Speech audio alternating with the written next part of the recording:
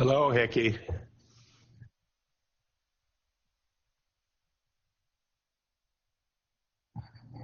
Okay, we ready yet? I will be. Ready? Sit down. Put that there for now. Let's start. It's 9:42 seconds. Yeah, we are now 42 seconds late. Dang it. Hey, Danny, can you hear me?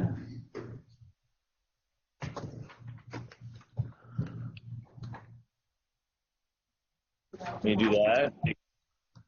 I just barely heard you there. Can you try it again?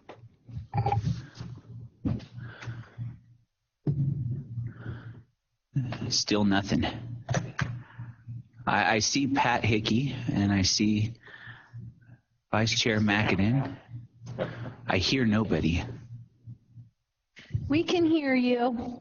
Oh, good. All right. Excellent. Well, with that, why don't we go ahead and call the meeting to order. Member Kerner, you want to lead us in the pledge? I pledge allegiance to the flag of the United States of America and to the republic for which it stands, one nation, under God, indivisible, with liberty and justice for all. All right. All right, Danny, could you take roll call, please? Member Luna. Here. Member Hinton. Here. Member Kerner. Here. Member Corbett. Member Moulton. Vice Chair McAdam. Here. Chair Guinasso. Present. All right. Before we start, I happen to pastor a small church, and I realized today is Good Friday, but I didn't realize that when we scheduled the meeting until probably late last week. And so for all those who celebrate this weekend and consider it holy, I just want to apologize for scheduling a meeting on a day when many families are involved with church-related services, and we'll try to make sure in the future we don't have these sorts of schedule conflicts when it comes to special days in the future, as much as we can avoid them. So, in any event, I just want to put on record we apologize for that. That being said, let's go ahead and take public comment. Danny, do we have any public comment in Carson City? No, we do not. Okay, no public comment there. Then we'll go ahead and take public comment here. Ron Tetrick. Yep.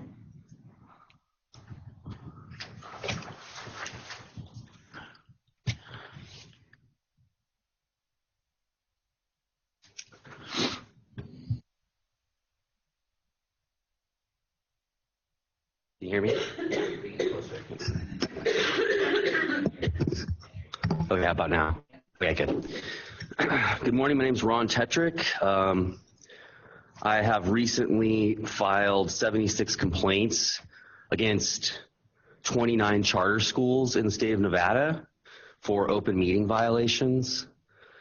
And I have to say that I'm very disappointed in the lack of transparency and the lack of compliance with Nevada's open meeting laws from these charter schools, many of whom are actually run by large corporations who are based out of state.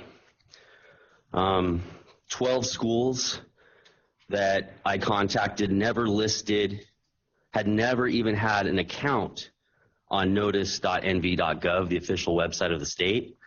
12 schools failed to provide audio recordings of meetings upon request. 5 schools failed to provide written notice upon request. 13 schools provided late notification of their meetings.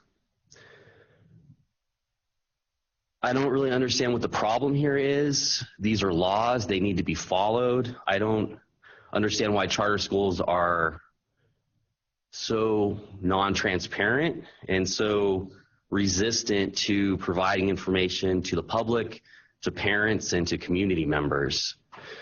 These meetings are where the decisions are being made, and yet when you go to these charter school websites and you look at their calendars, they have the choir practices and the football practices and the PTA meetings, but one thing that's always conspicuously absent is the public meetings.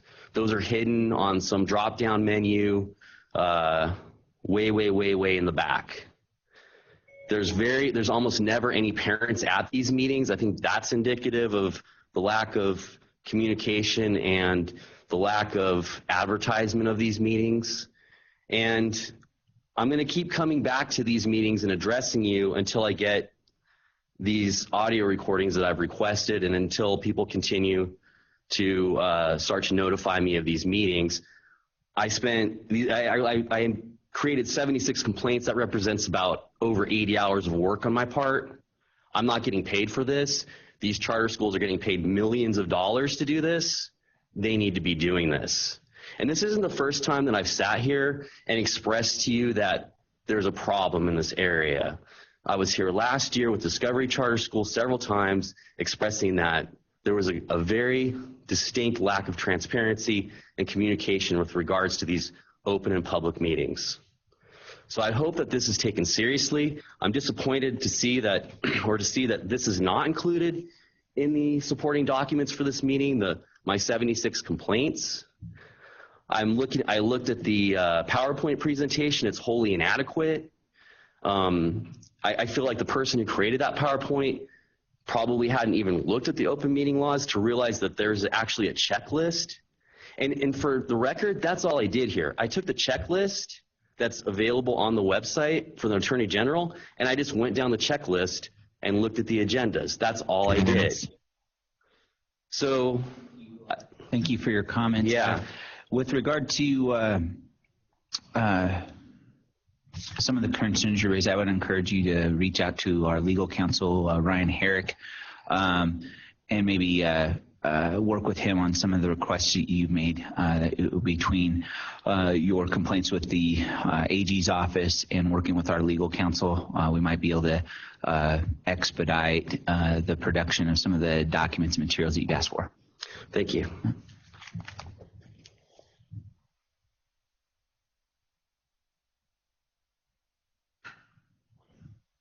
Okay. That's all the public comment I have. Is there anybody else with public comment? Hearing none, we'll close agenda item number 2. We'll open up agenda item number 1. This will be the approval of the March 8th and March 11th, 2019 State Public Charter School Authority Board meeting action minutes. This will be the time when we can review and possibly approve the action minutes from both the March 8th, 2019 meeting as well as the March 11th, 2019 meeting. Have the board members had sufficient time to review the minutes? Does anybody have any changes, modifications, edits? All right. Oh, Mr. Herrick. Ryan Herrick. Just one note that I made at the last meeting is the March 8th is the minutes are the interviews for the executive director position, which came into about 30 pages. And again, each of those candidates were asked about kind of the future of the agency.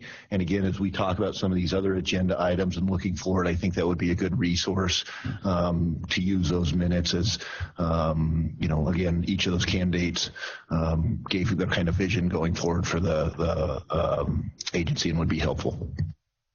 Yeah, I concur with that. Anybody who's looking at our strategic plan and wants to obtain some good ideas, I think we heard a lot of thoughtful ideas about the future of the SPCSA from all 5 of the candidates, 5 of the candidates who interviewed with us. So flag that for future reference as we go through the process of building and implementing a strategic plan going forward. Hearing no other changes or modifications or comments on the minutes, I'm ready to take a motion. Mr. Chair.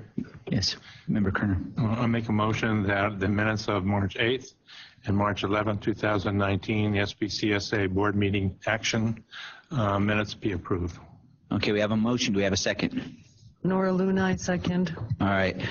Member Luna, second. So we have a motion, a second. Do we have any discussion? Okay, hearing none, I'll call the question. All those in favor? Aye. Aye. All those opposed, motion carries unanimously. That'll close agenda item number 3. We'll now open up agenda item number 4. The State Public Charter School Authority Executive Director. We'd like to welcome our new Executive Director and congratulate Rebecca Fiden. Thank you.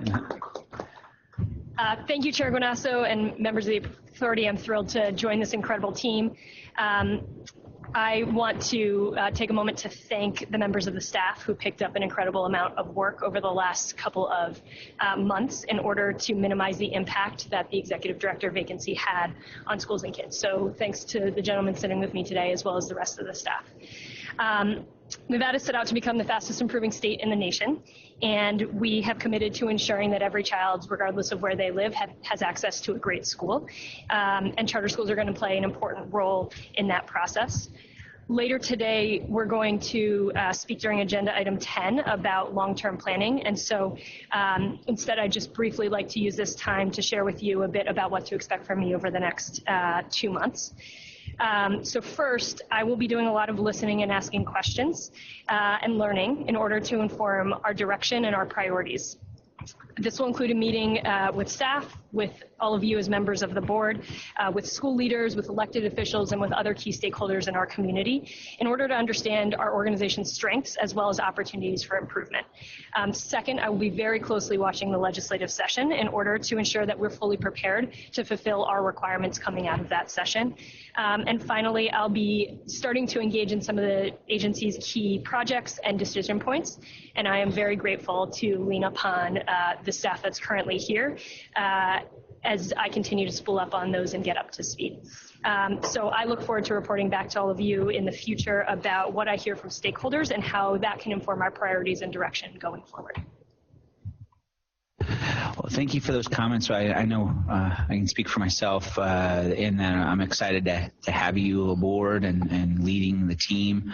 I'd be remiss, though, not to highlight something you just said, and that is what an incredible staff we have and what an incredible group of people you're going to get to work with. Since the retirement of our last executive director back in October to now, I've had the opportunity to work with staff almost on a day-to-day basis and have been just impressed with the level of professionalism and the hard work. I mean, most people don't see the fact that every one of these staff members is putting in overtime, is volunteering their time, is going the extra mile, has gone the extra mile to make sure that the affairs of our agency are handled. Want to specifically thank Brian Scroggins for stepping into the executive director role on an interim basis, and for the work he did there to kind of stabilize our agency during the time of uncertainty. I want to thank Mark Moderson and his team for the work that they did, with regard to making site evaluations a priority when we found out that was something we had to turn our attention to, and then carrying on all the rest of the work that was necessary and helping with all of the different lobbyists who are working at the legislature right now, helping to make sure we get information to them that they need. And then last but not least, certainly, the attorney for any organization usually doesn't get highlighted or praised or thanked, but I've just got to thank Ryan Herrick for all of his work and dedication. In my mind, he was the glue that kind of held everything together as we were, moving from one issue to the other. And as you'll hear in his legislative report, we've got a lot of good news to report on the legislative front, and a large part of that is due to his efforts and his engagement with legislators and lobbyists and other key stakeholders. And so appreciate you all for all the work that you've done, and I think we're stronger for it. What we've gone through the last 6 months, I think we're stronger for it, and it really tees up, something special, I think, for Rebecca to work with going forward. So thank you all. Any other comments from any other board member regarding Executive Director Fiden or staff? Okay, hearing none, we'll go ahead and close agenda item number 4. And we'll open up agenda item number 5. This will be the time for the SPCSA staff reports. The SPCSA staff will provide the authority board with updates regarding the following. The authorizing team will give a series of reports on a number of topics that are listed here in the agenda. The school support team will give a report to us, as well as the finance and operations team. Thereafter, we'll hear from our legal department regarding some litigation and open meeting law compliance. Director Fiden. Thank you, Rebecca Fiden. For the record, we will start with the authorizing team with Director Moderson. Yes, thank you, Director Fiden, members of the authority. First off, we have an update from our friends at the Elko Institute of Academic Achievement. You all recall that in December, this body approved the relocation of that school to a new facility for the 1920 school year. You'll also recall that the school has been located in a warehouse facility since 2009, which originally contained no walls, and they've done a number of improvements to make it more conducive to a school atmosphere over the course of those years. And as you probably could tell, the school has been working in a less, and has been working to find a more permanent solution to this problem. And they thought they had it, but unfortunately some recent circumstances have changed in their plans. And I've asked them to join our meeting today just to give you all with an update on their plans to relocate and their path forward. So I believe they can hear me, and I'm going to ask them to take it from here. Thank you, Mark. This is Ashley Perkins with Elko Institute for Academic Achievement. I'm the principal with Leslie Olmstead, who is our board president, and Lori Lynch, who is our vice president, or vice principal, sorry. So we did have a little hiccup in our relocation, and we're no longer going to move into the old Kmart building. And we were sad and we had our tears, but we picked ourselves up and we're doing a lot of work. We've met with a lot of realtors and builders and finance organizations, and we've got some paths moving forward and some options. And so we're excited, and we're hoping that this is going to be kind of a blessing in disguise. And instead of us having to lease that Kmart space, we'll be able to move into a school building designed as a school, and hopefully it can become our own. And we're excited once we solidify some of that and make sure that those are paths that we have moving forward to come and share some of those ideas with you guys and get that approval to go ahead and move forward. But we're really excited and looking forward to our opportunities moving forward. And the one thing that we've looked at and really worked on is our enrollment. And so far, moving into next year, we have full enrollment with a waiting list in every class, and a waiting list of over 100 students. So that was the one piece we were really focused on and working on, and we're happy where we're at, and we've got a lot of work ahead of us, but we're excited for the journey. Do you have any questions or?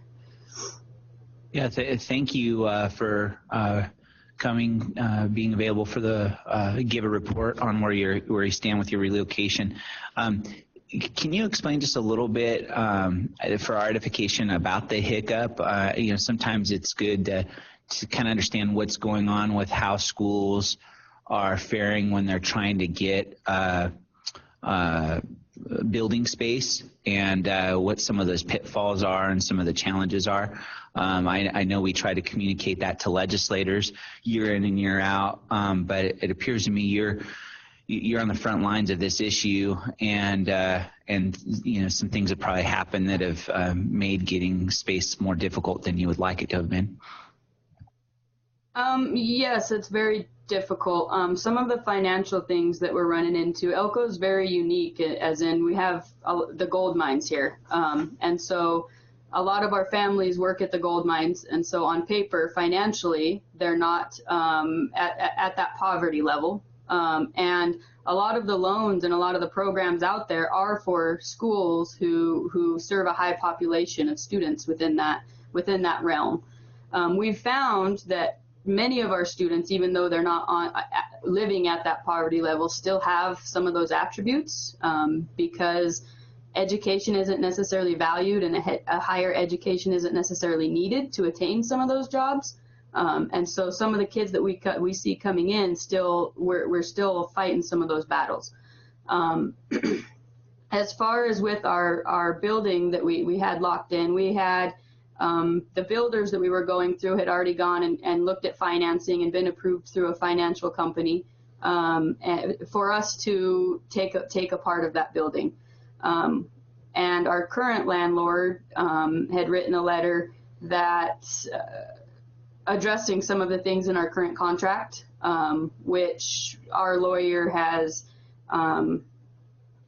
already written a legal opinion that stated that what the current landlord saw within that contract was not actually what he felt belonged or was the case in that contract. It's not what the contract says. However, with the threat of that letter or the threat of possible litigation, which isn't there, the financial company that was backing that project said with us being a tenant, they could no longer finance it. And so we needed a few weeks, a couple months to get that cleared up, but the builders we were working with needed to move ahead and move forward with their project and didn't want to wait for us to clear up that piece. And so they've moved forward with new tenants. The financiers are financing that project, and so we are now looking at other options and possibilities. Well, thank you for sharing that. I'm sorry that's been your experience. And like you said, maybe this is a blessing in disguise, and where one door closes, another better opportunity will present itself. So any member have any other questions for Elko? Member Kerner. Thank you, Mr. Chair. My only question is it still your target to open up the new school year in a new location? No. We have currently paid rent through this next year, so we're in this building for this next year. It is our plan at the beginning of 2021 to move into a new facility, if everything goes as planned. All right. Well, we look forward to hearing your good news someday. Thank you. You know, one thing I would mention in speaking with the legislatures, you know, funding for space for buildings for charter schools, I think is one of the biggest hurdles that pretty much any charter school has to overcome. Having no access to tax dollars for buildings is problematic. Yes, Member Herrick. Not Mr. Herrick. Just for the record, can we have the folks in Elko state their name for the minutes and whatnot? Oh, yeah. When you could you state your name for the record, the person who just spoke? Oh, sorry. Leslie Olmsted, the board president. Thank you. Yeah, just your comment about facilities funding. It's a priority for us to help the legislature understand the challenges that we're having in serving the student population that want charter schools as an option. Statewide, I think we have roughly 6,000 students on a wait list of one sort or another, and a big part of that is having facility space to serve all of those kids, and you all are an exhibit A to that. I mean, you could be serving 100 more students right now in your jurisdiction if you had a suitable building to meet that demand.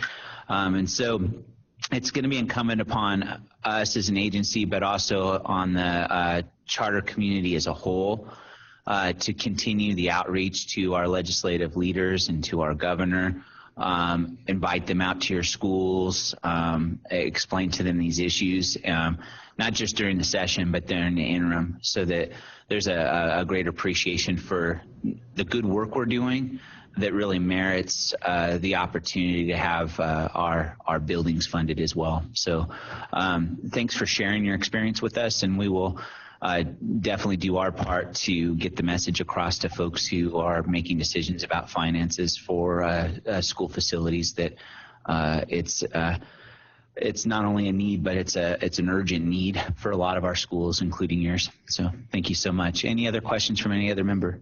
I would real quick just like to thank your guys' staff too, because all these financial companies we're trying to work with and all these builders all require all this different information and letters from you guys, and we're able to call them up and they're able to get right back to us and get us all this information. And I know that they're busy, so I really would like to thank the SPCSA staff for that support that we've been given from that end.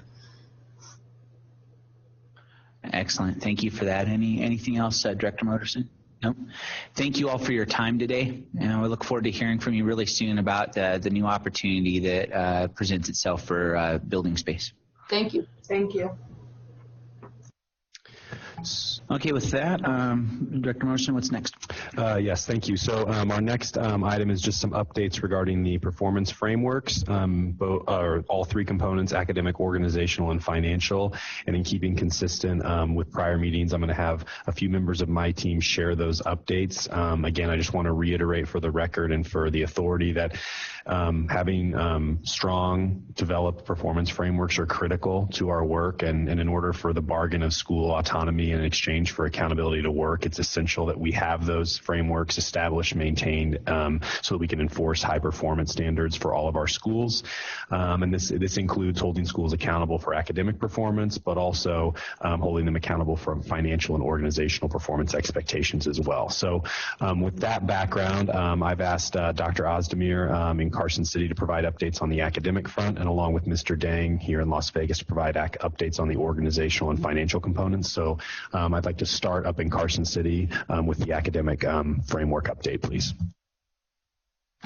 Thank you, Chair Gunasso and member of the board, Selçuk Özdemir, Manager of Academic Performance for the record. I would like to give an update about ongoing academic performance framework meetings. After holding 2 listening sessions, we have formed the Academic Performance Working Group. The working group consists of charter school leaders, Nevada Department of Education representatives, and SPCSA staff. So far, we held 2 meetings with this working group. One was on March 7th, and the other one was on April 4th.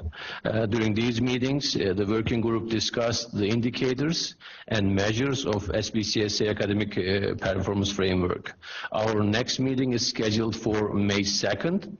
I would like to thank our school leaders volunteering to contribute their thoughts and insights into this development of SPCSA academic performance framework. Our goal is to present a draft academic performance framework to the SPCSA board at our June board meeting. This concludes my update. I will be happy to answer any question you might have. Any questions from any member regarding the academic performance framework? All right. Just to clarify, we're going to get to review the performance framework in June, review and approve it. Is that right? Did I hear you correctly? Yes, Chair Gunasso, Selçuk Özdemir for the record. Our goal is to present you the draft academic performance framework on June board meeting. And then you mentioned some listening sessions. How many schools have been attending those?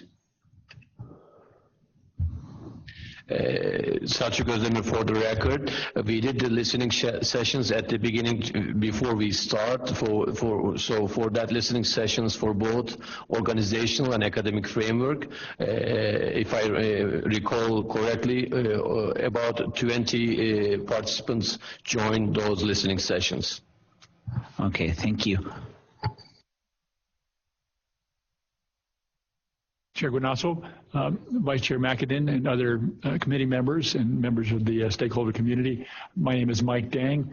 Good morning. I manage the organizational performance and the financial performance frameworks for the SPCSA, providing an update on those.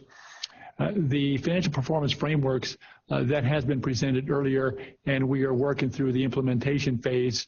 Right now, we have finished building out the logic into one of the models, the ratings logic. What we've done is expanded the ratings process so that we can look at all, if a charter school is up to 6 years, in its contract term, that you and the members of the community will be able to look at all 6 years of financial performance. So we're going to roll that out next to for all the other schools to see, and then we're going to share that with them and talk with them, go over their financial performance for the length that they are in their contract. And that we intend to do over the next 2 months before the June meeting, so we can provide an update on that at that time. Regarding the organizational performance framework, we are on the same process path that Dr. Ozdemir is on, and we've had various listening sessions, and we've had 2 formal working group sessions with the charter school leaders that we've invited. With that, as we had mentioned in a prior meeting, our performance framework organizational performance framework is also being built on the foundation of the National Association of Charter School Authorizers organizational performance framework. So we're using that as the platform, and we're meeting and looking at where we can add or edit or improve upon what they've got. So we've been doing that. We've gone through the various measures or areas. There are about 6 areas that we look at: students and employees, for example, governance, financial management, and things like this. This performance framework is different from the other 2. The academic and the financial focus on the outcomes, the results that the schools are getting in academics, in finance. This performance framework focuses on compliance and processes. So we're working with the schools on this. In our upcoming meeting on April 30th, we're going to look at what meets standards, what doesn't meet standards, and then in the meeting after that, we are going to go through a merger of some or all of the legal compliance questionnaire questions that we had before as measures to, or metrics to measure a school's compliance with. And so that's the path that we're on. We're on the same path also to be able to present an organizational performance framework in the June board meeting. Thank you for that. One question I had, I've been thinking a lot about the organizational framework as it pertains to governance.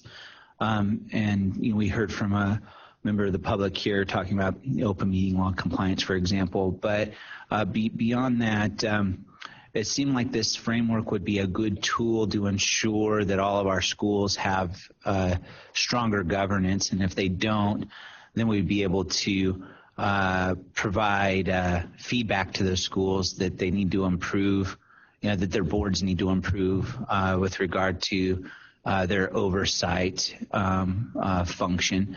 Can you tell me a little bit about how that aspect of the organizational framework is developing? Yes, Mike Dang for the record, Chair. That is an existing part of the record. What we've been discussing now in light of such comments and just from observing what's been happening is that we've got, for example, in the legal compliance questionnaire, it has various questions on that. So we've been looking at tightening those up or adding even more in more of a checklist fashion that we can look at from a desk audit or an on-site audit, and that the schools can look at and they can measure themselves in terms of how they're doing. And actually, for example, we were looking in Epicenter and we noticed that some of the boards don't have an updated number of board members in there. So we've talked about adding that to the checklist that they certify when they last updated that, to try and encourage them to make sure everything is updated and current.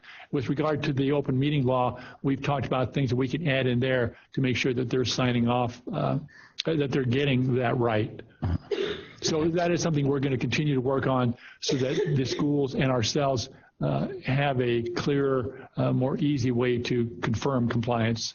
Yeah, because that is important because the board, as far as we're concerned, the board is the one that holds the contract with our agency. And so ensuring that the boards are functioning and are performing their responsibilities well is, I think, something that we should be looking at.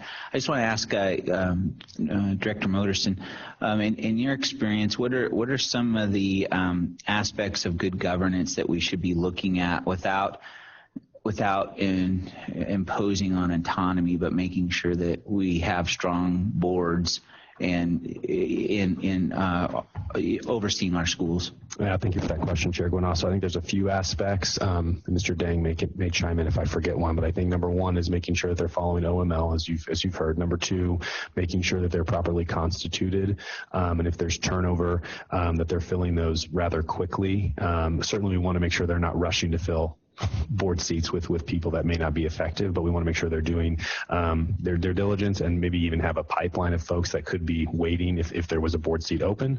I think we also, and we'll talk more about this during a following agenda item, we want to make sure that boards are receiving some sort of annual training. Really important that they have that, and my colleague, Ms. Kinney, will speak to that and some of the things we found during the site evaluation process. And then we also want to make sure that boards are conducting at least annual evaluations of the people that report to the board. So most of the time that's an executive director of a charter school network or a principal. And we want to make sure that that's being done in a manner that is effective and gives those people feedback, because they are really leading the work at campuses every day.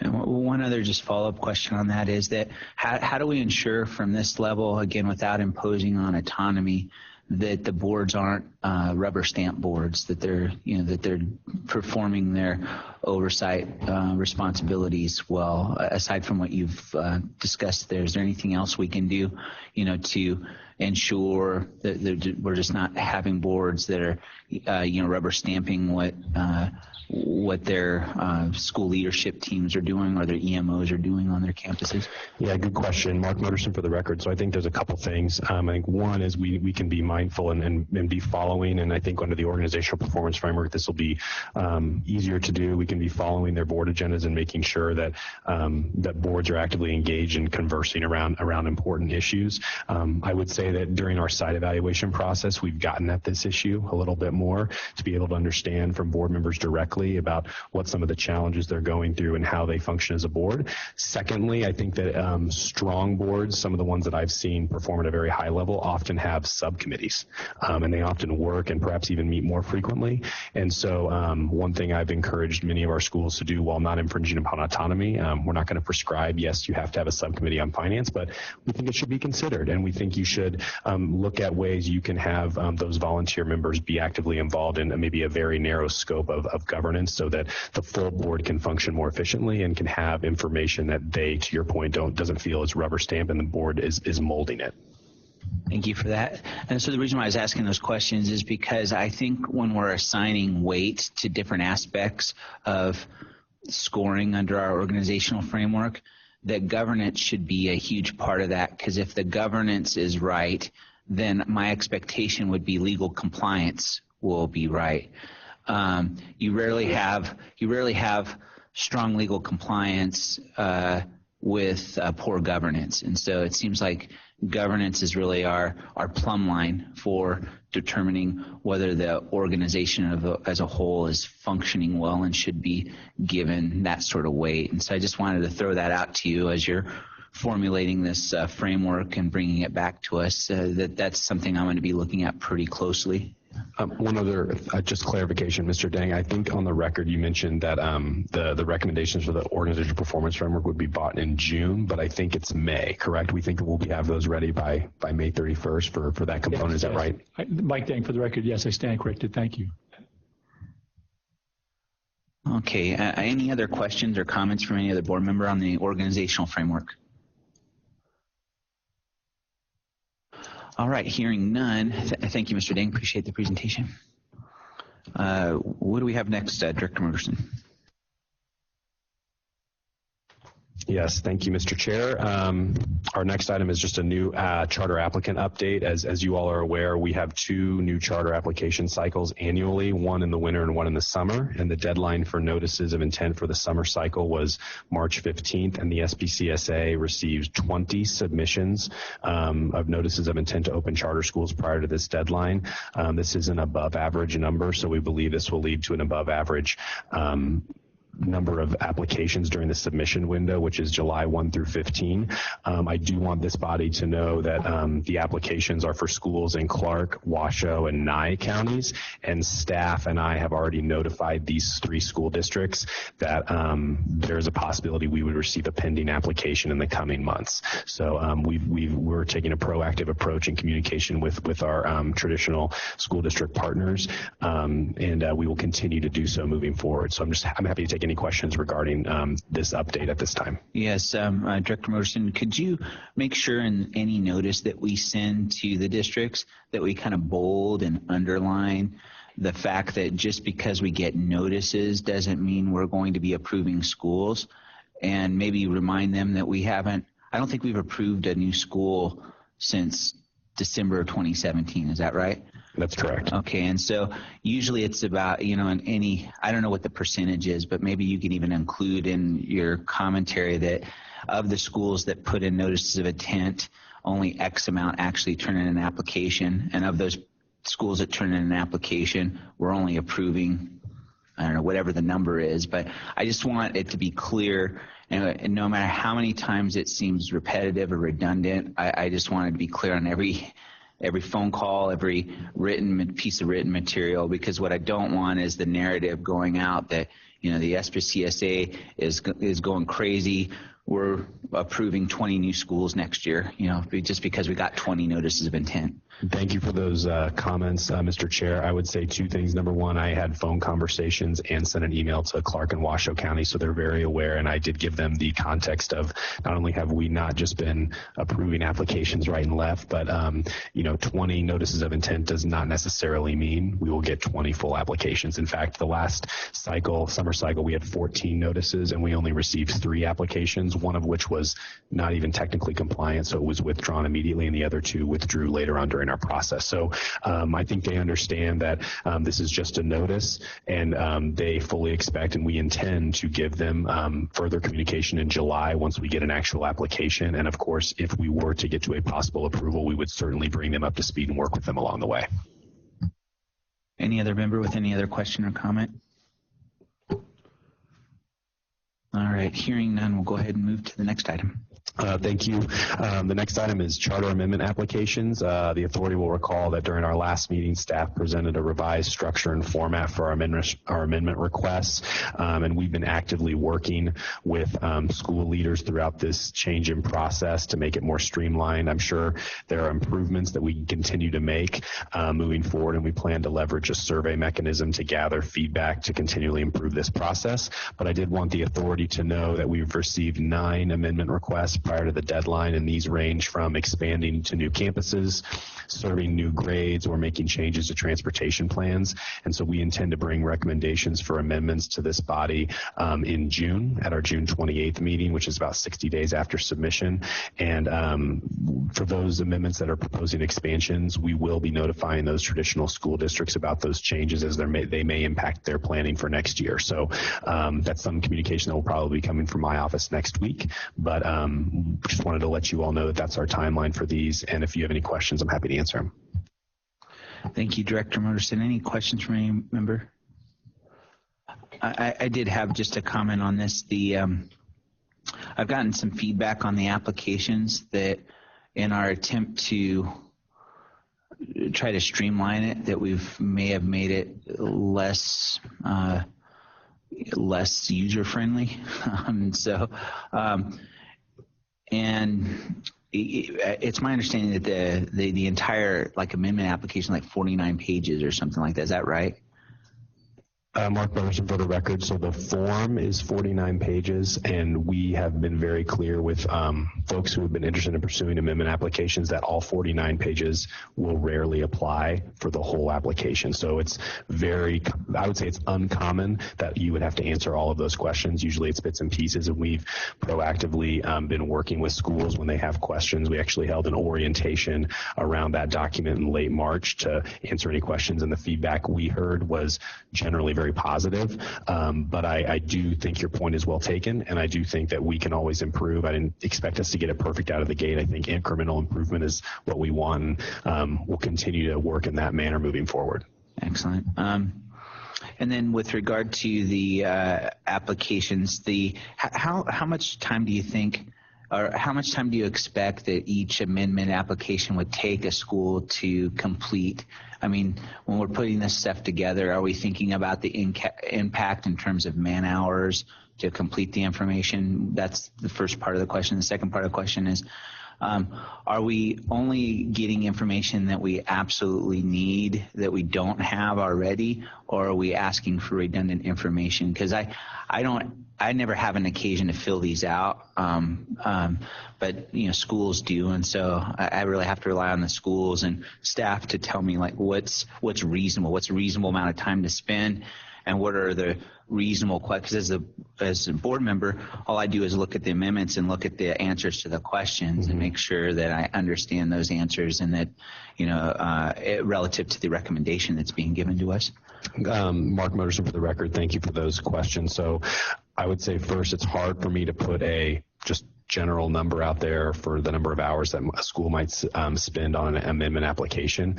I do want this body to know that staff wants to minimize that as much as possible. We only want the information that we need, and that's why we've worked tirelessly to have orientation sessions around this. And I've personally answered a number of phone calls around this, and I know Mr. Dang has as well. Second, I think you mentioned, possibly duplicating or replicating, the creation of information or putting it back in a file. That's one thing we want to avoid. And so I would hope that if that is happening, we could work directly with those schools to improve our process. And then third, I think one thing we know is that amendments can come in various shapes and sizes. If a school is submitting an application to add new grade levels, perhaps in a new facility, that will require a review from both the organizational and financial folks within the authorizing team, as well as the academic team, because they're going to be working with a new curriculum. And so I would anticipate that an amendment of that nature would be much larger than, say, a school that may be simply replicating, or a school that may just be changing or moving from one building to another. And in that last case, we may only look at some building plans and make sure that the finance is in order. Nothing from the academic section would change, and all we really ask for in the process is, can you please confirm that nothing is changing academically? And if that's the case, that's all we need. Okay, thank you for that. And then just the last question on this is, I was recently told in the last couple of weeks that if you're a 1 or 2 star school, that the application says you can't complete an amendment. Is that true? I believe this, Mark Motors for the record, I believe it says you may not be eligible. Okay. I believe that's what it says. Oh, okay. So it's not you shall not be eligible as you may not be eligible. Mr. Hare, I believe that's correct.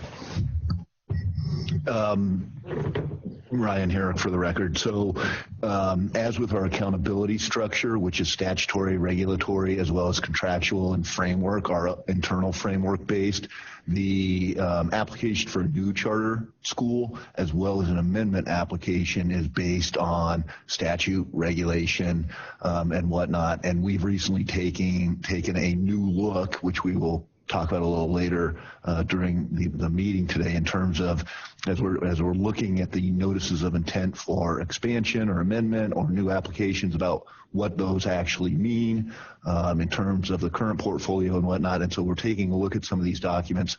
And there's language in the application related to good standing and below a 3-star school. So we're taking a look at that now. Okay, yeah, and I imagine not all amendments, as you mentioned, are the same. So like an amendment for a new building might be treated differently for a 1 or 2 star school than, say, an amendment to expand the number of students they're serving, right? I mean, those would be differentiated, because being in a new building wouldn't necessarily correspond to how well they're performing academically, but expanding to more students, that would be a cause for concern, because we'd be, well, why would you want to serve more students if you're not serving students well right now? Is that right? Yeah, Mark Motors for the record, that is correct. And I appreciate you providing those specific examples, Chair, because you just basically mentioned 3 different types of amendments, and they're very closely related. But the prior structure format was we would have a separate form for all 3 of those, even though they're just slightly different. So what we've intended to do and what we've done is actually capture all that nuance into one document. And to your earlier point, the document is lengthy, but we've tried to make very clear with all of our schools that not all of these things are needed. And we are happy to work with you and have a conversation about which ones we think you need or we're asking you to complete.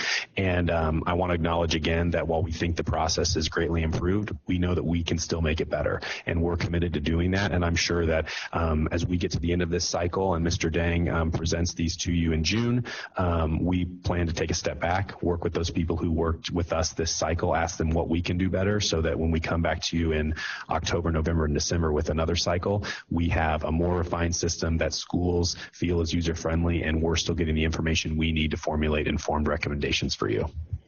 Yeah, thank you for Chair, that. and also, yes, if I may add, the eligibility requirement states in the application, ineligible schools may include, but are not limited to those schools rated below the 3-star level. Though separately for the financing, that is a separate B&I NAC NRS section, and that one does say that it's a must there. But for us here, it's a may. Thanks for that clarification, and thank you for that great explanation. And I think my disposition, if I hear things, which it already has been, is just to direct them to speak to you or your team to go over the concerns about the application and what's being asked of. And so I'll leave it there. Are there any other questions or comments or concerns regarding amendment applications? Hearing none, let's move on to the next item. The next item is related to contract renewals. So the authority will recall that 4 schools were renewed this past fall for new charters to begin in the 1920 school year. Those contracts, again, for the record, are for Doral Academy, Learning Bridge Charter School, Coral Academy of Science, Las Vegas, and Nevada Virtual Academy. To my knowledge, we have fully executed contracts effective July 1st for Doral Academy and Learning Bridge. There are a few details to be worked out with Coral Academy, and you will also recall that there was a significant discussion regarding the renewal of Nevada Virtual, so that contract required a bit more time to prepare, but I believe it is also close to being finalized as well. So I wanted to provide that update to the board because we'll be coming up to our next renewal cycle before we know it. And I'm looking to Mr. Herrick to see if I missed anything or if he has anything to add, and he does not. So happy to take any questions regarding renewed contracts if you have them. Any questions or comments from any board member? Okay, hearing none, we'll move on to the next item. And my last team update item comes from Mr. Dang, who's just going to give you a quick update on the revolving loan application cycle, as we believe we aim to bring recommendations to you all on this front next month. Thank you, Director Morrison. For the record, Mike Dang. The revolving loan application, we've received 2 so far. The SPCSA is the administrator of the state's revolving loan fund, and this is for charter schools, whether or not they're sponsored by the SPCSA. We have received 2. I should mention these loans have a repayment term of 3 years. The interest rate is at prime, no prime plus, just at prime. And the payments are automatically deducted over the 3 years by the NDE from the DSA payments. And the payments do include principal and interest. So far we have, for this application cycle, we have 2 schools, one requesting $56,000 and the other school requesting, $42,000. And we are in the process of reviewing those loan applications now against the rubric which we have. I'd be happy to answer any other questions regarding this.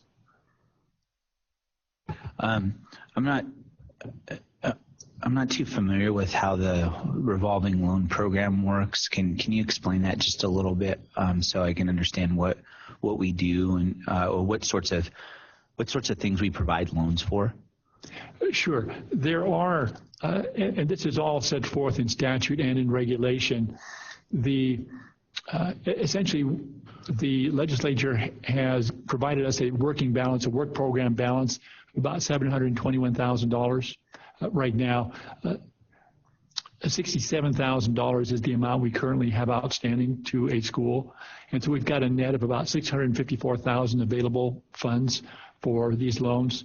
There is a maximum of $200,000 per loan or a per pupil amount, $500 per pupil, the lesser of that amount. The payment term is 3 years. It's at the prime rate, and payments are deducted, as mentioned, from the DSA payments, and it's a level amount of principal and interest. There's no fees or points on that. And this is provided for schools in operations or as early as startup also. It can be approved to help them in the startup phases. But those are the general things that the loans can cover.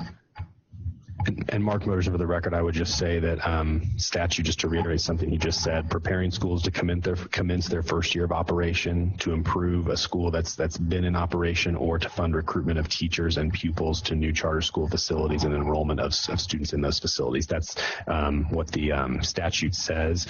And we've seen that many schools have relied on this in the past that are looking to grow slowly over time. That extra cash flow helps them be able to accomplish those three goals. What was that statute again? Mark Motorson, for the record, 388A.435. And Ryan Herrick, for the record, just to step back for a little bit of context of, again, our schools typically, they get their DSA payments and their federal and state grants. They don't get facility funding, but the revolving loan program is in our statutes in 388A, and it's a mechanism, again, primarily for startup schools, but can also be used for teacher improvement and pupil improvement and whatnot. Again, I think the intent was to, allow for an infusion of cash for, again, new startup schools, because, they don't have their DSA payments and their grants running immediately. But so it's a mechanism that the authority administers. I believe the payments run directly from the department. And the other note I would like to make is it's not just for SPCSA schools, it's for all charter schools. So a couple of the current loans that we have outstanding right now are for Achievement School District schools. I don't think we have any to Washoe Clark charter schools, but it's a little bit unusual in that it's administered by us, the SPCSA, but it's for all charter schools in the state. And Mark Motorson, for the record, I would just reiterate something that Mr. Herrick just said. I don't think we have any schools within our portfolio that have pursued this, but we make it available and notify them when the application period opens, as we do for schools that are authorized in Washoe County and in Clark County and in the Achievement School District. So we try to communicate that this is an opportunity for them if they want to pursue it. If I may add also, Mike Dang, for the record, Chair, in addition to NRS 388A.432 through 438, the repayment terms are handled in NAC 388A.675.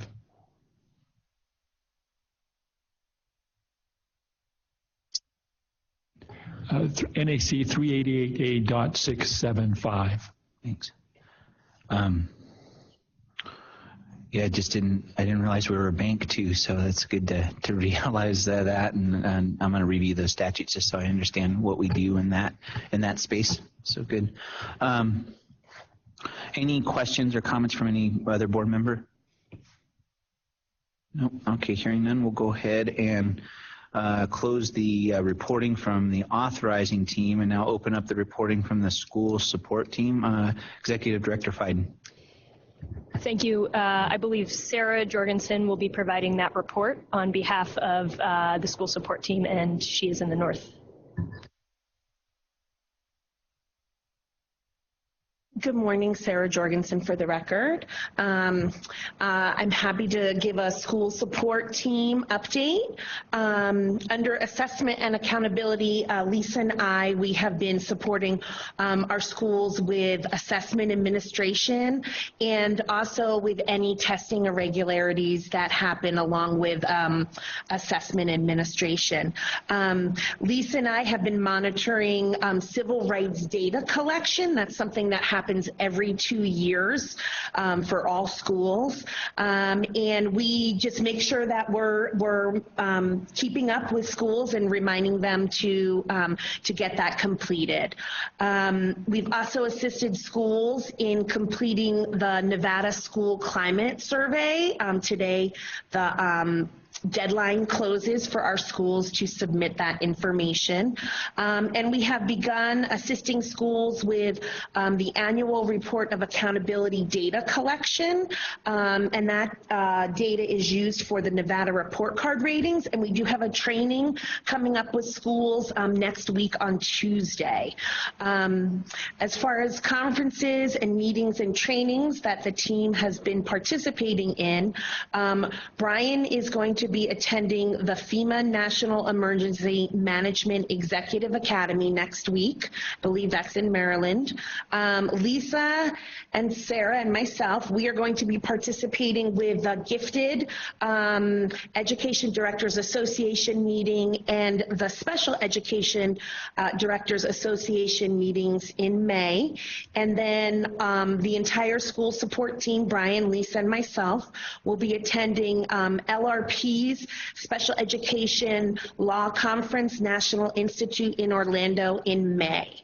Under general school support that we've been providing schools, we are pleased to report that Lisa and I have done 10 school visits in Las Vegas a few weeks ago.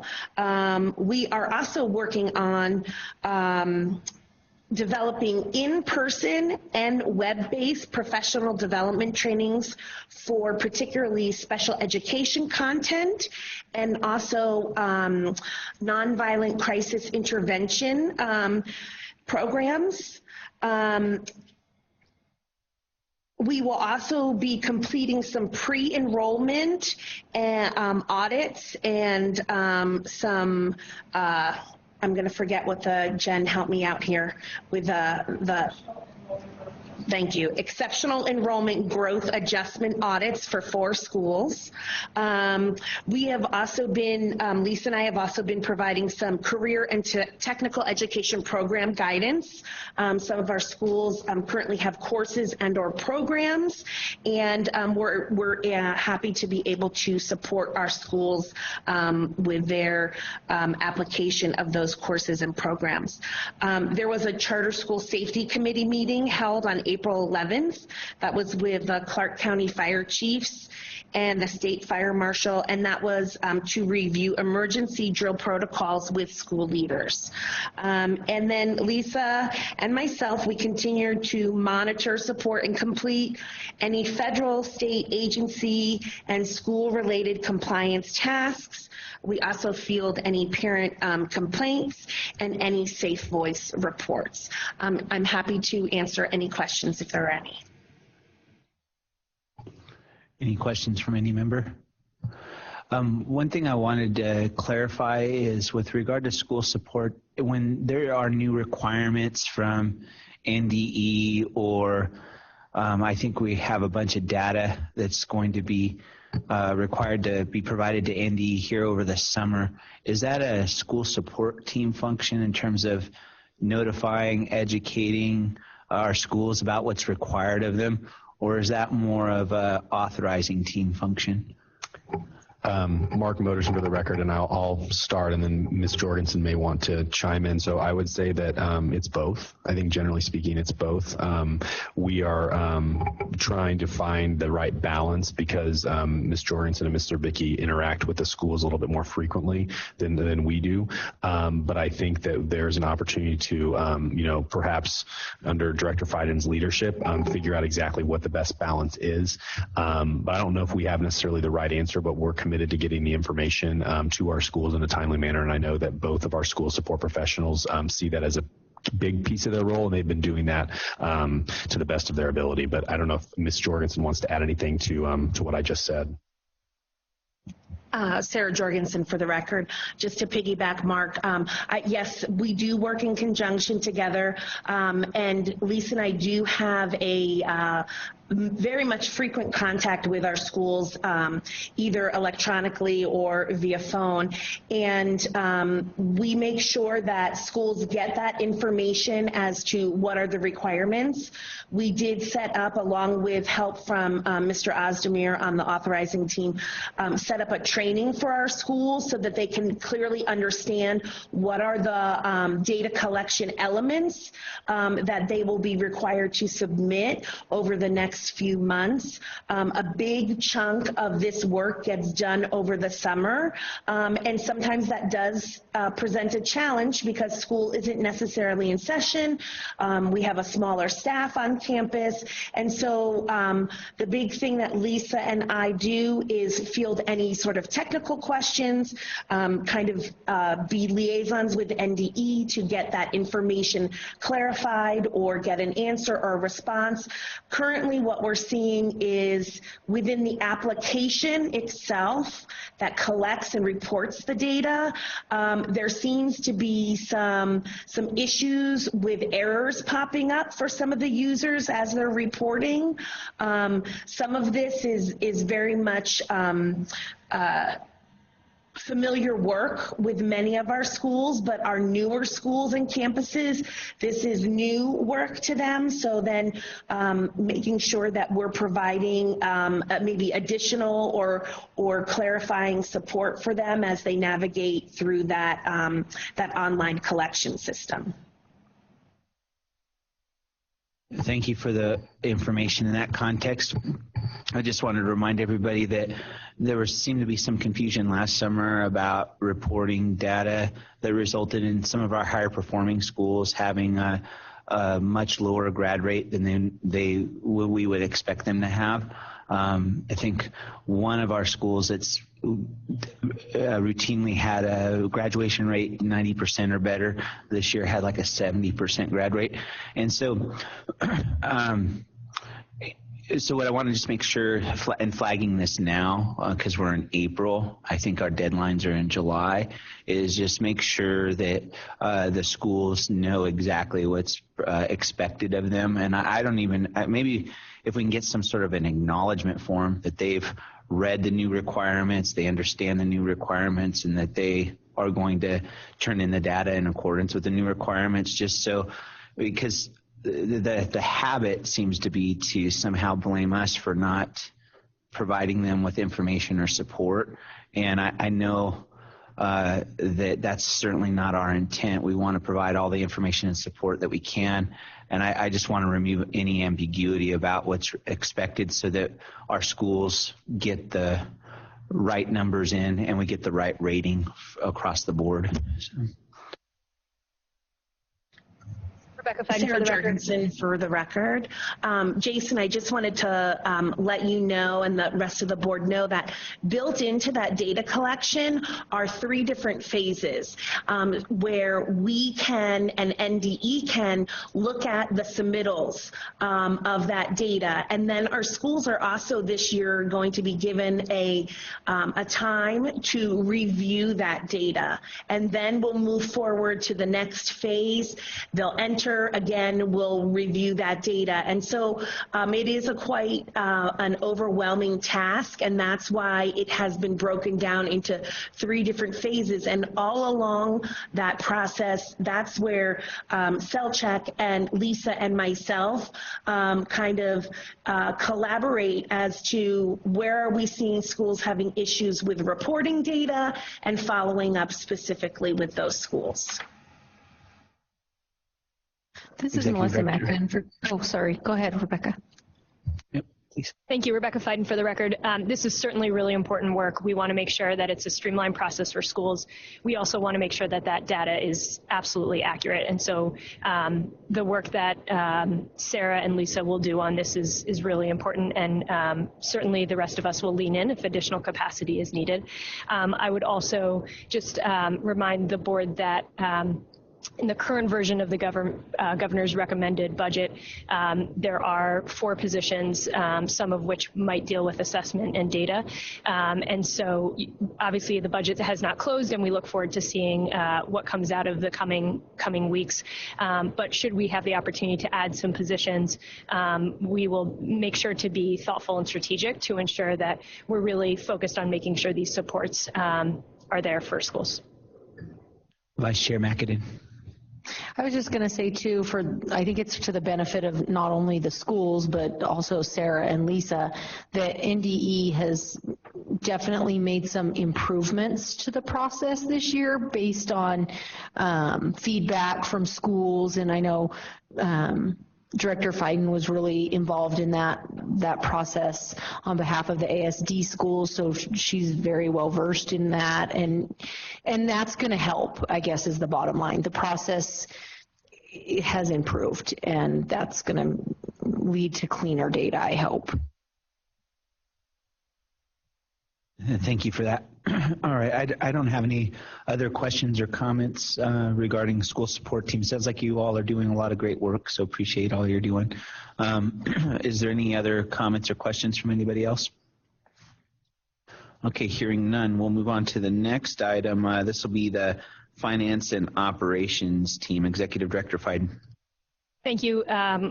Director Bauer should be available to provide the update on this one.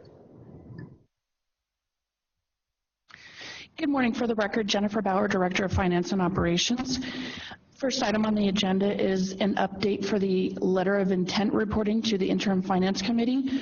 On April 4th on the agenda, the semi-annual update for the letter of intent as required by the 2017 legislature was provided to the Interim Finance Committee. However, the Interim Finance Committee members are all during the throes of a legislative session, so the agency was not called to testify. There were no questions, no concerns. The next letter of intent update will be due August 1st, and it will be placed on the next agenda anticipated for October IFC of this year, and that will be the last update for the letter of intent required of this agency. The next item on the agenda is a budget update.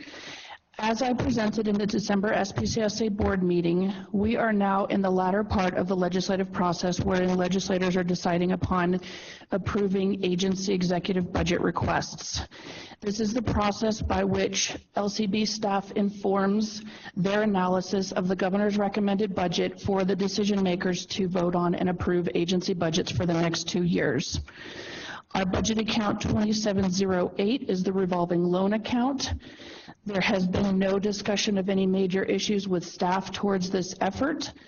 Our budget account 2711 is where I'll focus the majority of our update. That's our operating budget. That's where our positions are paid for, our salaries, benefits, our grants are reimbursed from, and so on and so forth. The governor's recommended budget includes 4 new positions, as Executive Director Fiden had just updated. And at the February 22nd legislative budget hearing, the committee had concerns additionally about our reserve level. These will be anticipated to be the only 2 major closing issues of our budget, the 4 new positions and the reserve level.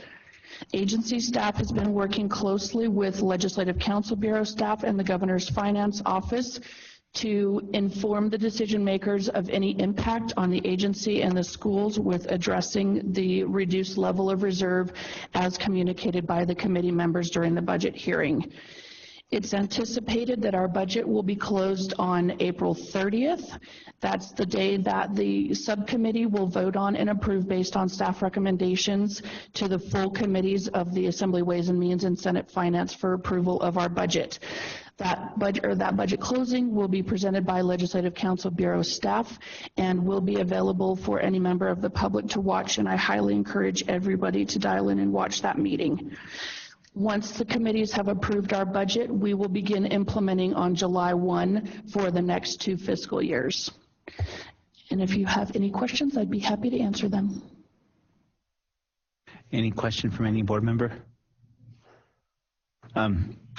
This question actually for Director Fiden. One of the things that would help us as a board, I think, in understanding the budget process as well as some of the things that go on at IFC is if with every finance report, if we could have just a sheet with all the deadlines and for either responding to questions from the legislature in the form of a letter of intent or the budget process in general, so that when we're hearing a report from Ms. Bauer, we know kind of where in the calendar we are as it pertains to the budget, and that we don't miss any deadlines or we're not caught off guard. In my experience, just since last October, as I was leaning in with staff, there were a couple of occasions where questions were presented and then we either didn't know about them or there was some miscommunication as to like who is going to be responsible for preparing those questions. And so I think if we all have a running list of those deadlines, then we'll be able to work ahead toward them and not be surprised when they come up. Or if a set of questions are asked of us, we'll have that on our calendar and we'll know, at least at the board level, we'll know that you have some work to do to respond to questions. And if you need us for anything, then we can certainly provide whatever support we can provide. Rebecca Fiden, for the record, we'd be glad to put together a calendar. And I'll just say, in my experience at the department, there are times where we will get questions from the governor's finance office or the legislative council bureau with, 48-hour turnaround requests. And so those do, during this time of year, pose a particular challenge and one that I'll be closely attuned to and aim to keep you in the loop should substantial questions arise. Thank you for that. Any other questions or comments from any other member? All right. Hearing none, we'll go ahead and close the Finance and Operations report. Thank you, Ms. Bauer, for the report. And let's go ahead and do the legal report. Mr. Herrick with the legal report. Thank you, Chair Guanasso and Executive Director Fiden. From a legal perspective, I'm excited that the legal update this month actually is limited to legal issues. So we have two items that I'd like to discuss with the board. The first is a litigation update. In early March, we were sued by the National Coalition for Public School Options. And just for context here, you'll recall last November, we received a lawsuit from this same entity, the National Coalition for Public School Options, related to public records requests. You'll recall that complaint was filed on the eve of the Nevada Virtual Academy renewal hearing the same week. The plaintiff in that case, under the court rules, had 120 days to serve us. We were never served with that complaint. And then coming up to the second complaint, when the virtual charter school bill was introduced in the legislature, that same week, several days later, this complaint was filed and served on the authority. I've only done an initial review of the complaint. It seems to be substantially similar to the prior complaint. I think there's 3 new paragraphs, but it relates to the same 4 public records requests dating back to May of 18, I believe. So we have 45 days to respond to that. I've reached out to plaintiffs' counsel to try to start discussions on what they're actually looking for, because if there's additional documents they want from us or they think there's something we didn't provide, I'm happy to search for those documents or whatnot. If we simply need to respond and litigate it, we can do that as well. And with that, I'll take any questions on that matter. Any questions about this litigation? I just want to note for the record that I did draft and have published an op-ed that was very critical of this group for their tactics, and I stand behind those comments. And I just want to emphasize that if the idea behind these lawsuits, and I don't know that it is or isn't, but if the idea is that they're somehow going to intimidate us or to dissuade us from the work we're doing to make sure that we get quality outcomes for our students, if they're trying to knock us off that course, then those efforts will be met with fierce opposition and will otherwise be fruitless. Ryan Herrick, and without getting into discussion about the merits of the lawsuit or the reasoning behind it, I will say this: there's a bill pending in the legislature related to public records right now, and we have 2 items on the agenda today, and you heard public comment about open meeting law compliance issues. Staff of the authority takes, open government, public records very, very seriously. And this lawsuit relates to those public records and whatnot. Having said that, the timing of the filing of the 2 complaints does seem curious. Any other questions or comments from any other board member? Okay, hearing none.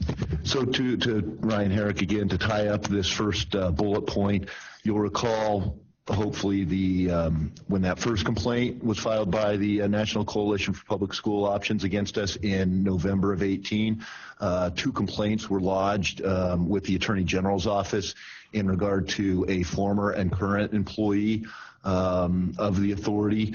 The Attorney General's investigatory arm has been reaching out to us. We've provided them with information. That investigation is ongoing, but I expect it to be concluded fairly soon. And from the information I've provided to the Attorney General's office, I don't believe that there will be any adverse findings as it relates to either of those complaints, and I expect those to again, it's a pending investigation by the Attorney General's office, so I don't want to speak for them, but I expect those investigations to be closed, again, without any adverse findings.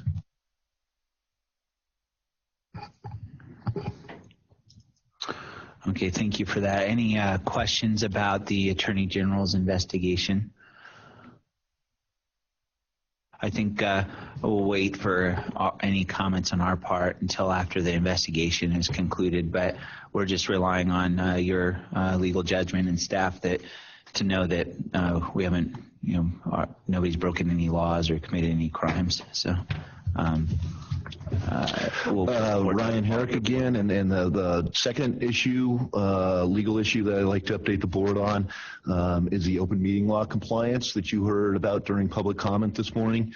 As was noted, recently 76 complaints were filed against not only our schools, but Achievement School District schools, Washoe County charter schools, and Clark County charter schools. And just to put it in context, historically the Attorney General's office receives about 40 open meeting law complaints in any given year. So the filing of 76 complaints against charter schools has exponentially increased the amount of complaints that they typically receive. I've been in communication with the Attorney General's office. Recently, those notifications went out to our schools. And what the Attorney General is doing, because again, this is a little different because of the significant number of complaints that were filed. Typically with an open meeting law complaint, a complaint would be lodged with the Attorney General's office. The Attorney General would ask for response. The school or us or whatever public body would provide a response, and then the Attorney General would make a finding. What the Attorney General is doing in this case, he has sent out, or the Attorney General's open meeting law unit has sent out a letter to all of our schools that received complaints, as well as the ASD, Washoe County, and Clark County schools that received a complaint.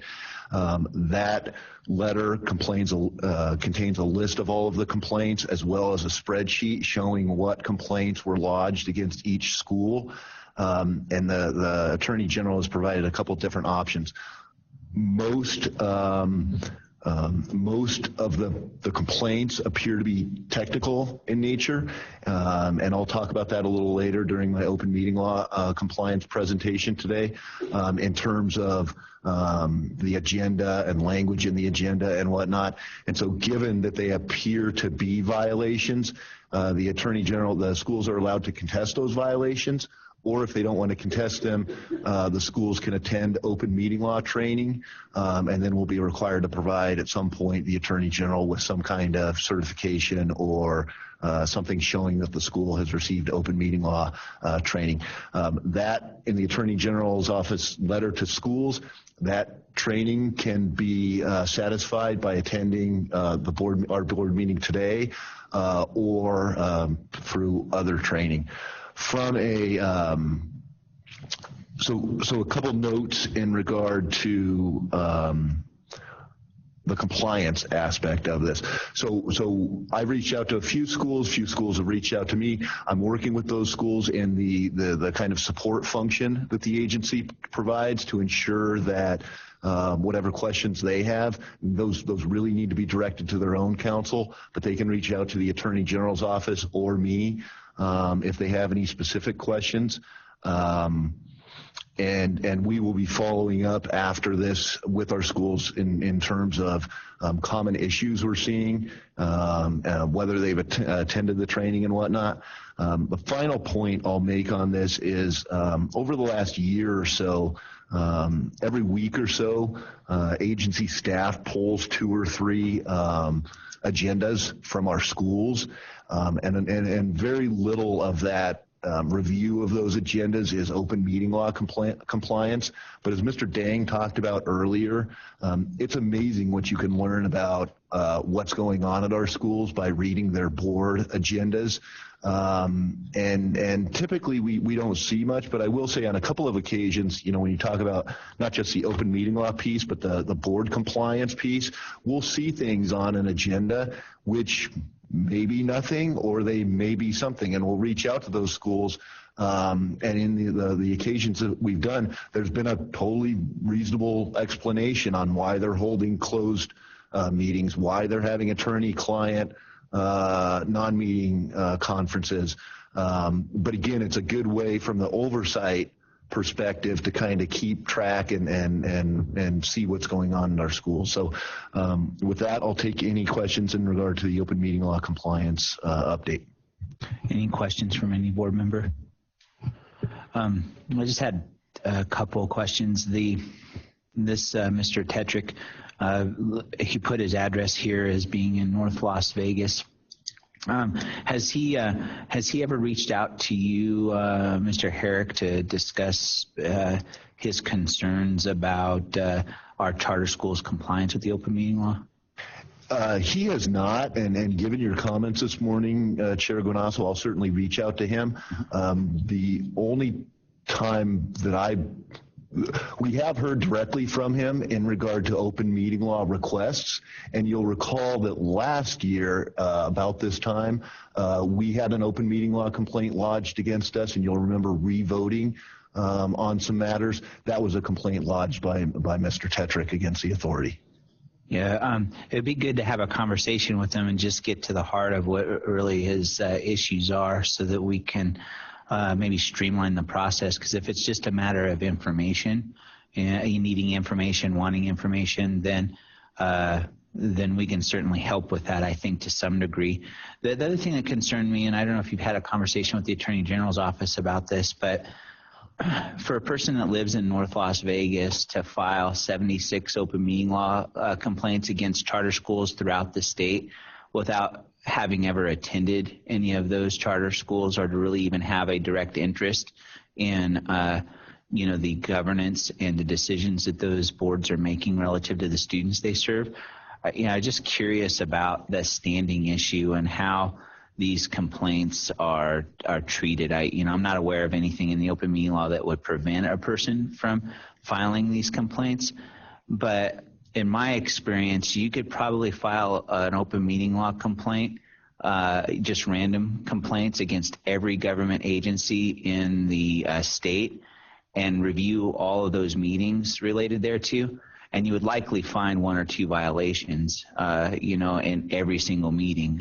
So I'm just wondering kind of how do we handle something like this on this volume, knowing that at any given time there's always going to be a technical breach of the open meeting law, no matter what agency you're dealing with, whether it's a charter school or a city government or a school board or a state agency.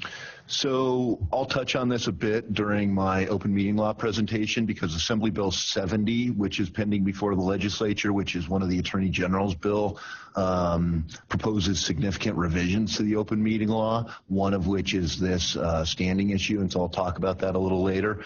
And to your second point, again, the Attorney General's office and the authority take open meeting law compliance seriously. And from the authority or the agency perspective, again, organizational compliance, both the charter contracts and our charter school statutes state that our schools are required to comply with the law. The open meeting law is, in fact, a law.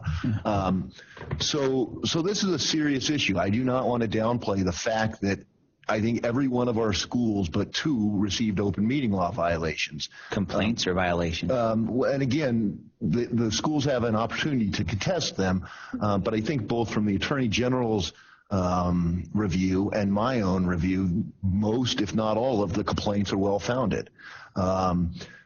Now, again, some of the complaints, and I do not want to minimize this issue because the open meeting law and open government is very important. But the fact that our schools listed agenda items as action items instead of saying for possible action, which is a requirement of the open meeting law, they need to comply with the statutory requirements. And I don't want to minimize that, but the fact that they didn't use magic language, I'm not sure from a legal perspective, causes me great concern. And again, I do not want to minimize this issue. Looking at the complaints, and there's a spreadsheet that the Attorney General's office has done with the schools and the complaints. I would say 80% of them can be taken care of with a properly drafted agenda. There's not a ton of, and maybe this goes back to your standing issue or whatnot. I did not see a ton. There is a few closed meeting issues and whatnot, but 80% of the complaints and violations relate to the drafting and preparation of the agenda. I did not see any of our schools that are conducting their meetings at odd times, that are conducting their meetings in places that aren't accessible to the public, that are conducting closed meetings in violation of the when they're not supposed to. Now, some of them did not notice those closed meetings appropriately, but again, I don't want to make these sound like technical violations. But maybe the best way is to divide them between procedural and substantive. And again, the bulk of the complaints appear to be procedural violations. Were the complaints, how are the complaints framed? Were they saying school X did not provide a clear and complete agenda, or was it, school X, had a meeting on thus and such date and violated the open meeting law in general? Please investigate. Because if this individual is doing the due diligence of reviewing every agenda and trying to monitor every meeting, that's one thing. But if he's just filing complaints against schools that are general in nature, just saying, schools 1 through 20 had meetings last month, and I believe they violated the open meeting law. That seems different to me. I don't have copies of the actual complaints, but again, not only is there a spreadsheet that the Attorney General prepared, but there's also a list of the complaints, and I'll just a few of them. Agenda items were not clear and complete. The agenda only contained a single period for public comment. Agendas failed to agendize action items as for possible action. Agendas failed to include the name and contact information. Agendas failed to include the location. So there was a ton of agendizing. Now there's also, there were notice issues, not only in terms of posting, but in terms of if somebody requests notice, part of the proper notice is to provide that person individually with a copy of the agenda and notice. There were audio recording issues and whatnot. So there were specific complaints lodged in regard to these schools. So to Mr. Tetrick's credit, he's actually done the work of reviewing these agendas, asking for information like the recordings, and he's not making general complaints. He's actually it sounds like he's actually doing the due diligence and bringing these issues to our attention. So I guess for that we should be grateful to him, because it certainly serves as an opportunity for our schools to improve, right? And I'll reiterate this during my open meeting law training presentation of Director Moderson did a great job last calendar and school year with the focus on schools, bringing high-performing schools that are doing great things before the board for presentations. What we wanted to add to that this year was training opportunities both for the authority board and for our schools. And you'll see on my open meeting law training presentation, it's actually dated February of 2019. You'll recall this was on the agenda prior to us receiving or having any notice of these complaints. So maybe I'm trying to make the point of not only is this on Mr. Tetrick's radar, but this was on the authority radar as well. The final thing that I'll say, unless there's any other questions, is I do want to read a portion of the Attorney General's letter to our schools because I think it shows the dichotomy between compliance and the nature of the complaints. And again, I'm not trying to minimize any of this, but what the Attorney General says is a review of the complaints in this case demonstrates consistent efforts on the part of public officials, our schools, to provide requested information and comply with the open meeting law. Unfortunately, at times the responses and agenda appear to have fallen short of the standards set forth in Nevada's open meeting law. These complaints provide a healthy reminder for school and school officials that, as recipients of tax dollars, they need to be aware of in compliance with Nevada's open meeting law and that members of the public are frequently watching them. So I think that's a good statement in terms of, it appears that our schools were attempting to comply. And again, the fact that they said action item for possible action, on the one hand, that's a technical violation. On the other hand, our schools should know better, that there's magic language that's required. And again, I'll go over that today. But I think those comments by the Attorney General's office are succinctly state kind of the perspective on this. So in addition to what you've just said, we talked a little bit earlier about the organizational framework being another checkpoint in this, as well as our site evaluation process. So we have, and then plus you're doing monthly audits of at least 3 different schools and their agendas. And so I think we're on top of this issue. And again, I think it's an opportunity for our schools to get better. In so much as Mr. Tetrick raised the concerns, that's certainly his right to do that. And it sounds like he's done the due diligence. Where I think I would depart from him is in the notion that our schools are somehow acting lawlessly or, trying to do things in secret or to otherwise not comply with the law. My expectation would be that now that these issues have been brought to the attention of each individual school, that they'll improve upon how they notice their hearings or how they notice their meetings and how they agendize the items that they're going to take action on, and that if they're not taking recordings of their meetings, that they'll start taking those recordings. So, and again, Ryan Herrick, for the record, today's presentation a little later is kind of the support function, but we'll certainly reach out to our schools in the coming weeks in terms of a compliance issue to make sure that they've either attended the training today remotely. We will be pushing out the video from the training today to all of our schools, as well as an exemplar of an agenda that notes in the margins each of the statutory requirements. And again, this kind of ties together both the compliance and the support functions of the agency. But I'm hopeful that in the coming weeks and months that those schools that had violations are able to correct those. And again, that'll be captured in the future in the organizational framework. Excellent. All right. Well, thanks for the report. Any other questions? Member Kerner, please. Thank you, Mr. Chair. My question is, we talked earlier about our site visits.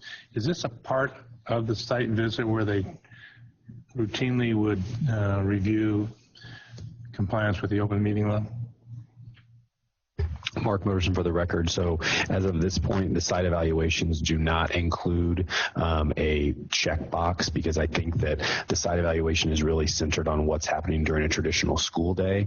But I do think we will see, and this will probably happen in our meeting next month with the organizational performance framework, it will be captured underneath there, and we will probably have regular checks of all of our schools to make sure that they're providing proper notice and everything with the agenda. It looks compliant. One other question or suggestion. We have a close relationship with CSAN. They have their, conferences during the year. Is there something that they can do to help support this requirement? Ryan Herrick for the record, and either, at the CSAN conference, and I'll mention this a little later, Carrie Eaton, who's an attorney out of Reno, she provides board training as one of the presentations at CSAN, and I'll reference her as part of my presentation. It's not an open meeting law compliance presentation. It's a board governance presentation, but the other thing, and I saw Mr. Hickey in Northern Nevada, I don't believe the deadline for presentations for the upcoming CSAN conference is coming up, and I'd be happy to provide an open meeting law presentation as part of that. Thank you, Mr. Chair. Okay, any other questions or comments? All right, hearing none, we'll go ahead and close staff reports. And why don't we go ahead and take a 10-minute break. It's now 10:39. We'll come back at 10 minutes to 11.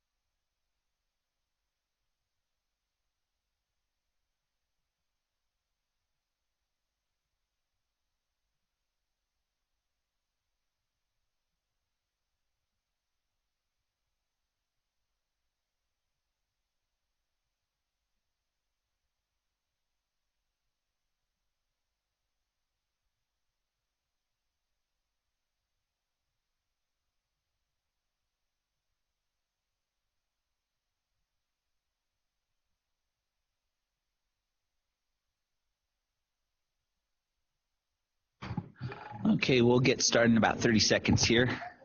Yeah. Because they're taking the share, they're taking public money and not delivering.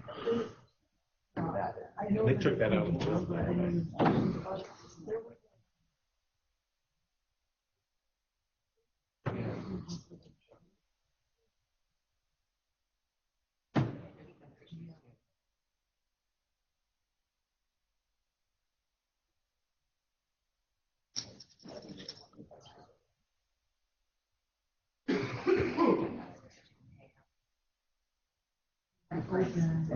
all through that conversation. In school.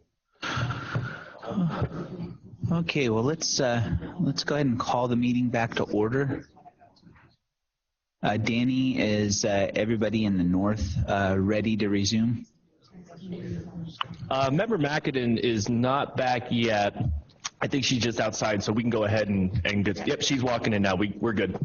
Okay. See, I not only provided a break, but I gave 3 extra minutes. Isn't that generous? Anyway, we just closed agenda item number 5. We'll go ahead and open up agenda item number 6, which is Nevada Connections Academy, a dual enrollment policy update. This will be the time when the authority will review and discuss staff's report and recommendations and possibly take action, including approving or possible conditional approval or denial of Nevada Connections Academy's dual enrollment policy update. Director of Authorizing, Mark Moderson. Thank you, Mr. Chair, members of the authority. As you all know, Nevada Connections Academy is an online school serving students in grades K through 12. They're operating under a mutually agreed upon settlement agreement, which expires at the end of the 1920 school year. The amendment before you today is a request to amend their charter contract to incorporate an MOU with Truckee Meadows Community College to offer dual credit courses.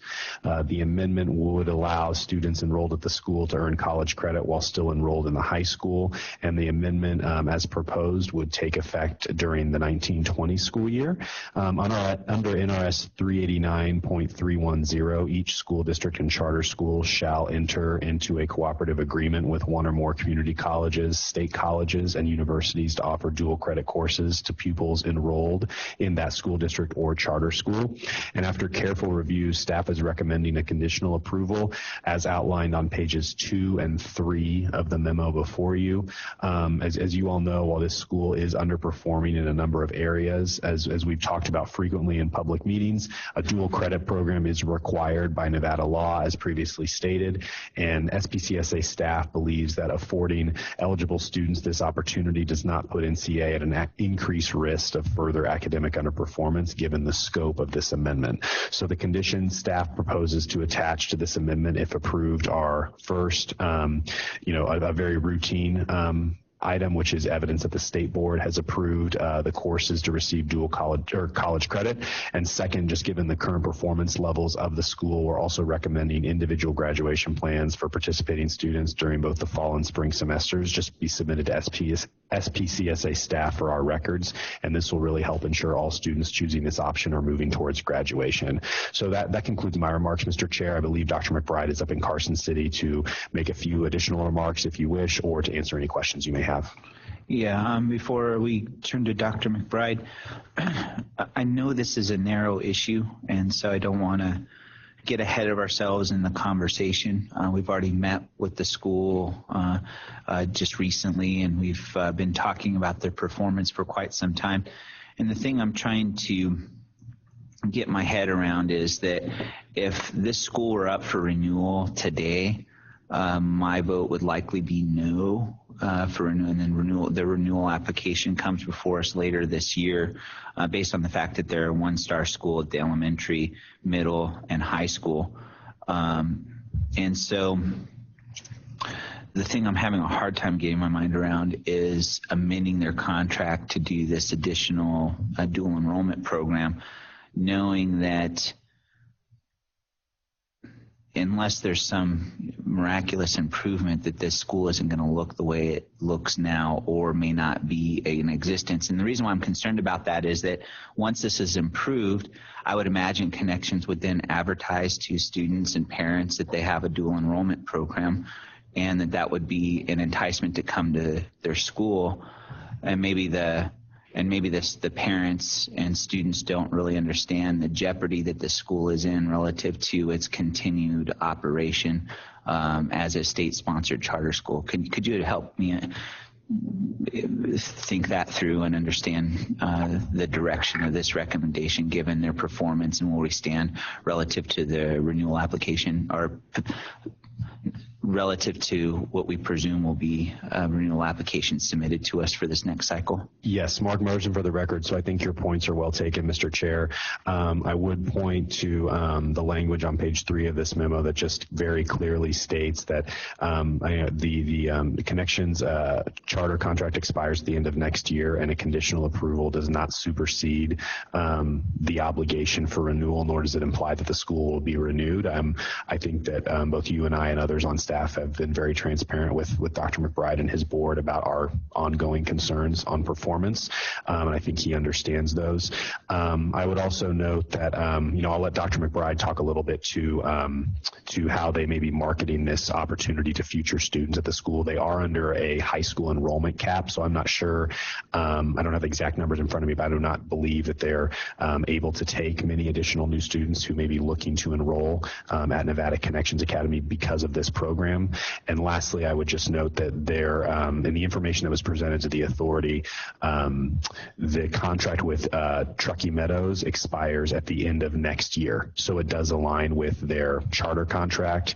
If you're getting at the issue that they may have a contract that goes beyond their renewed term. So I think that may be germane to the point you're making. But yes, we agree. This is a narrow amendment, and it's required by Nevada law, but we are concerned. That said, given that this is probably targeting some higher performing students, and again, the very narrow scope, we feel comfortable with the conditions presented with the recommendation to approve. Member Kerner. If you could expand on that, I appreciate it. Specifically, your recommendation says that there's a narrow number of students that would qualify. So what qualifies for the dual enrollment? What are those requirements? Thank you for that question, Member Kerner. I'm going to refer to their amendment request. I believe that the eligible students have to meet a GPA requirement, which Dr. McBride may want to chime in here, but I believe it's a 2.5 GPA or higher. Forgive me, I'm just pulling this up right now.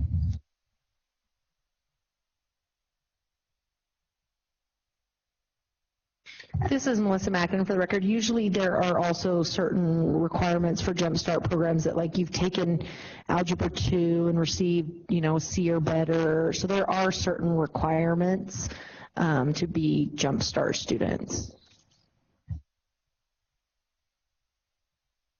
So if you, Mark Motorson for the record, so on page 31 of the amendment request, or the supporting documents. So in the memorandum of understanding between Truckee Meadows Community College and Nevada Connections Academy, on page 31 of that draft MOU, under the headline program activity, it gives the qualifications for Nevada Connections students to participate. So on section 6, you'll see the GPA recommendation for the Jumpstart enrollment is 2.5 for seniors, and all other students have a minimum GPA of 3.0, and the following sentence is it's the discretion of Nevada Connections Academy to allow juniors and seniors to participate in dual credit courses with lower than the recommended GPA. So they have a clear benchmark, and I'm sure Dr. McBride can talk a little bit about what circumstances may warrant the use of that discretion, if that answers your question, Member Kerner. Yes, I'm seeing page 31. It looks fine. Thank you. Mr. Herrick, if we were to vote on this and amend their contract, would this give them any legal argument that somehow we've, by approving this amendment, that we've somehow tacitly or implicitly signaled that we may renew their contract, this upcoming renewal cycle? Ryan Herrick for the record. No, Director Moterson and I went over the language in the memo to make sure that was clear, and I believe by the discussion that was had today, if it isn't clear in the memo, it is clear. And just one note of all high schools in Nevada, all public high schools, charter or not, are required to offer these dual credit programs. So I won't speak for the authorizing team and Director Moterson, but if this was simply an additional program that Nevada Connections was seeking to offer, my guess is staff's recommendation maybe wouldn't be to deny the request, but would be different. But again, because all Nevada high schools are required to offer these programs, Nevada Connections is seeking to amend their charter contract to allow them to do so. I believe that's a large portion of Director Moterson's recommendation. What if we didn't approve this or approve this or decided to defer this issue until we considered the renewal of the contract? Would that put them out of compliance with Nevada law or otherwise be inappropriate? Ryan Herrick. I don't believe so. Having said that, as Director Moterson said, the contract with Truckee Meadows Community College expires at the end of next year. Back to the compliance issues and whatnot, I actually attended the December board meeting for Nevada Connections where this issue was originally discussed. I know the schools put a lot of work into standing this program up. That certainly doesn't mitigate in regard to either the board or staff's recommendation. But if there's issues you'd like staff to look into prior to approving this, we certainly could. Well, it just strikes me as that just the students and families that are impacted, they're probably not even watching this meeting, and probably they'll be notified at some point that they can now do dual enrollment, and start earning college credit. And then when we get to some sort of renewal hearing, I can foresee students and families sitting in this chair saying, we're earning college credit and we're doing great and we love our school. And so I don't know that I want to feed that. I guess my discomfort is not wanting to feed that misperception or feed a false hope into students and families that, are they're going to be told that they can participate in this program, and I think their assumption is that the school could continue beyond next year. And I'm trying to make sure that we don't give any kind of false hope or impression or create ill will by approving this limited amendment. This is Melissa Mackin. For the record, I would just say a couple of things. One, I don't even think we should be requiring schools to do an amendment request for Jumpstart. I think that's a holdover in that application from when it wasn't required by every school in the state. So I don't even think we should waste any school's time filling out an amendment request to do something that every school is required to do now. But I hear your concerns, and what I would say to that is Jumpstart is required by every single program. So these kids, if something were to happen and Nevada Connections were to close, these kids that were enrolled in TMCC or wherever in a dual enrollment program are almost better positioned than students who aren't, because they can just, I don't want to say jump in seamlessly, because I realize it's not quite that simple, but there are other schools, they can continue on in that Jumpstart program and path at pretty much any high school or district where they live. So I actually think those are going to be some of the students who are better positioned than any in the event that something were to change with their school status. That's helpful. Thank you. Member Kerner. I would like a little education here, because as I'm reading your letter, it says pursuant to NRS 388A.246, subparagraph 34, public charter school may, not shall, provide a program where, so it sounds like it's an optional thing. Is it not? Ryan Herrick for the record. So the dual credit provision, which is in 389, it's actually not in the, it is in 389 actually, 3.10, says that all public high schools shall enter into an agreement with a community college or university to offer dual credit. So our interpretation has been that they all are required. I had a third note here that I jotted down that I wanted to make a point of, and as always, the board's free to accept or reject my legal advice. But I would advise that you separate out the issue of renewal from this amendment, and particularly in regard to these dual credit courses are required. Again, we'll get to the renewal question soon enough, but I would recommend that you separate those two out. And I understand why you're tying them together, but I think the renewal question will come up next fall. And we can address that at that time. And I think the narrow issue that you have before you, I would simply look at that issue. Thank you for that. One last question. These high school kids, Member McKinnon said that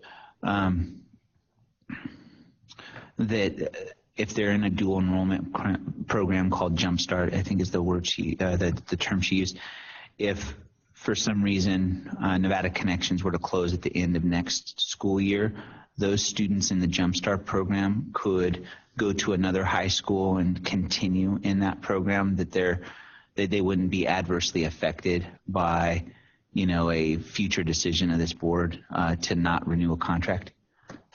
Ryan Herrick, I believe so. I mean, again, I try to think about this stuff pretty simplistically, but if a student were to transfer from one charter high school that offered dual credit to another charter or a traditional public school that offered dual credits, in Reno, those schools, in Washoe County, those schools would all have an agreement with Truckee Meadows Community College.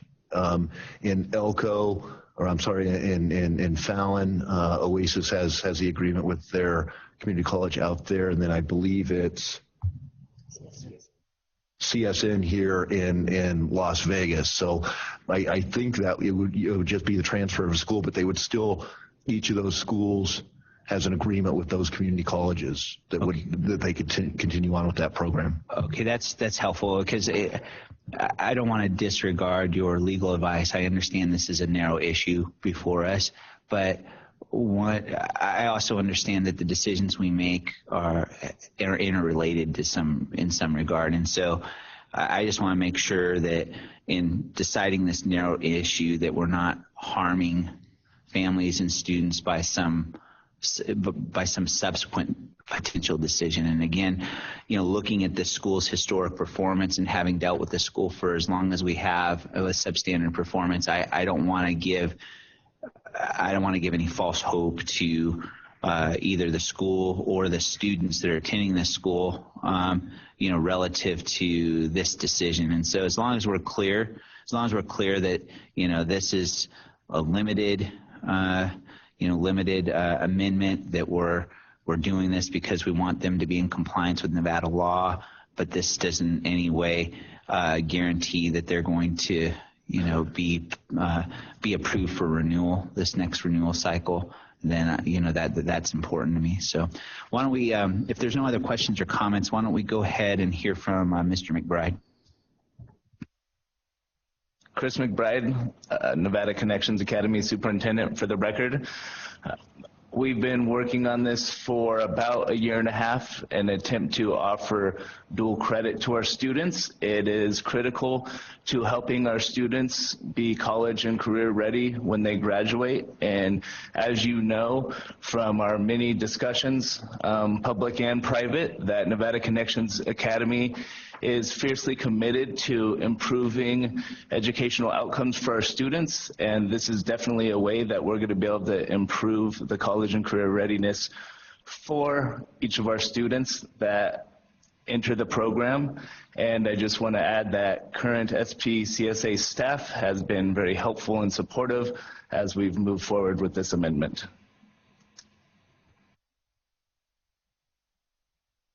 Thank you, Dr. McBride. Any other questions or comments? All right, I'm ready to take a motion. This is Nora Luna. I would like to motion that we accept staff's recommendation to approve the dual credit enrollment program. We have a motion. Do we have a second? It's Member Hinton, second. Any discussion? Yeah.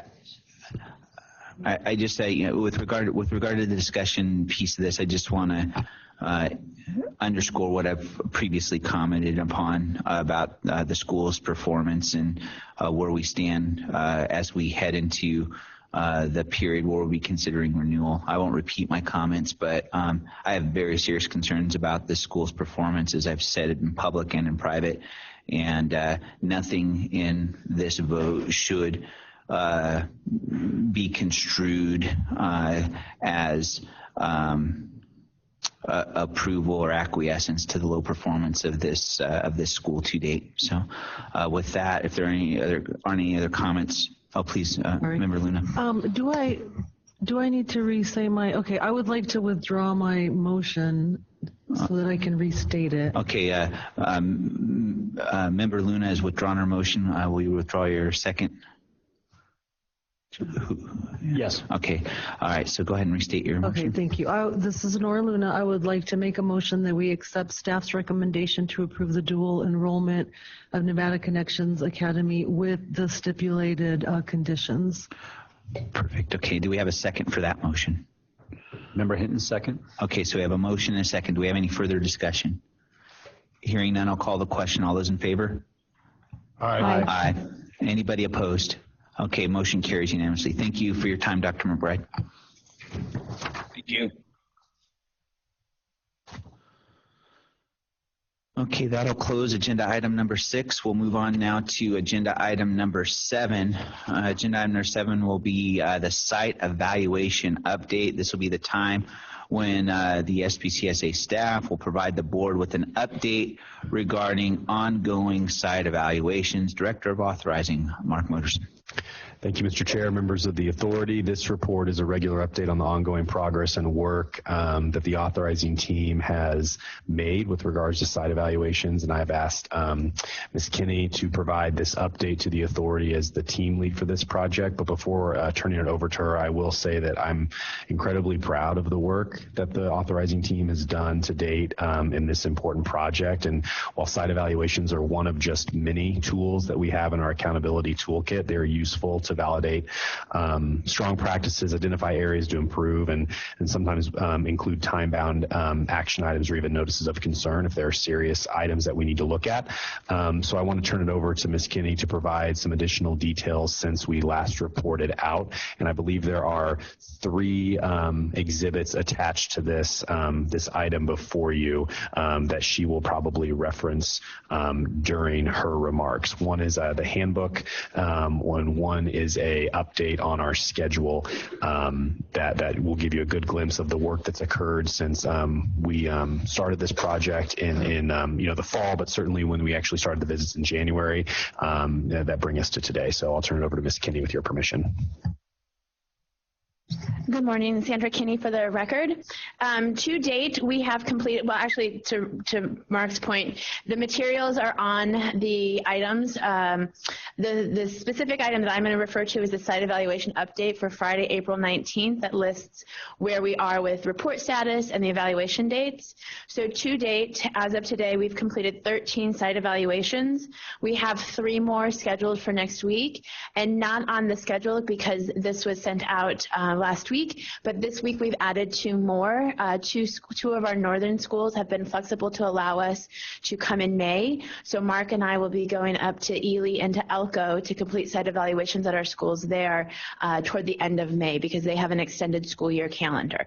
So we'll be able to have completed 18 campus site evaluations by the end of this school year.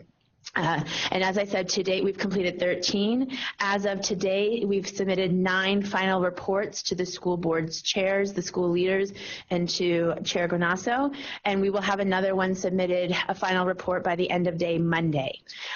This is well within our planned time frame of 4 to 6 weeks from the site evaluation to the reports being submitted. And we've actually been able to get closer to 5 weeks on getting those reports out, final and out. We want to highlight two trends that we've continued to notice as we've conducted the site evaluations. One is a positive one around culture in the schools. The families continue to be very happy with their choice and of where they've enrolled their students. Students continue to be very happy with the option of where they're attending. They speak highly of the school's culture and of the programs that are offered. So schools should take pride in knowing that they are meeting students and families' interests and needs. One trend for growth that we've noticed across the portfolio is around governance, and Mr. Moderson talked about this a little bit earlier, but one of the big trends that we've noticed, especially with some of our more recent site evaluations, is a need for boards to get more training and more training from around best practices around governance and from external sources, not just from their internal trainings, but to really understand their roles as board members and their responsibilities as a governing body. So we've seen that trend quite a bit. We also want to make sure that boards understand their roles and responsibilities in terms of what they are managing and who they are managing. We don't want to see boards micromanage or get involved into the day-to-day operations. That's really for the heads of school, but making sure boards really clearly understand their roles and can function appropriately in accordance to statute. And so around some of these other trends that we've seen and around some of where we're making some input is there's 3 key areas that we provide in our report and in terms of follow-up. So we provide recommendations, we provide action items, and those are aligned. Sometimes they're just basic recommendations. So for example, some behavior challenges that we might have observed or heard about through the focus groups from families, students, and staff, for example. And those are changes that the school can make in accordance to their program, in accordance with their accountability. They're really preferential to school styles and philosophies, mission, vision, those pieces. But then there are some areas where we have some definitive action items that relate to statute and compliance. And so we've included some of those action items with hard dates, and both the authorizing team and the school support team will support the schools in meeting those. So for example, some of the recent recommendations in keeping with the trend around the governance issue is to, for example, by June 30th, complete a board training so that the board understands what their obligations are as a governing body. And we will follow up. We have a tracker that we are using as a team, and we have established meetings between the authorizing team and the school support team to ensure the school support team, who does receive the final reports and is kept in the loop around what recommendations we've provided. We've established those regular meetings so that way we can all be on the same page and help the support team with answering questions around what were some of the specifics that warranted this recommendation, for example. So there's a lot of collaboration happening now. And then again, the authorizing team is exercising that oversight piece when appropriate and when related to compliance and statute issues. Mark Moderson for the record. One thing I wanted to just elaborate on quickly with regards to the schedule that Ms. Kinney spoke to you all beforehand and that you hopefully have in front of you. I believe maybe in our public meetings, but certainly in other public meetings in front of the legislators, I think it's important to note that given the number of evaluations that the site, excuse me, I almost call this a site evaluation team. I meant the school authorizing team. Sometimes we feel like the site evaluation team that we've conducted. This number is fluid and moves a lot. So if you talk to us on a Tuesday, the number might be 10 that we've completed, but if you talk to us on Thursday, the number could be as many as 12. And a perfect example is what's scheduled for next week. Right now we're sitting at 13, but if this meeting were scheduled for a week from today, that number would move up to 16 because we have 3 scheduled next Tuesday, Wednesday, and Thursday. So I think there's been some confusion at some points, particularly with regards to the legislative session. And I just want to make clear that because we are conducting so many and they're happening very frequently, numbers can change over a very short period of time. And so, we apologize for creating that confusion, but I think it's attributable to the fact that we are committed to doing this work. We're doing it well, I think. And that, I think, is an explanation to hopefully address any of those questions that we've had recently. Yeah, just great job to you and your team. We became aware as a board, I think you all as staff became aware of how important these site evaluations were to the interim finance committee, to the legislature, and to others. I think it was in October when that was daylighted. And the fact that you all have been able to put together a schedule, put together and complete this comprehensive handbook, and then you've been able to execute on a schedule to where, by the end of April, in just a few short months, we will have completed 16 of the roughly 50 site evaluations we have to do, I think is commendable, and is a part of the story that I hope gets told to the legislature, because if I'm confident that if this team was made aware that this was a part of our ask last legislative session when we asked for additional positions, that we would have had this work done by now. But the fact that we became aware of it, we took action, and now we've gotten,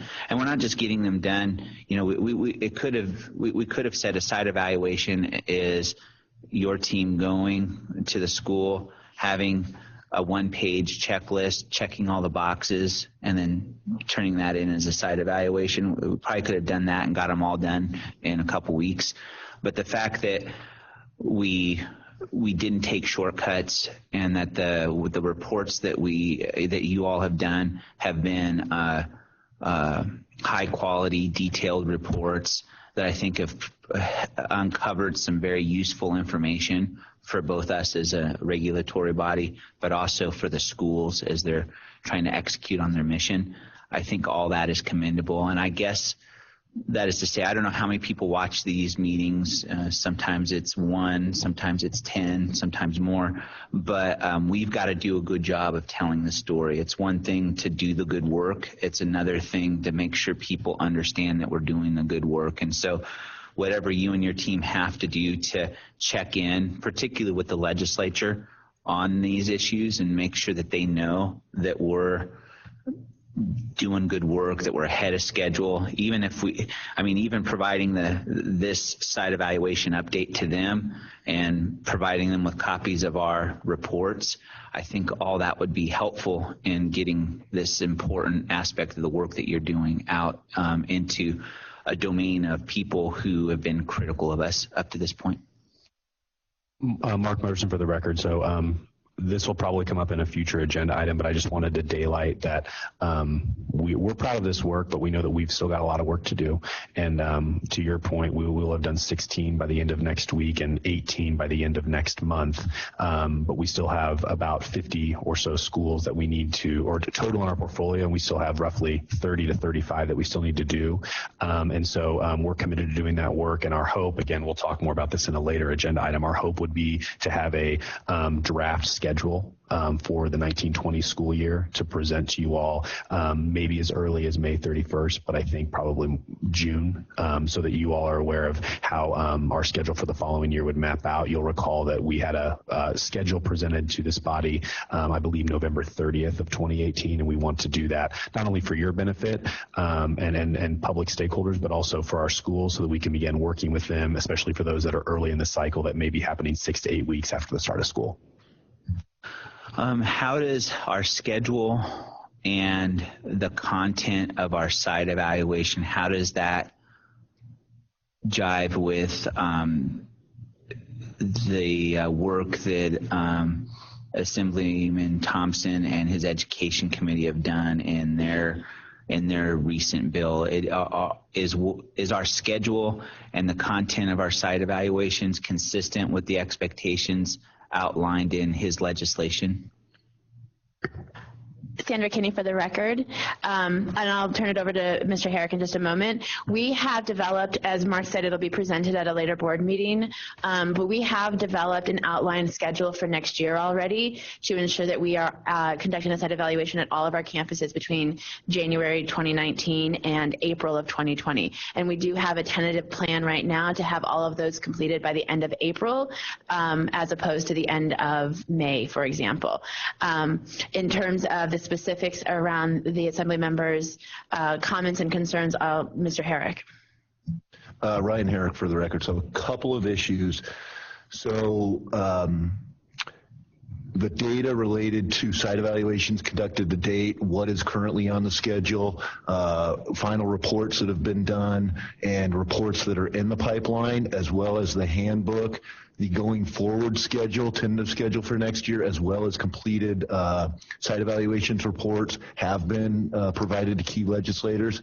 As part of my work over at the legislature, I've had many discussions regarding this issue, so we have provided those to legislators. And I'm going to save this for the discussion in regard to AB 462, but I will briefly say one of the things that AB 462 currently does is require the site visits to be conducted of every campus by June 30th of 2020. So next summer. We have the next couple weeks, which finishes out this school year and all next school year. And I believe the schedule that Ms. Kinney and Director Moderson have put together finish those site evaluations up sometime in March of April of 2020. So, but I'll make one caveat to that, and I've talked to legislators about that, is Ms. Kinney can talk about this. The site evaluation process is 6 to 8 weeks from start to finish. We're not scheduling site evaluations for February or March of 2020 at this point.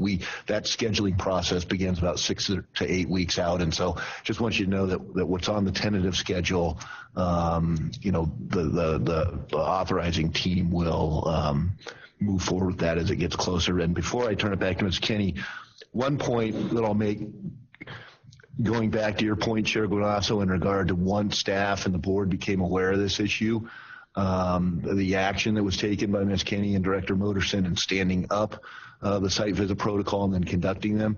When we get to AB 462, the agency has committed themselves to significant work over the next biennium. And one of the things I think we've learned throughout this process, there is not a lot of time between legislative sessions, and especially when you drill down to a school year, because a lot of our work takes place at schools. That's really 7 months out of the year. And so when we talk about AB 462, I want the board to keep in mind of some of those things we're going to start on next week, or we've already started on them, but whatever bills are actually signed into law, we have a very, very tight window before the next time we will be in front of the legislature to explain whether we did what we committed to do this session or not. There has been a lot of criticism levied toward us with regard to this issue and the completion of these evaluative site visits. And some people, even now, having seen our schedule, are saying we're taking too long.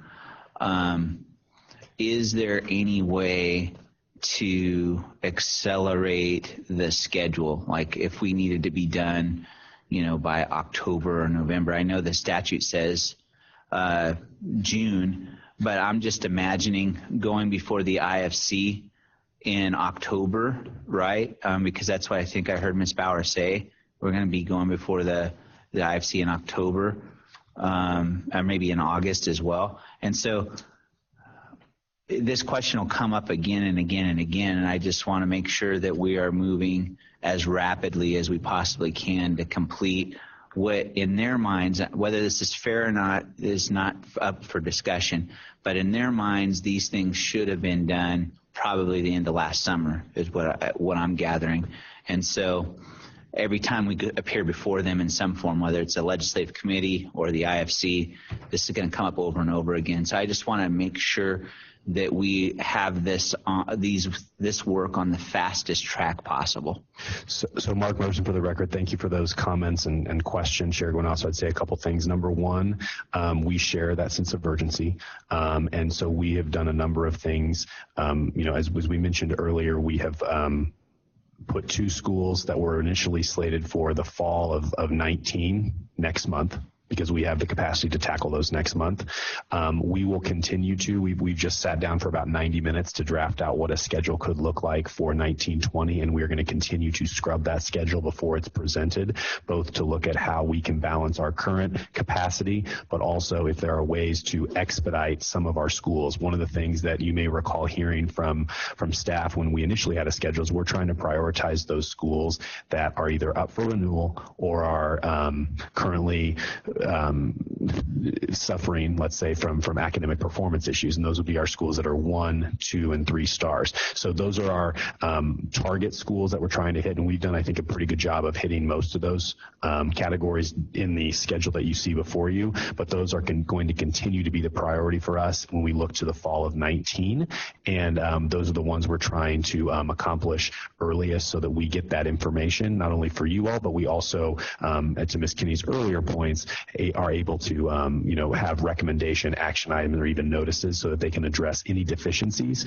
that we may identify. And I don't know if Director Fiden would add anything, or perhaps Ms. Kinney would like to add anything to that, but we are definitely committed to, and we are constantly reevaluating ourselves to make sure that we are conducting this thoroughly, but in a manner that is expedited. Rebecca Fiden, for the record. I'll just say that I am impressed by the level of rigor of these site evaluations. I have not had the opportunity to participate in one, but I'm looking forward to that. And we certainly are going to continue to look at opportunities we have to accelerate it. The long-term schedule of being on a kind of 1, 3, 5 year of contract schedule is one that I think is reasonable and within capacity, but obviously we're working to make sure that the baseline for every school has been completed. And so what we can do to accelerate that process, we are going to look at. Obviously, there's an important tension to make sure that that does not undermine the rigor of the evaluation itself. Sandra Kinney, for the record, to both your question, Mr. Chair, and also to Mr. Herrick's points earlier around the timing and the calendar related to the site evaluations. And I speak not only in my current capacity, but as a former school leader. The reality of the school year calendar is not one that makes site evaluations possible for June or July or August. And also, per best practice around site evaluations and other high-performing charter authorizers, we have set a plan, and we've detailed this in the handbook, that we will not conduct a site evaluation during a school's first month of the school year for a variety of reasons. And again, from a school leader's perspective, you're building culture, you're establishing practices, you're establishing the cadence and rigor of instruction. And for there to be an outside perspective being offered during the very first month of school can be unsettling and disruptive. And so we have agreed, per our plan that the board authorized in November, per best practices, that we won't conduct site evaluations in the first month of school. So there goes August for most of our schools.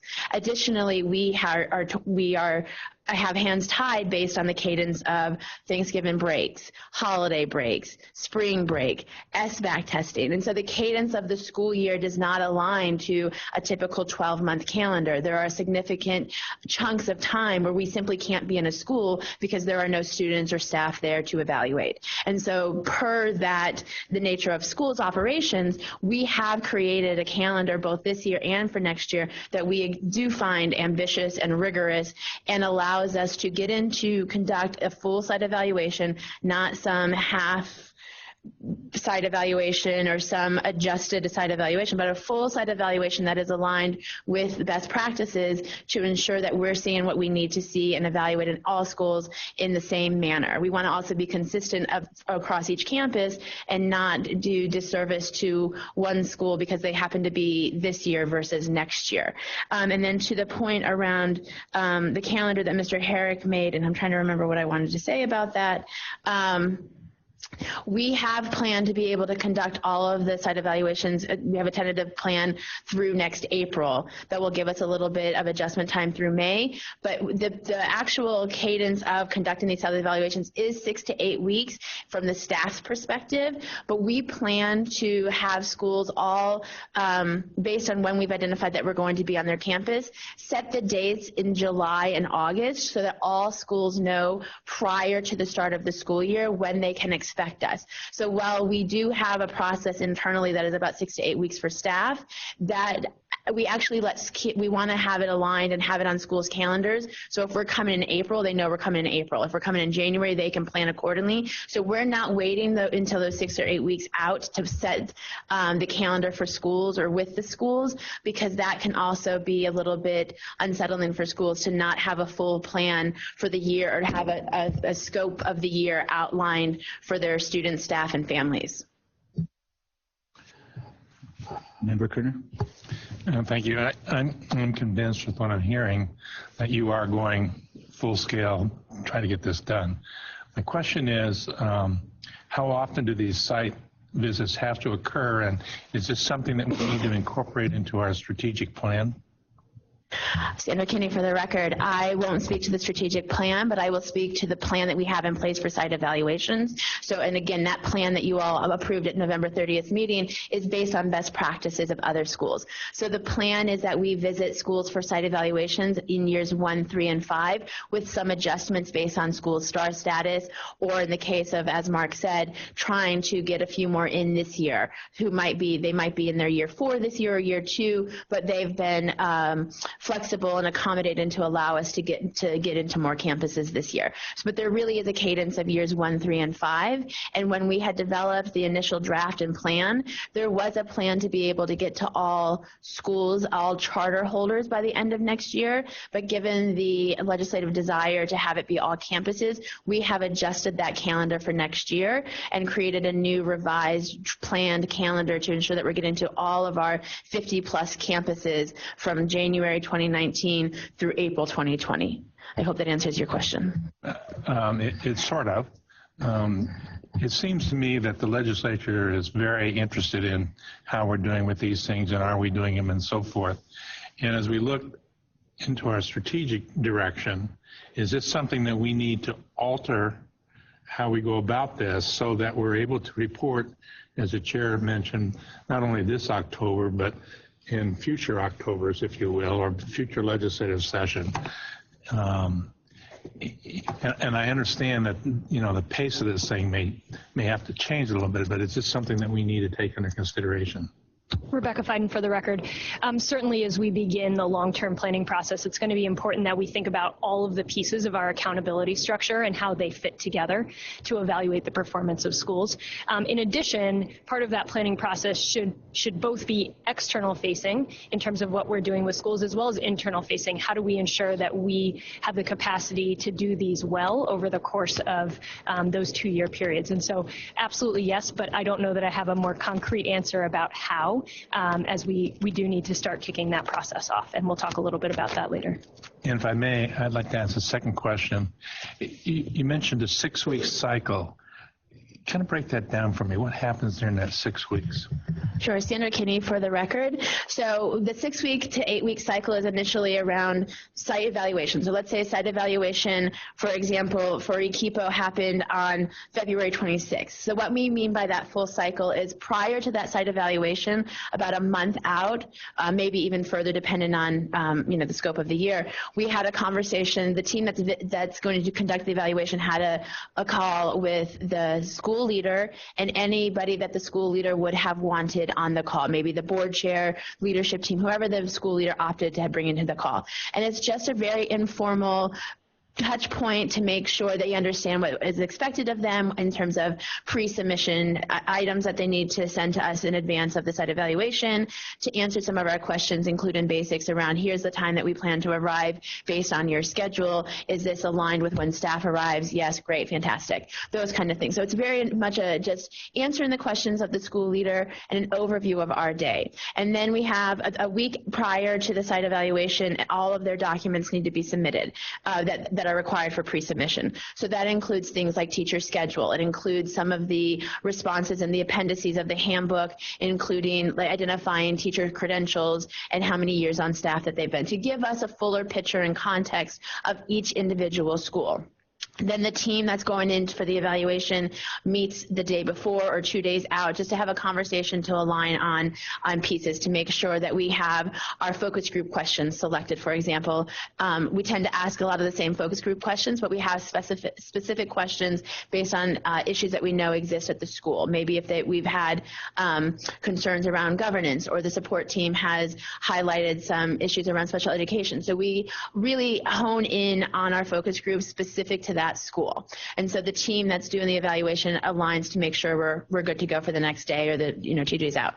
Then let's say the day of the site evaluation, we have the full site evaluation. We have a schedule. It's usually anywhere from 7 to 4:30, 7:30 to 5. It depends again on the day and the schedule of the school. When we arrive, we get there always a little bit in advance of the students because part of our evaluation is watching the operations, which includes arrival, dismissal, lunch, those types of things. So then we also have a pre-meeting with the team just to outline the overview of the day. Here's where we'll be. Here's what we plan to do. Do you have any questions now that you've seen the schedule, now that you've met us? At the end of the day, we also have a debrief with the leadership team, just high level. Here's some things that we noted, positive, and here's some things that we know we're going to make recommendations around, but it's very high level. And then site evaluation, that is done.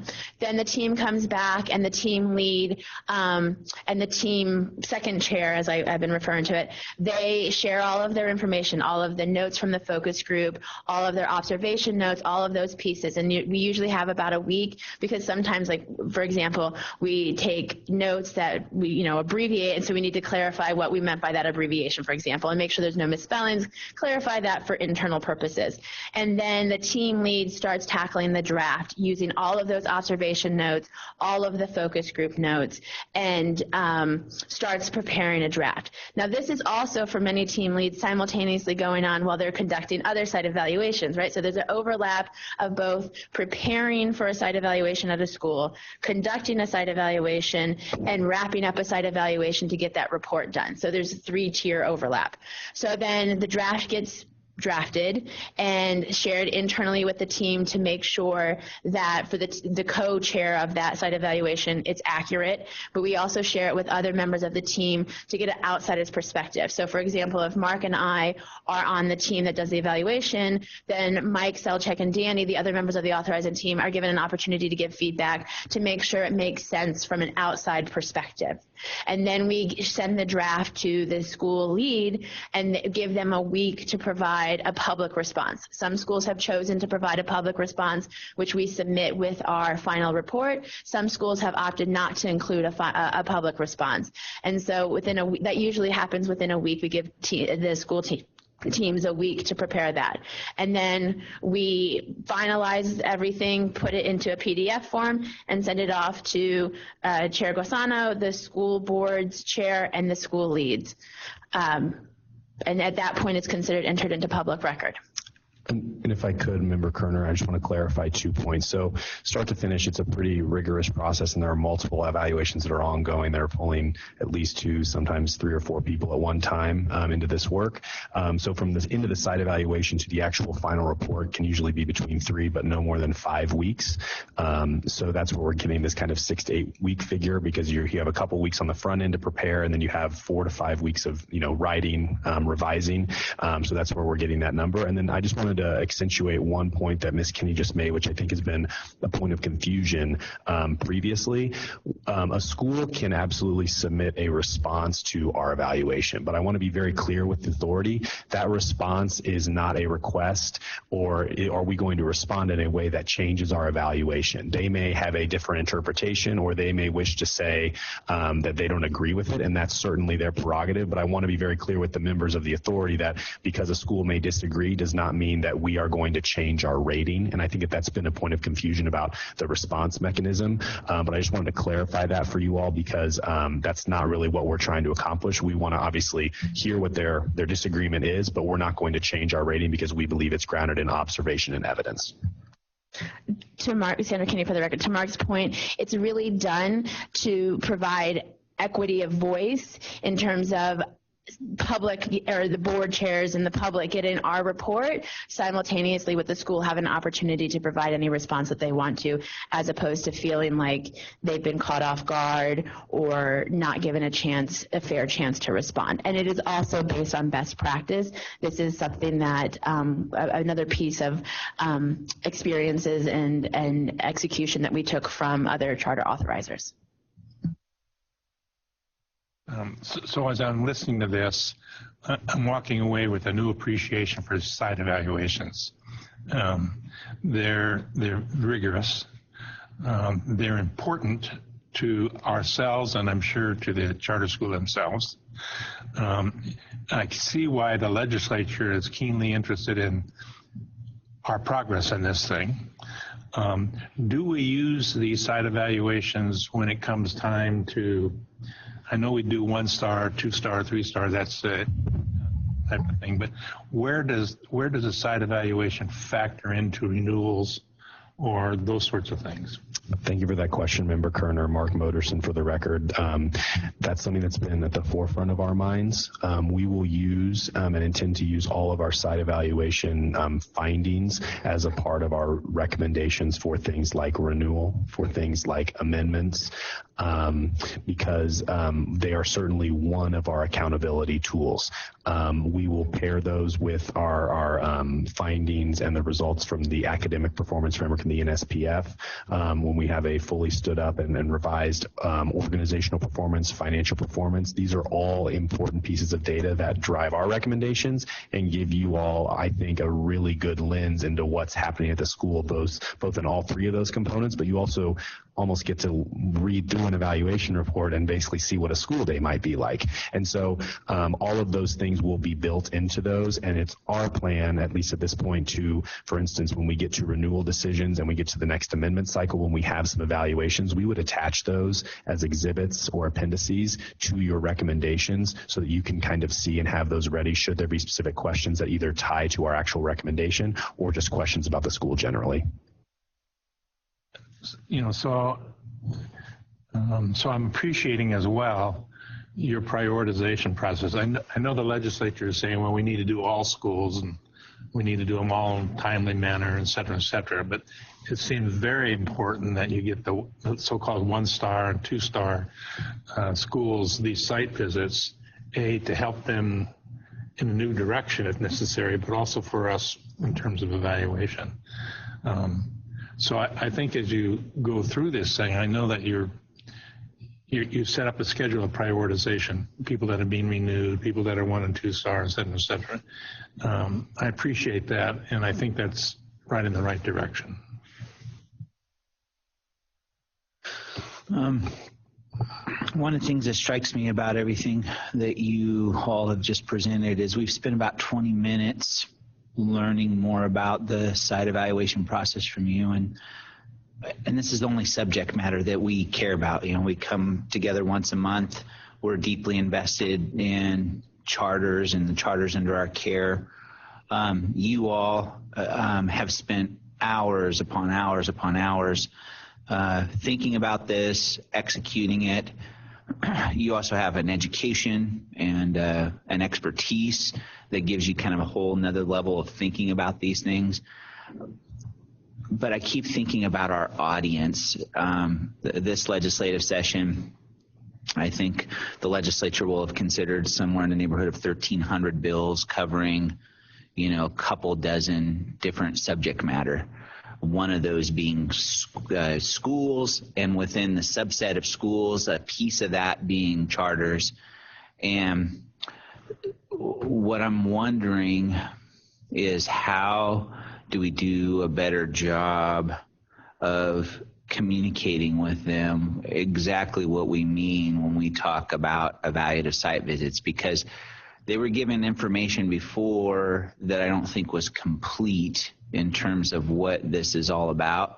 But we've got to be, your burden of proof isn't to convince us as a board. Your burden of proof is to convince those who are deciding on whether we get more positions, deciding what kind of funding we get, deciding if we even get to authorize schools. As you know, we face the threat of a moratorium this session. And so some of the ideas I have on that score, and I just want you to help me here, is that perhaps you invite one of these key legislators to go on one of these evaluative site visits with you, a person like Thompson or Woodhouse or Mo Dennis, or perhaps you film what you do and provide that to one of these legislators, or perhaps you schedule a once-a-month meeting with Thompson and Woodhouse and Mo Dennis, because those seem to be the three main, maybe Maggie Carlton as well. But if you're having a once-a-month meeting talking about this stuff, helping them understand before we get into a public arena where we're having to, answer questions in a vacuum. I think, absent me, just arbitrarily saying get these all done by September, right? Which listening to you all would be negligence and grossly irresponsible on our part. So the alternative to that is, how do we let folks know who are very busy, who have a lot of other things on their plate? How do we let them know what a site evaluation is, what it's supposed to do, how effective they are, what we do with the information, all the stuff that we just heard in 20 minutes. This sort of information really needs to be presented to key stakeholders, and then they need to become our champions with regard to the work we're doing, if they believe in the work. If they don't like the work we're doing, we need to hear that too, right? And we need to make adjustments. But this is something that's front of mind for me as I've been working with Mr. Herrick and Ms. Fiden and others down at the legislature to try to communicate our story. And this is very hard to get across because we barely understand the terminology. You've had to educate us over a course of months. Imagine what it must be like to be a legislator, having heard one kind of information and now being told another kind of information and really being confused as to what it is we're doing. And so, do any of those ideas seem like they would be workable? Is there something you can suggest that will just help us get this message across? Because absent me having a motion to expedite the schedule, I'm looking for ideas from staff as to how we're going to reassure these stakeholders that we're doing the work that they expect us to be doing. Rebecca Fiden, for the record, I believe we certainly have an opportunity to tell the story better. I anticipate the ideas you've brought forward, I think, are great ideas. We certainly can generate some others, and I anticipate that Assembly Bill 462, which we'll hear a little bit about in a couple moments, does include some requirements going forward, and that too will provide a more formal opportunity for continued updates on this process. And to your point about some of those informal opportunities, I think we certainly need to map out a pathway to better articulate to folks in the community at large what these site evaluations are, how they fit into our overall accountability structure, and also what to expect and what their purpose is. And so certainly that is work we need to do and we will undertake over the coming months. Thank you. Aside from those points, a couple other questions I had. When are we going to have an opportunity, and it's probably next year sometime, but I imagine after we get through a full cycle of these evaluations, you will all have concluded some of the things we have in our handbook are really awesome. Some of the things we're doing don't make any sense. We've heard back from schools, and we understand that X, Y, and Z thing we might be able to do better, or at least provide clarification on. When are we going to have an opportunity at the board level to go over kind of what's working, what worked, what could be improved, and what do we want to add to our process to make it better? When do you anticipate us being able to do that? Mark Moterson for the record. So I think our first opportunity, which I would welcome with the authority, would be this summer. During a meeting we're going to have, as Ms. Kinney alluded to earlier. We could go do a site evaluation in our schools in July. It just wouldn't give us much good information. So we'd like to take some time over the summer to calibrate our processes as a staff, look at where we think we're excelling, look at those areas where we've got some identified areas to grow, and certainly share those with the authority and work with our schools to make sure that they're aware of any tweaks or modifications we may be making as we set forward again to the first semester of the 1920 school year. So I think the answer to your question is this summer, probably before the school year gets underway. Okay. Thank you for that. And then final question has to do with what I'm reading in your evaluations, and the thing that kind of keeps hitting me in the face is the governance issue, and really having to figure that out in terms of our oversight role without kind of imposing on autonomy.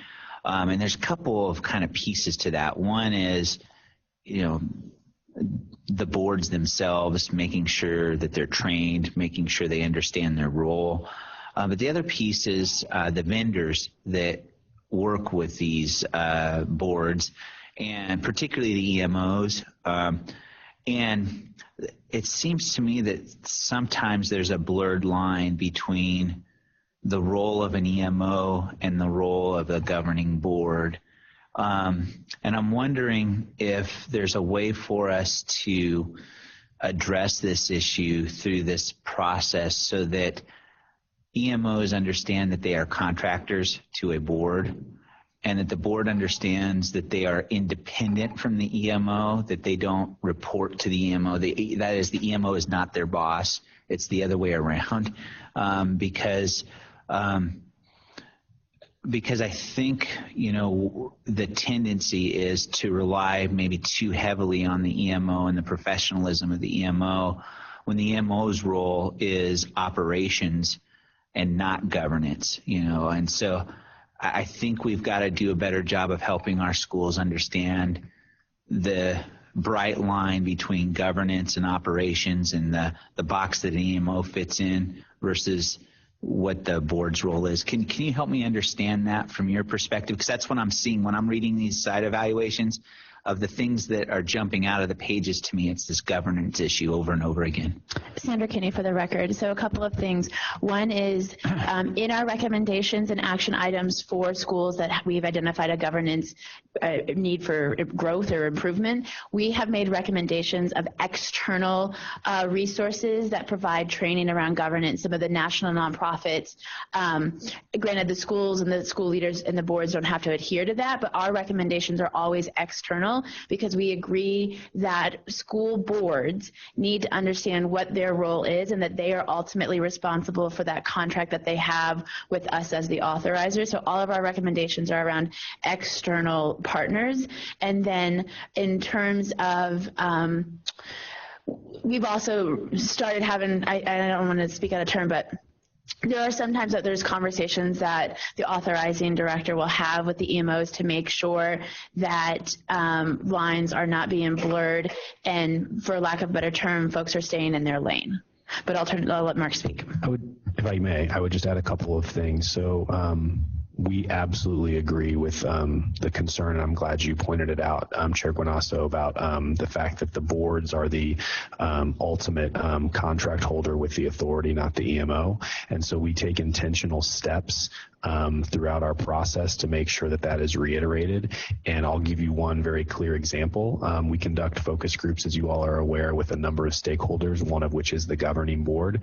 And we do not permit the EMO to have any representatives in that focus group, because, as you probably can imagine, it'd be quite awkward for an EMO to be in a focus group when their boss could be talking about them. And we do have questions as a part of our protocol that do talk about and get at some of the questions about how do you effectively manage or work with your EMO and how do you hold them accountable. So that's one thing I would say. And the second thing I would add is as a part of our organizational framework, which does tie into site evaluations, we do ask for an annual evaluation of our EMOs for our schools that contract with EMOs. And one thing that I believe we plan to present as part of our final recommendation is a metric that includes that evaluation, and we're also planning to ask our schools for the actual evaluation. So one thing we have not done is looked at that evaluation.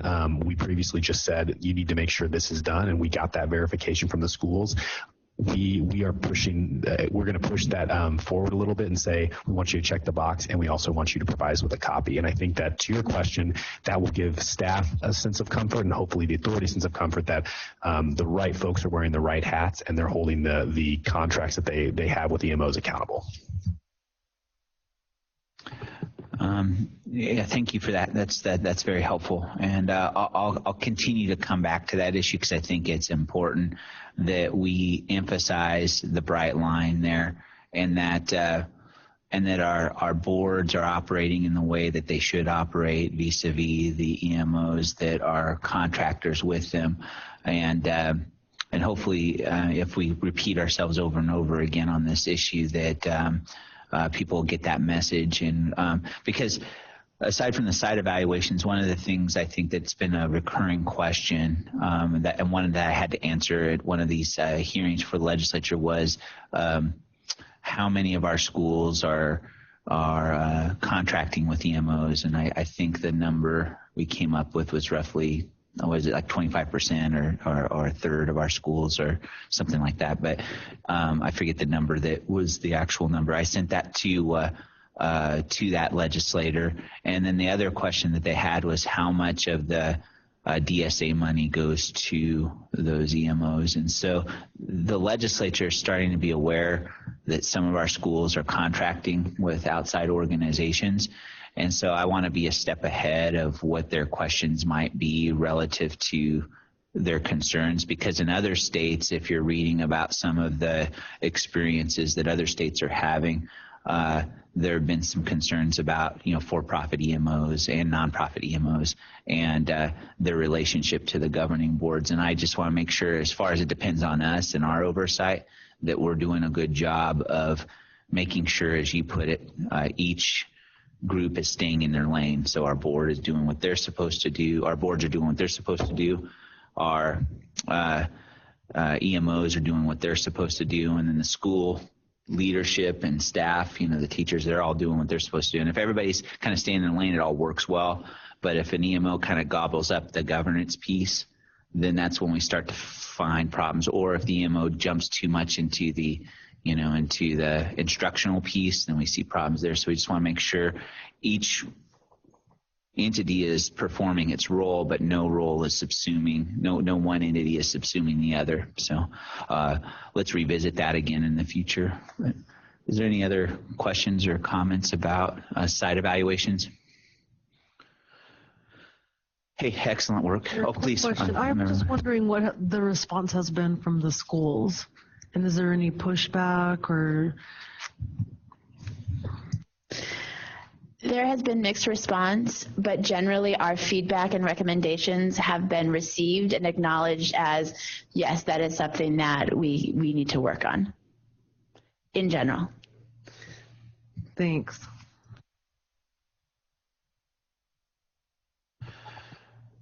All right. Well, any other questions or comments from anybody else? Vice Chair McAdin, has your school gone through a site evaluation yet? We actually have not, and I actually just got emailed to me all the site evaluation, I guess they're drafts at this point that have been sent out to schools, so I'm just now looking at one for the very first time, so I don't have a whole lot to add, sorry. Oh, no worries. I just wanted to kind of get a school leader perspective on it. Well, let's keep this on our agenda for every month. We'll just keep looking at this and seeing where we are and seeing where we can go until we're all satisfied where we want to be with this process. So, All right. So that'll close that agenda item number 7. We are going to remove agenda item number 8, the focus on schools piece.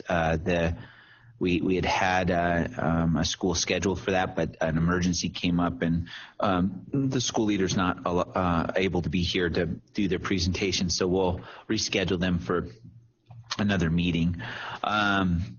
Let's go ahead and let's see, we're at noon. I've got a tough decision to make here. Let's see, we've got a legislative update that I want to make sure we're paying attention to. We've got our strategic growth plan and then an open meeting law training. I think this might be a good time to take lunch. What do you all think? Because I think we've got about 2 hours to go.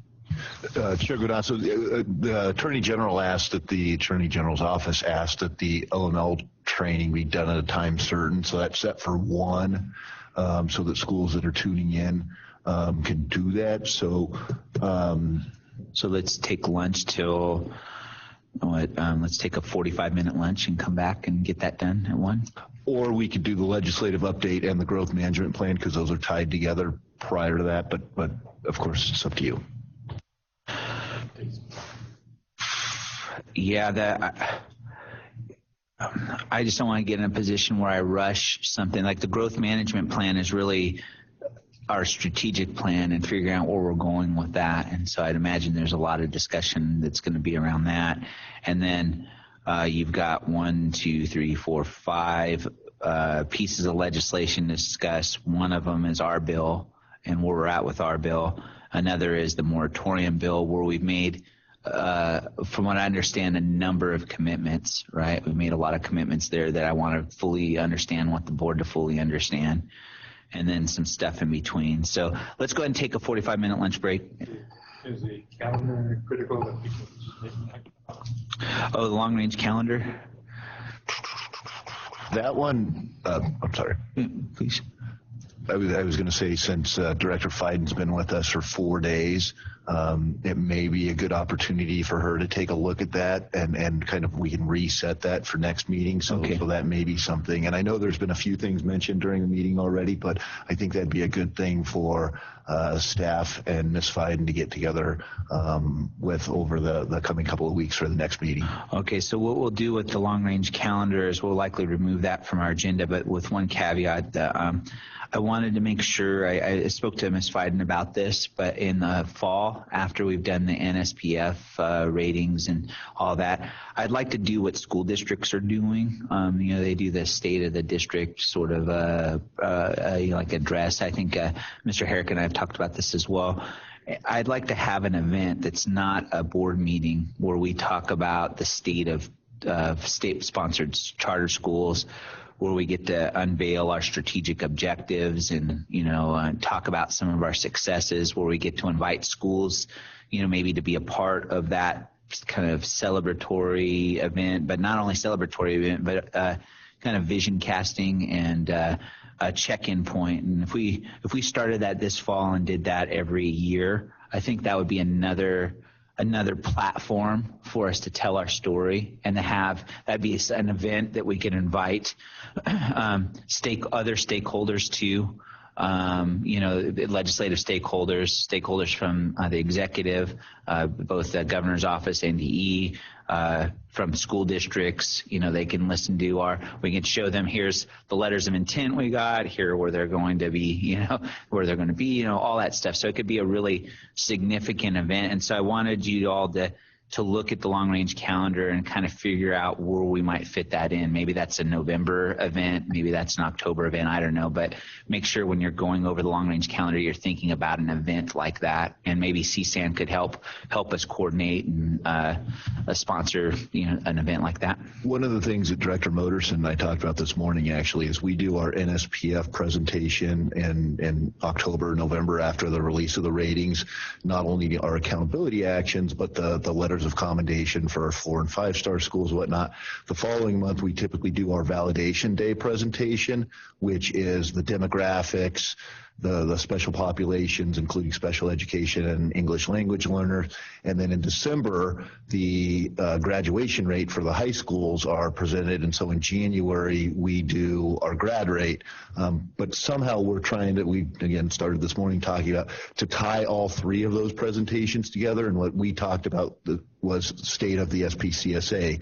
And I think it goes, as you're talking about, not only to the mission and vision, but, growth, but I think to the state of the portfolio and kind of looking forward. So we'll kind of talk about where we can fit that in the calendar. All right, well, with that, why don't we go ahead and take a lunch break. We'll come back here. Let's try to be back here at 12:55. We've got a time certain to resume our meeting at 1. We'll do the open meeting law training at that time, and then we'll jump back into our agenda with regard to the legislative update and the growth plan. I want to go. You want to go that one place over there? It's like a Mexican restaurant with the. Sorry.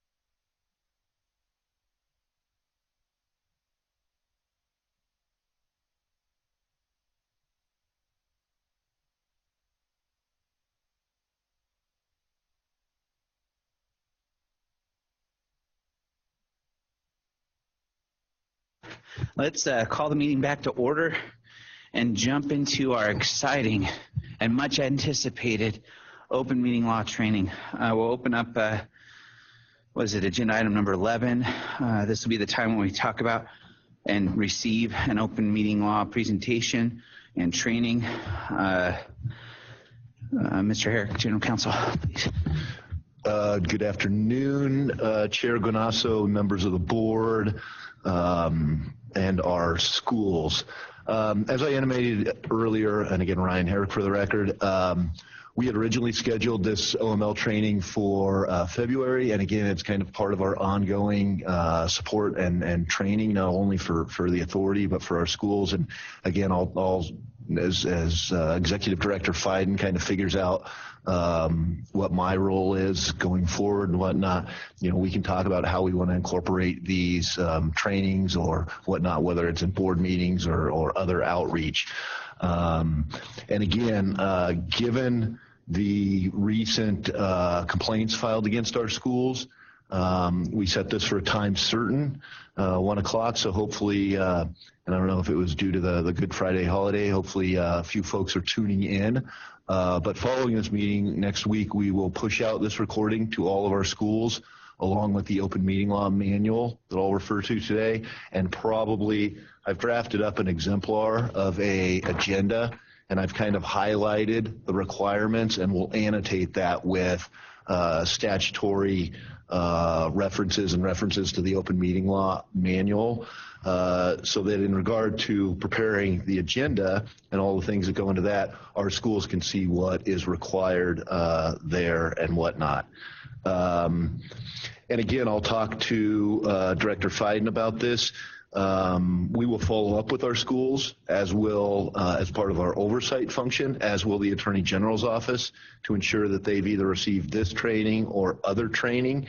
And I, with Ms. Fiden, depending on the turnout we have from this training, I'm happy to do groups of schools. I prefer not to do individual schools, but if we could get groups of schools together, I'd be happy to present this again. So with that, let me get into the training. So the Attorney General's office, as well as private counsel from around the state, have a number of open meeting law presentations. I've looked at a number of those.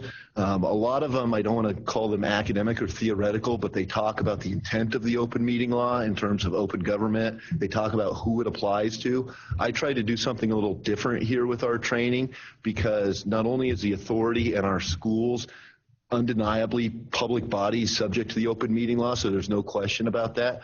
But what I try to do is make a practical, hands-on, nuts and bolts guide, not only so that the authority knows what goes into the open meeting law and the requirements, but again, so that our schools, in conjunction with the Attorney General's open meeting law manual, can use this to see, again, it's not a theoretical or an academic discussion of what the open meeting law is or its purposes, but a practical guide to in 3 parts. So if you look at slide 2, which is up on the screen, I've divided this presentation into 3 parts. First, it's what goes into what the open meeting law requirements are prior to a meeting. Secondly, what happens at a meeting or how to hold a public meeting. And third, what the open meeting law requirements are after a meeting. And the 4th piece of this presentation are a few exceptions, violations, and the proposed changes to the open meeting law. But one caveat before we get started is I want to take questions, and if there's any schools here, I'd happy to do that afterwards or from the board, of course. But one thing I want to make clear at the beginning, if a school is trying to figure out how to hold a closed meeting related to the competency of a school leader on the Friday after Thanksgiving, on an emergency meeting, I'm not going to be able to answer that question. That is a question for the schools council. And again, I'd be happy if a school reached out to me to provide some guidance or whatnot. But again, this presentation is supposed to be a nuts and bolts presentation on the basics of what goes on in regard to holding a meeting. So there are numerous exceptions to the open meeting law in regard to emergency meetings, special meetings, emergency meetings, and attorney-client non-meetings. I'll talk a little bit about that, but again, this presentation is not meant to go down every rabbit hole that exists in the open meeting law. If you go to slide 3, which I see is up there, the first part of this presentation is what goes on before a public meeting, and there's 3 main components. Drafting the agenda, what goes in, the requirements related to supporting materials, and as it relates to both supporting materials and drafting the agenda, the notice requirements. If you look at the next slide, drafting the agenda, 2 main pieces here, clear and complete language and what I call magic language, which is not a legal term. But there are numerous, let me talk about the clear and complete. The way the Attorney General's open meeting law unit and I look at this is if you gave one of our agendas for the authority to your next door neighbor that knows nothing about charter schools, would they be able to figure out what we were talking about that day? Does it provide the public, legislators, other state agencies, our schools with clear notice of what we are going to be talking about? Again, I reviewed all of the agendas that our schools have posted for their upcoming meetings. One pitfall on the clear and complete language are things like staff report, executive director report, principals report, and I've seen this in a number of our schools' agendas. They'll list the school leaders report. The problem with that is not clear and complete. That does not provide your neighbor with any kind of notice of what that school leader is going to be talking about. They don't know whether that's going to be the termination of an employee. That doesn't know if it's going to be a revision to the academics at the school. They don't know if it's going to be accountability measures that the SPCSA has taken. And so our schools are strongly cautioned to avoid those.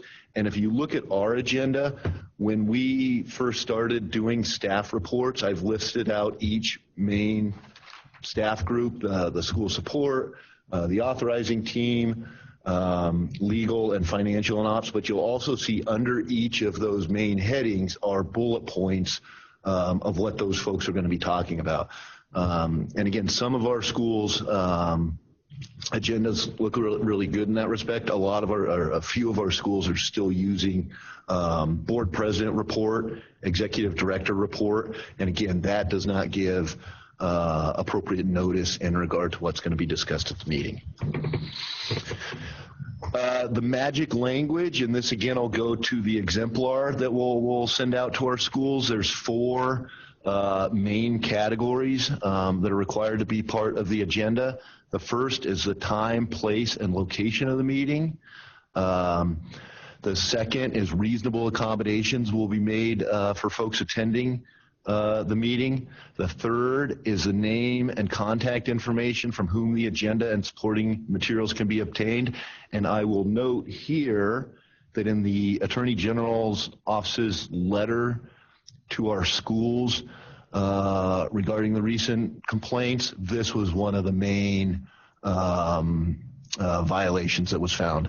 A lot of our schools didn't have name and contact information for whom the supporting materials can be obtained. And the fourth and final, any time limits on public comment, and I'll talk a little bit about that. I believe, don't quote me on this, I believe the Attorney General, the open meeting law manual states that 2 minutes is the minimum. We provide 3 minutes here at the authority. I'll point out another issue that I saw in, I think this was only in one of our schools' agenda. It listed that public comment will be limited to 15 minutes. And I believe what that was referring to is the total amount of time that would be given for public comment, and that's not appropriate. You can't set a ceiling or a floor for public comment. You can limit each speaker to 2 or 3 minutes, though.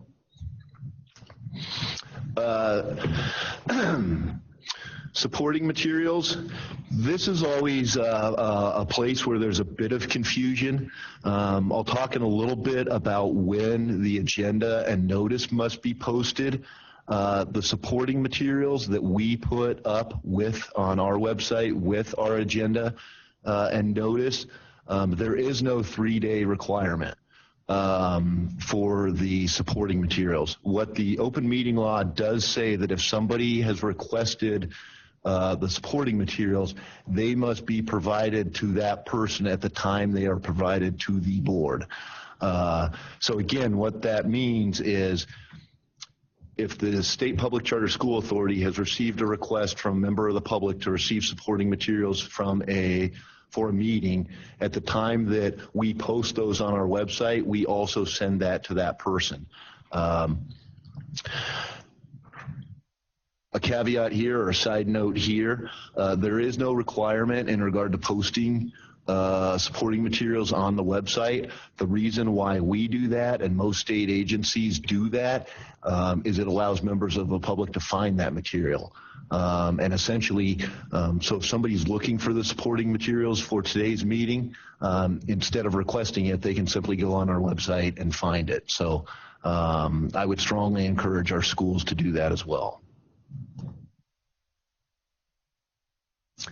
The next slide relates to the notice requirement, and there's 2 main pieces here. The timing. The open meeting law states that it must be posted 3 days, 3 business days prior to the public meeting, by 9 o'clock, 3 days prior to the public meeting. So we typically hold our meetings on a Friday. So what that means is our deadline to post the notice and agenda is 9 a.m. on Tuesday. You have probably noticed that we post our agenda on the Friday before the meeting, a week ahead.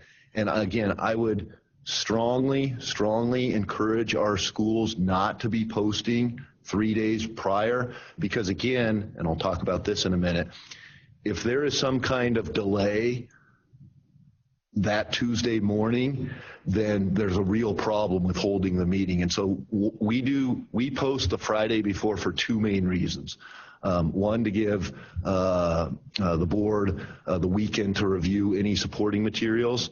We also do it that if there's a problem on that Friday, that gives us a full day on Monday to post the agenda and notice and still comply with the 3-day requirement. So that's the timing issue. In regard to where the agenda and notice needs to be posted, a couple of requirements here. The principal place of the public body or the location where the meeting will be held, and our agency is a perfect example for this. The principal place of the SPCSA is our Carson City office. But we hold our meetings, typically most of the board members are here in Las Vegas. We post in both places. And again, for our schools, this becomes important for a multi-campus or a network of schools. So for Pinecrest Academy, for example, they are not required to post at each campus, although I would encourage them to do so, and I'll talk about that in a second. But whatever their principal main office is where it needs to be posted. Second thing it says is 3 other prominent places, and let's just talk about the numbers here real quick. I've seen a number of our agendas, a number of our schools that are posting their agendas at 3 places, and 2 places, including the principal place, that does not comply with the open meeting law. It needs to be 3 other prominent places, and again, let's talk about a couple of things here. We post at 5 to 6 places each meeting, because again, I don't want there to be I would rather post at more places than try to strictly comply with the number here. In regard to prominent places, I am not going to call out any schools today, but I am going to use a couple of our schools unnamed as examples. There's no real definition of prominent places, but what the open meeting law manual does talk about is depending on what industry or business the public agency is, should guide the postings, where you're posting. So for example, for the SPCSA, we post at the Department of Education, both north and south, as well as I believe it's the there's another location at Carson. But what I have seen from our schools is they are posting at their attorney's office is one of their posting places. They are posting at their accountant's office. We have a school that shall remain unnamed that is posting at several Starbucks. Now, when you go to Starbucks, you see a number of public notices, and those are certainly public places. But whether that is a parent going to be on notice that one of our schools is holding a meeting because they've posted at a Starbucks, I'm not sure effectuates the notice provision. So again, back to Coral, Pinecrest, Somerset, I would encourage those schools to post at each of their locations. Yes. Thank you. May I ask a question? This is Nora. So I know you're going to talk about the new law. Does the new law allow for like posting on your website and that to be counted, or to social media or email or anything like that? Because even posting it in unless it's like the principal's office, which nobody goes in, it doesn't even seem to make, like, doesn't seem to follow the spirit of the law of people where they get information. So I think I've talked enough about the physical locations, but the next 2 points on here is, and you're also required to post on your website. So we post on the agency website. Our schools are required to post on their website as well. And I will say those should be on the home page. Yes. Yes. Well, it doesn't say where, but I do agree. It is. I'll agree with the comment that was made earlier. It is difficult sometimes to find our schools' agendas on their website. Typically, they're under. There'll be a tab for the board, and then there'll be a tab for the public notice, and then you finally find the agenda. So I would suggest and encourage that our schools post those on their homepage. The second point is, and this requirement came into effect, I believe, in 2015. This is a issue that a number of our schools have. The official posting website of the state of Nevada is notice.nv.gov. Statutorily, under the open meeting law, all public bodies, including this agency and our schools, are required to post their agenda on that website. And so it's a central location for all public bodies. And our schools have, that has been an issue with our schools.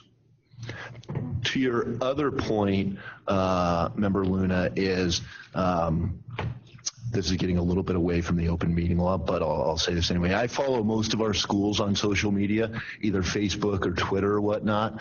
I see a lot of notifications regarding PTO meetings, fundraisers and whatnot. I very rarely see a posting regarding board meetings. And again, what we do internally at the agency is we take a look from time to time at a handful of our schools' board agendas, and you can learn a lot about what's going on at a school by what's on their agenda. So again, not a requirement of the open meeting law, but again, I would strongly encourage our schools to push out their board agendas as part of their social media campaign. So did that answer your question? But so will that count as a posting, or no? Well, it would for that, but not for the physical. Okay. So is there any changes in the? So there are no changes that I'm aware of, and I'll talk about the new open meeting law bill a little bit. It's gone through 3 significant revisions during this legislative session, so where it's at now, I'm kind of waiting for that law to make that bill to make its way through the legislature to see what it actually looks like. But I don't believe it does address the social media. But again, to summarize, principal place of the business or the public body, the location where the meeting is held, 3 other prominent places, and the 2 websites. So essentially 5 requirements. Member Kern? Mr. Herring, you really haven't defined, at least I haven't seen it yet, which organizations need to have posting. For example, you mentioned the parent-teacher organization. There might be a meeting in there, and maybe there are 3 board members out of the 5 that are meeting. Obviously, the board would have to post. What are some of the rules around who has to post, or when it has to be posted, when it has not? So for purpose of the open meeting law, it defines public bodies, which would include the board for the SPCSA and for our schools. So this presentation and my reading of the open meeting laws applies to the board meetings. But I think I have this somewhere later, but I'll talk about it now. I don't want to. There's been some discussion under the open meeting law historically about committees, and particularly subcommittees. That is going to be clarified in this new bill on what that means.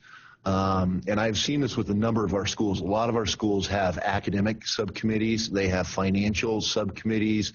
They have teacher evaluation subcommittees. And here's the trick is my reading of the open meeting law, which I'm hoping this is clarified with the new bill, is any subcommittee that makes a recommendation to the board that the board is going to take action on is subject to the open meeting law.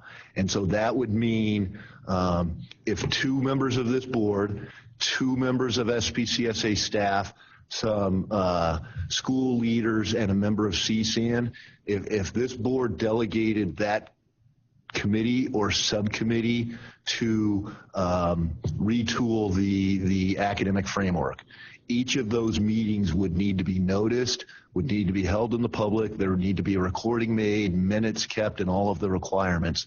And again, I think organizations, not just educational organizations or school boards, have struggled with this issue because you could read that.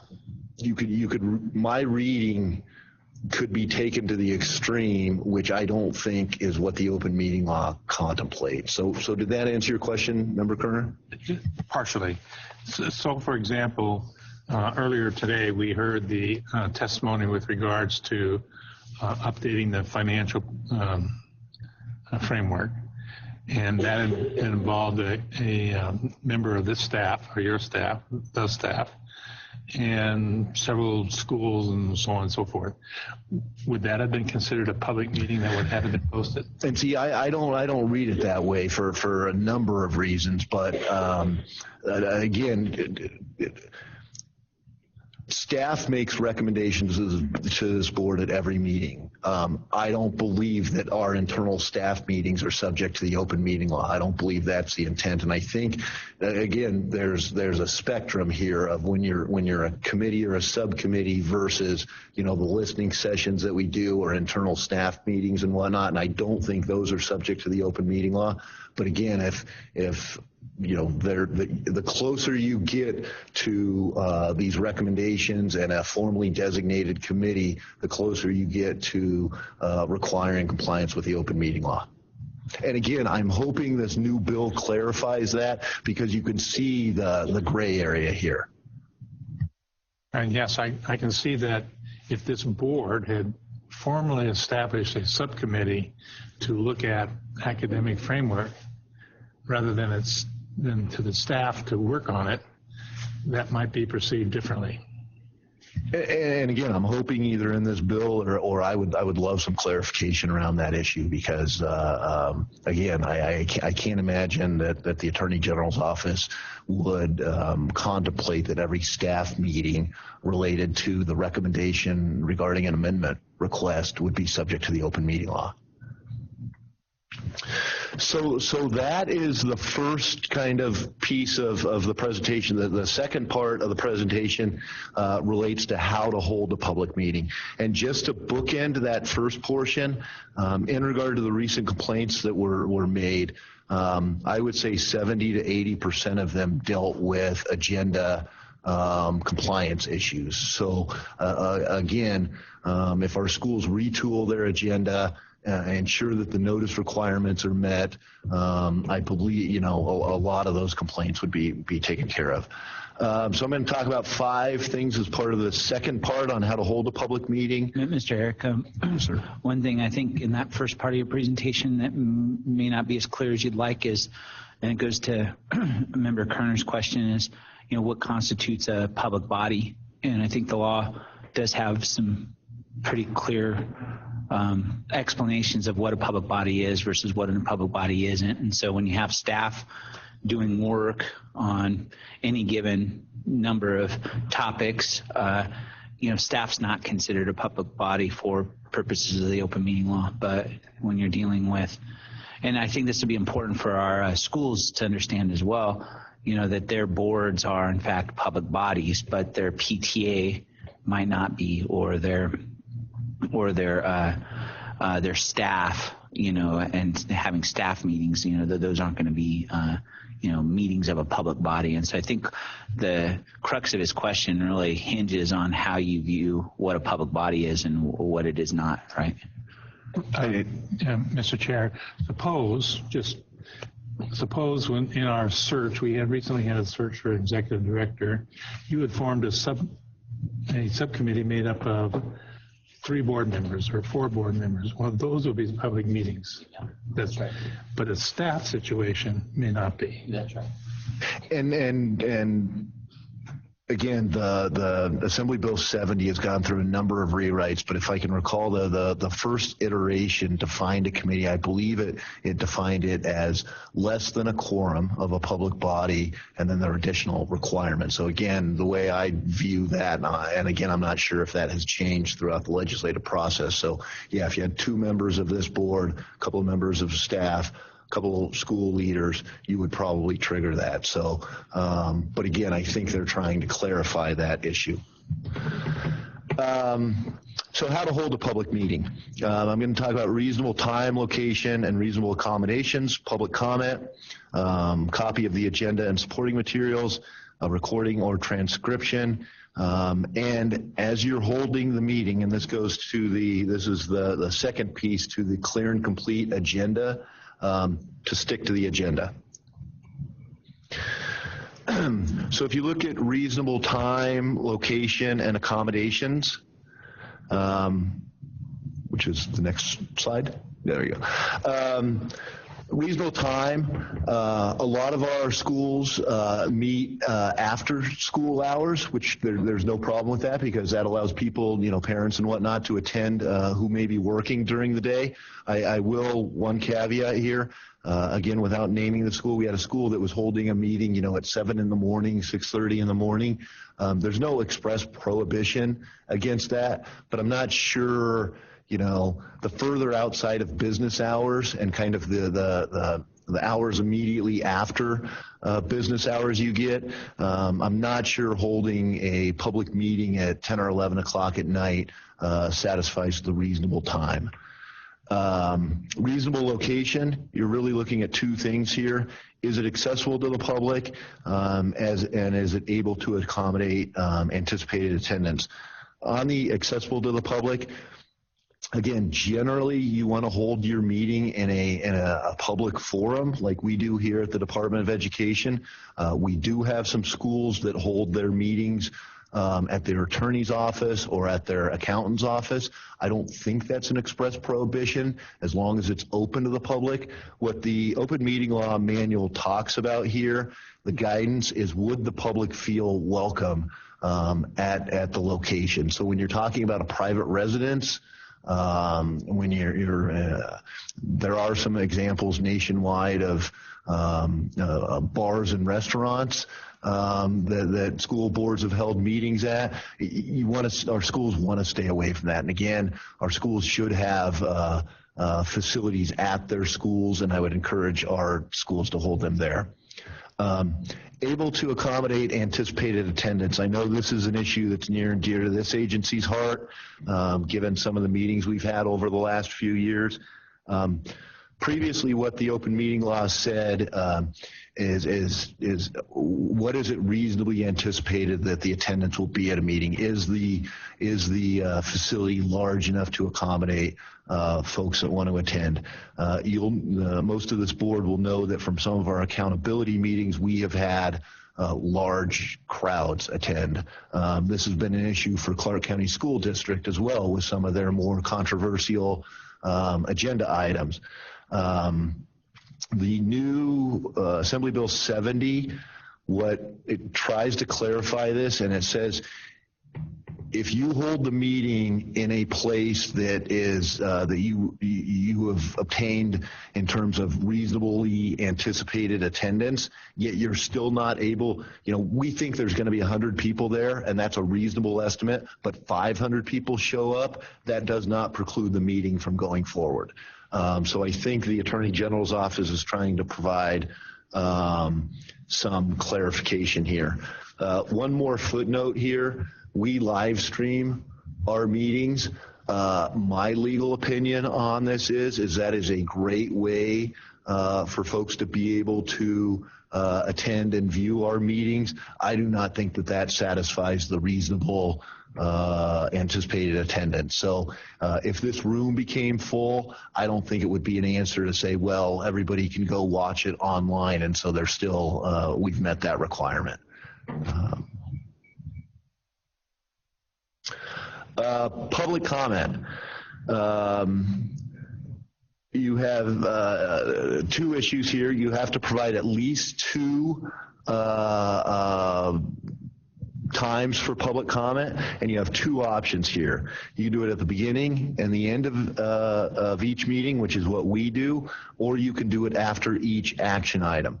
I have seen there in the recent complaints, there's a couple of schools that are only providing one period of public comment, and that does not comply. You may have noticed from time to time, we always do at the beginning, public comment at the beginning, and at the end. From time to time, I'll list public comment under a specific agenda item as well that I know we're going to have either schools or members of the public interested in. And again, if you have more than two, that's certainly acceptable. Restrictions on public comment. The restrictions on public comment are very limited. What the open meeting law says is reasonable, but I will say, I believe it's 2 minutes, but we provide 3 minutes. There is the ability for the chair to limit public comment to that is unduly repetitive. So if you have 12 people getting up saying the same thing, there is the ability to limit that. I would caution this board and our schools to be very careful if they implement that. And the final caveat here is no limitation based on viewpoint. So I think this is a common sense issue. Obviously, we can't say no public comment will be allowed, criticizing agency decisions, or we're not going to allow school X, anybody from school X to get up and say they don't want us to take accountability actions to in regard to that school. But again, that seems to be pretty common sense to me. Might add on that, there's no responsibility from the board to respond to individual public comment. Is that correct? So this is, I'll give you another lawyer answer. This is another issue that there's a bit of gray area. There's no responsibility to respond to public comment. No action can be taken in regard to public comment that's not on the agenda. Many public bodies do not respond at all to public comment.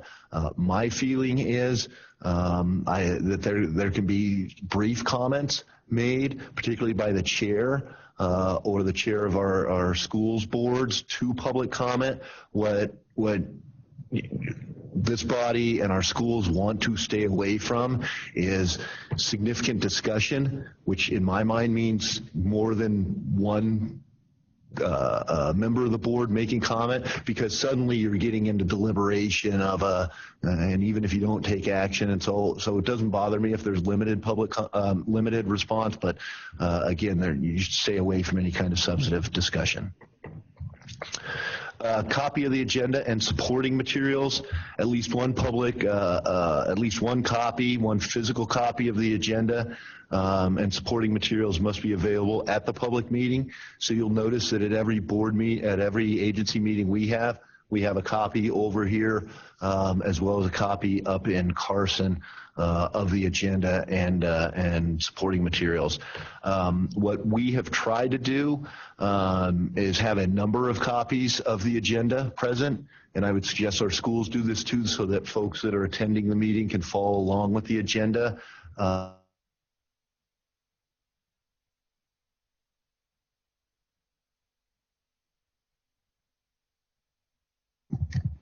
Ryan, we can't hear you.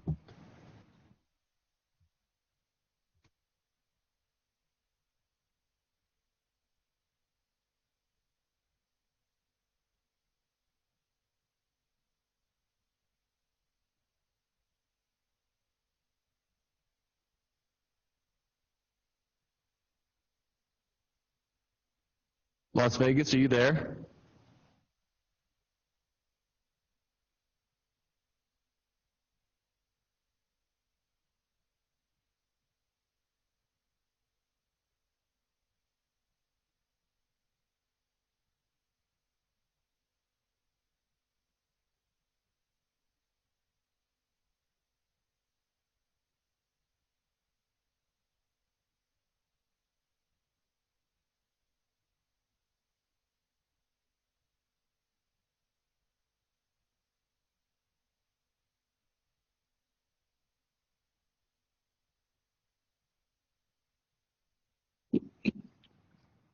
Jason, can you hear me now?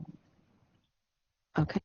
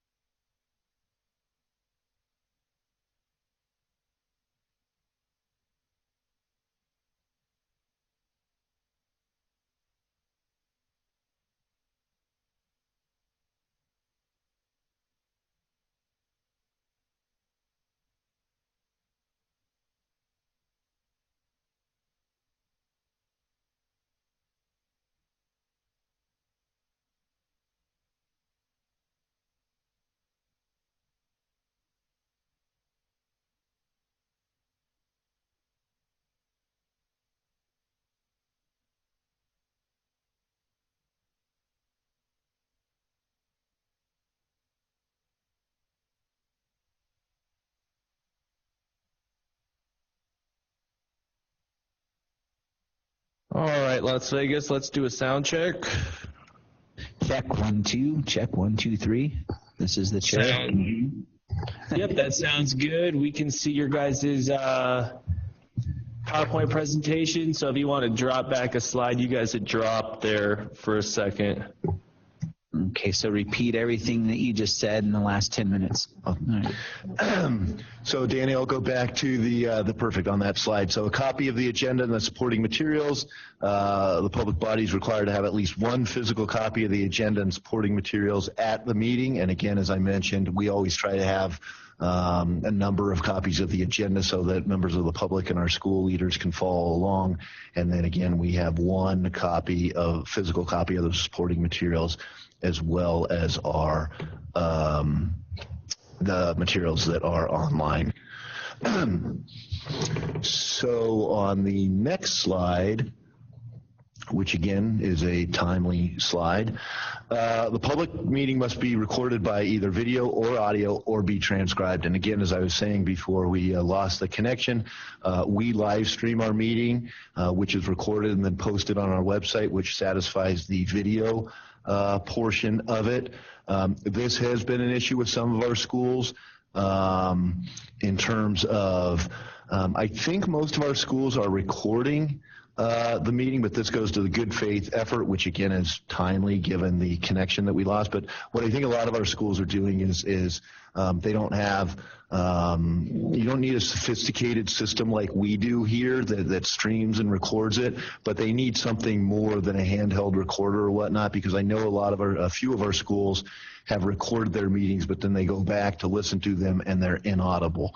So the other point I'll make on the good faith effort is here at the Department of Education, we do have a fairly sophisticated system, but as you just saw, and that was not planned, we lost connection. If there was an open meeting law complaint filed against us, I'm very confident that the Attorney General's office would find that we had made a good faith effort to record the meeting and that momentary blip doesn't constitute a violation.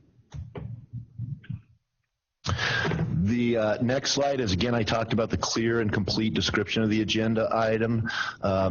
Stick to the agenda, and about every once in a while I will raise this issue with us because, as you know, a lot of agenda items overlap.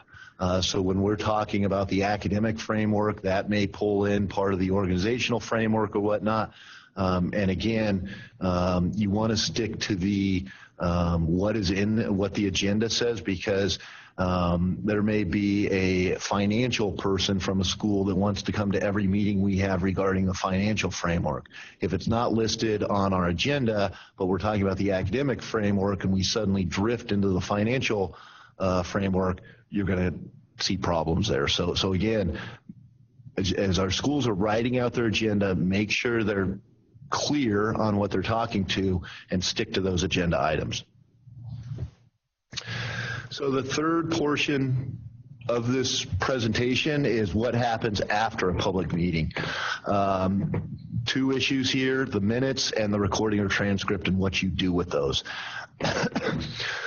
So there's not a ton of guidance. Well, the guidance on the minutes states that the minutes must contain the date, time, and location of the meeting, the members of the public body that were present or absent, the substance of any discussion, a record of the vote, and any substance of the public comment.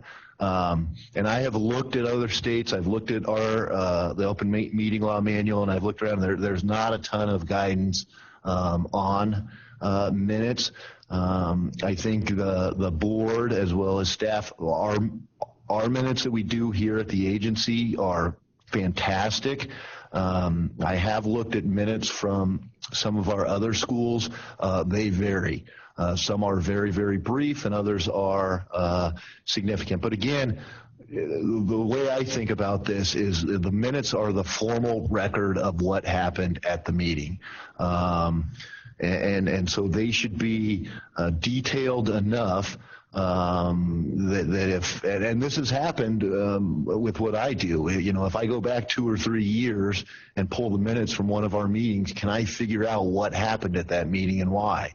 It doesn't have to be a verbatim transcript, although you can do that, but it needs to be sufficient enough to know what happened at the meeting. Those minutes must be made available to the public within 30 business days of the meeting, and they must be approved at the next meeting or within 45 days.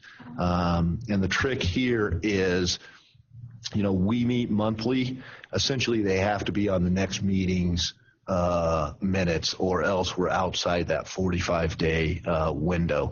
Where you see problems here, I haven't seen, this doesn't happen with us very often or ever, and I haven't seen it with our schools a lot. If you have board members that request changes or amendments be made to the minutes, and that gets pushed to the next meeting before they're approved, you're outside that 45-day window. I think that the Attorney General is looking into this and trying to create some leeway here, but the way I've handled this is the board approves our minutes at that subsequent meeting with direction to staff to make any changes going forward. So that's the way I've handled that. Recording or transcript must be made available to the public and must be retained for a year. And again, that's where I've seen our schools run into some problems of, if you're looking for a recording of one of our schools' board meetings from 6 or 9 months ago, they haven't retained those, and that's a requirement as well. So again, there's kind of the three parts: the before, during, and after. A couple of exceptions here. I've referenced the committees and subcommittees. I want to talk about what happens if there is a violation. There is provisions in the open meeting law for civil, criminal, and monetary penalties. It is very, very rare that the Attorney General's office fines a public body. What our schools and what our board needs to be aware of is, if it's an action item and there's been an open meeting law violation, and particularly in regard to a notice violation, it voids that action. And so what you have to do is you have to put it back on the agenda. You cannot do it as part of a consent agenda. You don't have to have the same discussion you had previously, but there has to be substantive discussion. So again, what our schools want to look out for is, if they don't comply with the notice provisions or they have other violations, they will it potentially can void an action. And again, I referenced Assembly Bill 70 as well. Closed sessions, all I've done is provide the statutory site here. If this board or one of our schools wants to go into a closed session, you need to give me a heads up ahead of time, and our schools need to contact their schools council to figure out how that works. Emergency meetings, I want to make a point here. If an emergency meeting is called, it allows you to circumvent the 3-day notice provision. However, the grounds in the open meeting law for an emergency meeting are very, very limited in regard to, it talks about civil unrest, a natural disaster. It talks about something outside the control of the agency. And what I've seen with our schools sometimes is they fail to comply with the 3-day posting requirement, and so they schedule an emergency meeting. That is not an emergency meeting. And again, when I talked earlier about violations that concern me and violations that don't concern me, that one concerns me. If a school fails to comply with the notice requirements, they need to schedule another meeting 3 days out. Attorney-client conferences. This one, there's sometimes confusion. If this public body wants to receive legal advice from their legal counsel regarding pending or threatened litigation, that is not a meeting. It wholly exempts those conferences from the open meeting law. So it's not a closed session, although sometimes it's noticed that way. And if it happens during a meeting, it should be agendized. But if this board wants to have a conference regarding pending or threatened litigation, it doesn't need to be noticed. It doesn't need to be recorded. It doesn't need to be minutes don't need to be kept.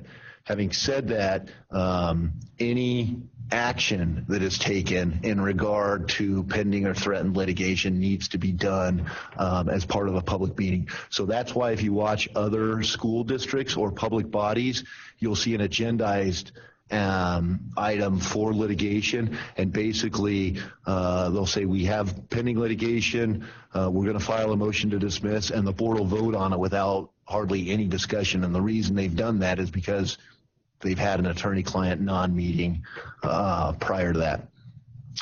Social functions and conferences are exempted, and I think the next slide I get into a quorum, and quorum, which for us is defined as 4 of the 7 members And for our boards, depending on the number, it's going to be a majority. Anytime you get a quorum together, you want to be careful. But again, social functions and conferences are exempted.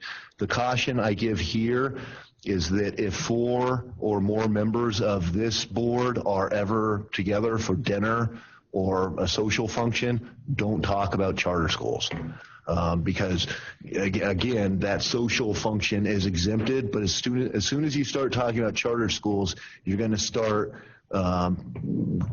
tiptoeing towards deliberations.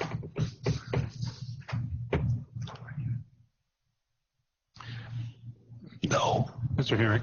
Yes, sir. Going back to the previous slide, is there an exemption to the open meeting law for personnel matters or something of that nature?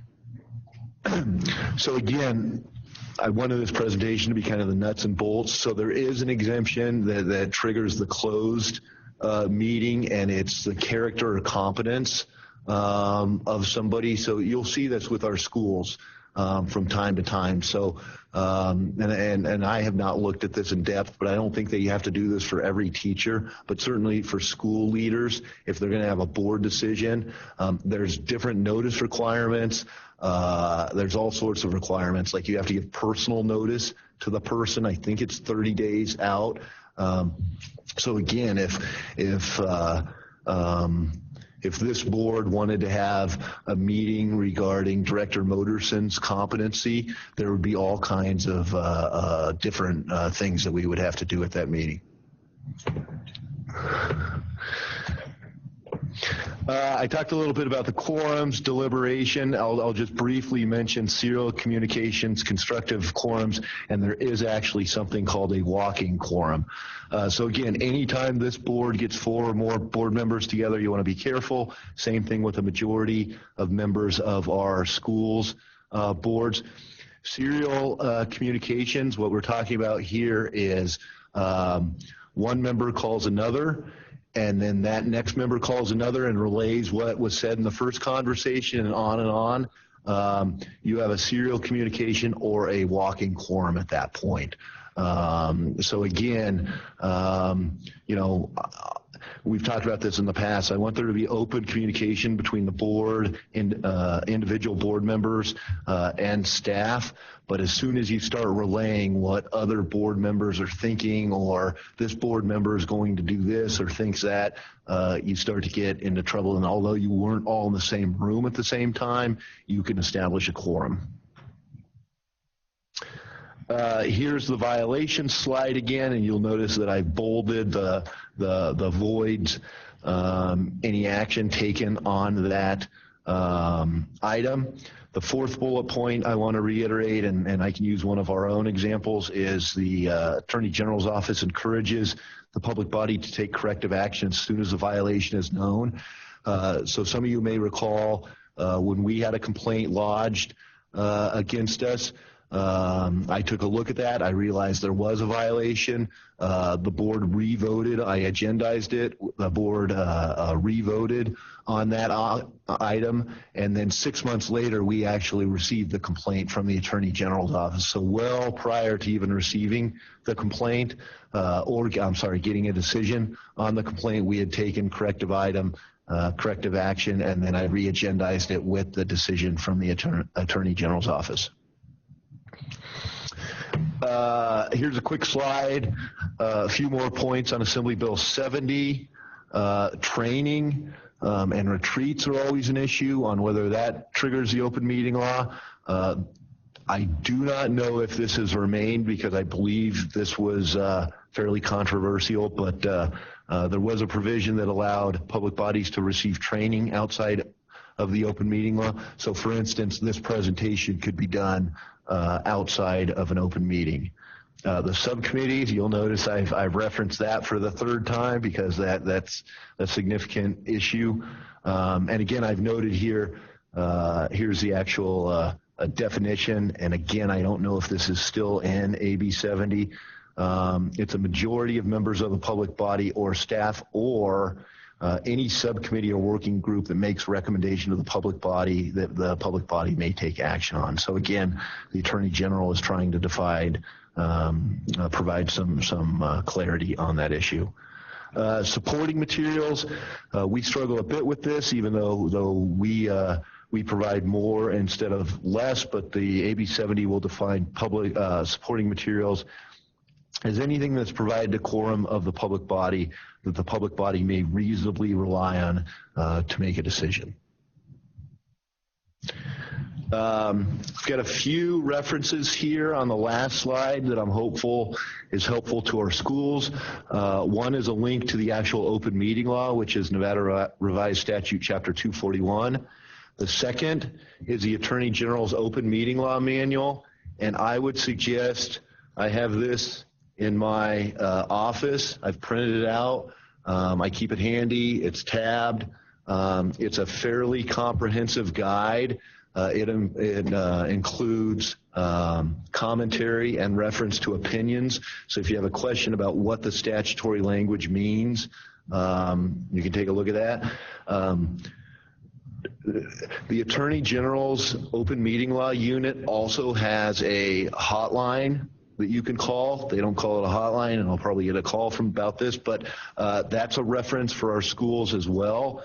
The one caution I'll give our schools here, that if you call the Attorney General's office in regard to an open meeting law question, the first question they're probably going to ask is, have you consulted your own counsel, and what do they think?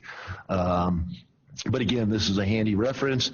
I use it from time to time, and then I finally listed either myself or the charter school's legal counsel. And again, I am not counsel for our schools. I am not going to provide our schools with legal advice.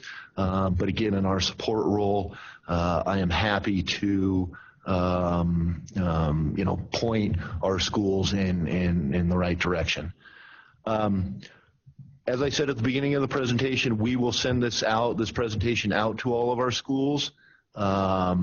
We will also send a link to the Open Meeting Law Manual as well as an exemplar. I'm also happy to provide this training to groups of our schools, and I'm also hoping, I'm also able to, I'd prefer not to answer questions on an individual basis, and I don't know if there are any today.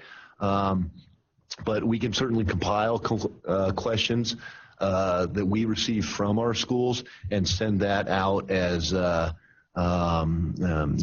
frequently asked questions to our schools. So with that, I'm happy to take any questions. Any questions from any board member?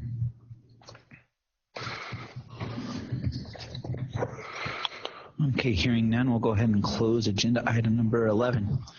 Thank you for the presentation, and hopefully the schools will take advantage of the training and ask lots of questions about their own practices, and all of us will be in compliance with the open meeting law. So thanks again.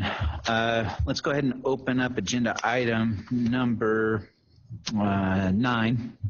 This will be the legislative update, where SPCSA staff will provide an update regarding the 2019 legislative session, including an overview of the governor's recommended budget.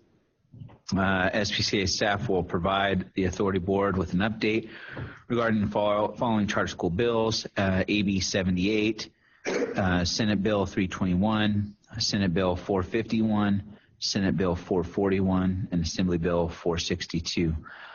Director Fiden. Thank you. Mr. Herrick is going to go ahead and give this update, and we'd be glad to answer questions as they arise as well. Thank you, Director Fiden. I intend in the future to speak less frequently at these meetings, and I will let the board know this will be the last legislative update that you will hear from me. Director Fiden will be taking over the legislative duties, and I will see out the rest of the session with her. But given the kind of unique role I've had over the last couple of months and the involvement I've had with the pending bills in the legislature, I will go ahead and go through these bills. These are the most important charter school bills that affect our agency directly. And what I'd like to do, I'm going to go out of order from how they're listed on the agenda. And after each bill, If you have any questions, just let me know. I think it's better to do it that way than to take questions at the end. So, and I'm going to try to go from simplest to the more substantial bills. So I'm going to start with Senate Bill 451, which allows for variable length renewed charter contracts. This bill was passed out of the Senate floor to the Assembly, 21 to 0 vote last week. So now it'll move over to the Assembly side. What this bill does, under our current statutes, we can give a 6-year initial charter school contract term with a 6-year renewed term. What this bill allows is for the initial contract term will still be 6 years, but on a renewed contract, it can vary from 3 years to 10 years.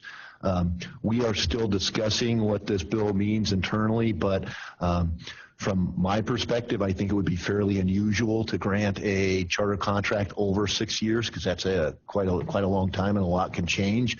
But I could see a school that has multiple years of 5-star ratings without any organizational or financial issues being given a 6 or 7 or 8 or 9 year term. What we are very excited about in regard to this bill, though, is for those schools on renewal that are on the borderline and we don't want to do a performance contract with benchmarks and whatnot, it would allow us to do a 3 to 4 year renewed charter contract. And so it would kind of give that high stakes review would be automatic on renewal. And again, we do renewal the fall before the contract expires. So in the last year, the second year, or the beginning of the third year, that school would be up for renewal, and we'd be able to reevaluate that school at that time. So any questions regarding the variable length renewed bill? Any questions from any board member? No questions on that at this time. The second bill I'd like to talk about is Senate Bill 441. This bill provides for separate regulation of online public charter schools, and these are our virtual schools. This bill was passed out of the Senate Education Committee last week, and I believe moves to the Senate floor here soon. The deadline is next Friday for all the bills to come off the floor, so that should come up next week. What this bill does is a number of things. It allows the authority to pass regulations to have a separate oversight role in regard to our virtual schools. It also allows the authority board to form a subcommittee to oversee those virtual schools. As drafted, the bill allowed the authority to draft regulations to withhold a portion of the DSA funds that those virtual schools received based on student performance. That provision has been struck, and I don't know if it'll make its way back into the bill on the Assembly side or not. It also provides for the drafting of regulations related to admission and enrollment requirements for those schools. And lastly, it allows for regulations to allow schools to suspend or expel students that aren't participating in the virtual program. And I don't know, Chair Gonasso, if you want to comment on this bill or not. Thank you. Yeah, so as many of you know, we've been working on this issue for better part of a year and a half, really. The engagement with stakeholders, including the virtual schools. CSAN has taken a leadership role in this with Pat Hickey and others. The Alliance, the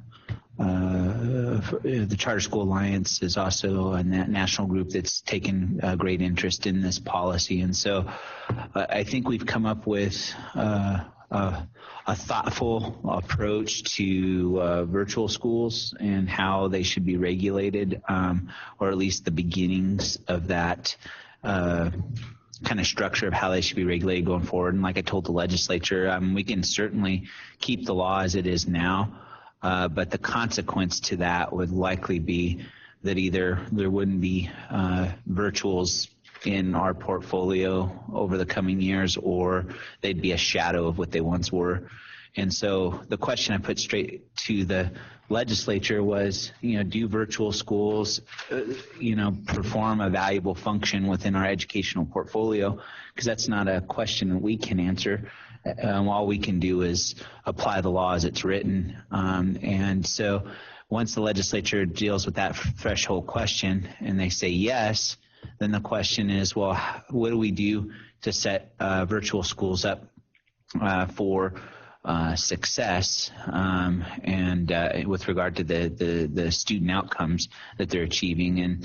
And so this legislation really puts us in a more proactive position than we've been previously, where we're not responding to failures to comply with the laws and standards that we have for brick and mortar charter schools, but we're allowed to really look at other data points. What I would imagine this legislation will allow us to do is look at other data points that are unique to virtual schools with an eye toward what is a quality virtual school? How do you get quality outcomes out of a virtual school, and how can we regulate that sector in a way where we can achieve those outcomes? And so in any event, we gave testimony in support of this bill a week or two ago. All the days are running into each other, but a week or two ago, it was very well received, and we're expecting that we'll get the same warm reception over in the Assembly side. I wasn't, with regard to the funding piece, I think the Alliance is really advocating that funding, the DSA clawback provision, be inserted back into the bill. But I'm not sure if that'll happen because there's a larger discussion going on around school funding, and virtual schools may be dealt with differently under the new funding formula anyway. And so we'll have to see how that percolates. I would be happy with the bill as it is now, because I think it'd be a good starting point for what we want to try to accomplish with our virtual sector in our state. And so one thing you'll notice, and I'll just close with this, is that they're rather than having the legislature prescribe what should happen in the virtual sector, what we've asked for is authority to develop regulations. And what I would imagine is, if this bill passes, that we would begin the process of engaging all the stakeholders in the virtual space. We would reach out to national experts and understand what the best practices are nationally, and we would come up with a way of regulating virtual schools that would set high standards and allow those schools to thrive with regard to producing quality outcomes for the students that they're serving. So stay tuned, more to come, but I'm really optimistic about where we stand as of today. So those were the easy two bills, so it gets a little more complicated from here on out. The next bill is Assembly Bill 78, which is the SPCSA's bill. This bill does 5 separate things, and I think the board is fairly familiar with this, but I just want to make sure at this stage of the legislative session, the board's well acquainted with what this bill is going to do. And this bill was likewise passed out of the Assembly Education Committee a few weeks ago, and so we'll move to the Assembly floor and then over to the Senate side. So this bill does 5 things. It clarifies the SPCSA's role as the LEA. It provides us with plenary regulatory authority. So essentially, we can draft and adopt through the regulatory and rulemaking process regulations related to 388A and our schools. There's some oversight provisions, and there's really 3 of those. Clarifies the annual reporting to the Department of Education. It clarifies the comprehensive review that the department is supposed to engage in regard to all charter school sponsors every 3 years. And I want to emphasize this point, is there is a provision in regulation currently about the department evaluating charter school sponsors. They have never done that. This will clarify that, and we will be working with the department to figure out how they want to do that and what they're going to be looking for. And that'll affect the SPCSA, Clark County School District, Carson City School District, and Washoe County School District, all charter school sponsors in the state.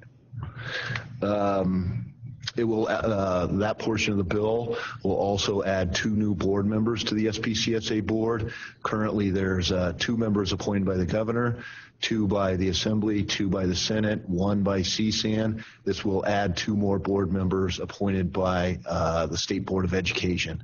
And so this portion, we're hoping, solidifies that connection between us and the state board. And I apologize. I meant to make this comment at the beginning. I did not include any written materials as part of this agenda item because at this stage of the legislative session, you have to piece together work session documents and the different amendments to kind of figure out what the bill is actually doing. And that goes directly to this next point. We had the version of the bill that we submitted clarified that our schools must serve all special education students, and I've talked extensively about that. That in the work session document, that provision is in there. I'm not quite sure what it looks like at this point. So, but that's the fourth point. The 5th point, which I'm going to talk about in connection with, is there any questions on those four first points before I get to the 5th point that I'm going to tie to Senate Bill 321? No, please proceed. The 5th part of Assembly Bill 78 does 2 things. It winds up the Achievement School District, and it moves the 4 existing schools under the SPCSA umbrella, as well as the 2 approved but not yet open schools. Senate Bill 321 does the same thing, and that's sponsored by Senator Dondero Loop. And so I've been working with Assemblyman Thompson, who is spearheading our bill, Assembly Bill 78, and Senator Dondero Loop, as well as other legislators, through one of those 2 bills or both, the Achievement School District will be wound up by the end of the session. What I'm working on is the mechanics of how those 4 existing and 2 approved schools move under us, under our umbrella. And there's 3 main, and this one I am going to ask Director Fiden to chime in on since she knows some of these details better than I do. There's 3 main details we're trying to work out.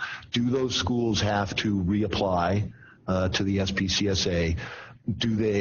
Are they going to continue under their existing contracts or get new contracts? And those the 4 open Achievement School District schools are currently their own LEAs. Now I have my own ideas on how that's of how that should work, and I've told legislators this. It's going to be messy no matter how we do it. But what we want to do is make it as seamless and as painless for those schools as possible. What I think is going to happen with those 3 provisions is they will not be required to reapply, since they have already applied to the state of Nevada through the ASD and been approved. They will get new contracts by the summer of 2020, so they'll live out, they'll have basically from this summer until next summer to transition from their existing contracts to SPCSA contracts, and they will lose their LEA status. We have begun reaching out to those schools to discuss the concerns they have regarding each of those provisions, and I'm sure this board has concerns with each of those 3 items. Staff has concerns with each of those 3 items, and we're working with legislators, Legislative Council Bureau in regard to what that language exactly looks like, because depending on how it's worded, it's going to mean different things, as well as the school leaders from those ASD schools to see how that's going to look. So I know that was a lot, and do you have anything to add, Ms. Fiden?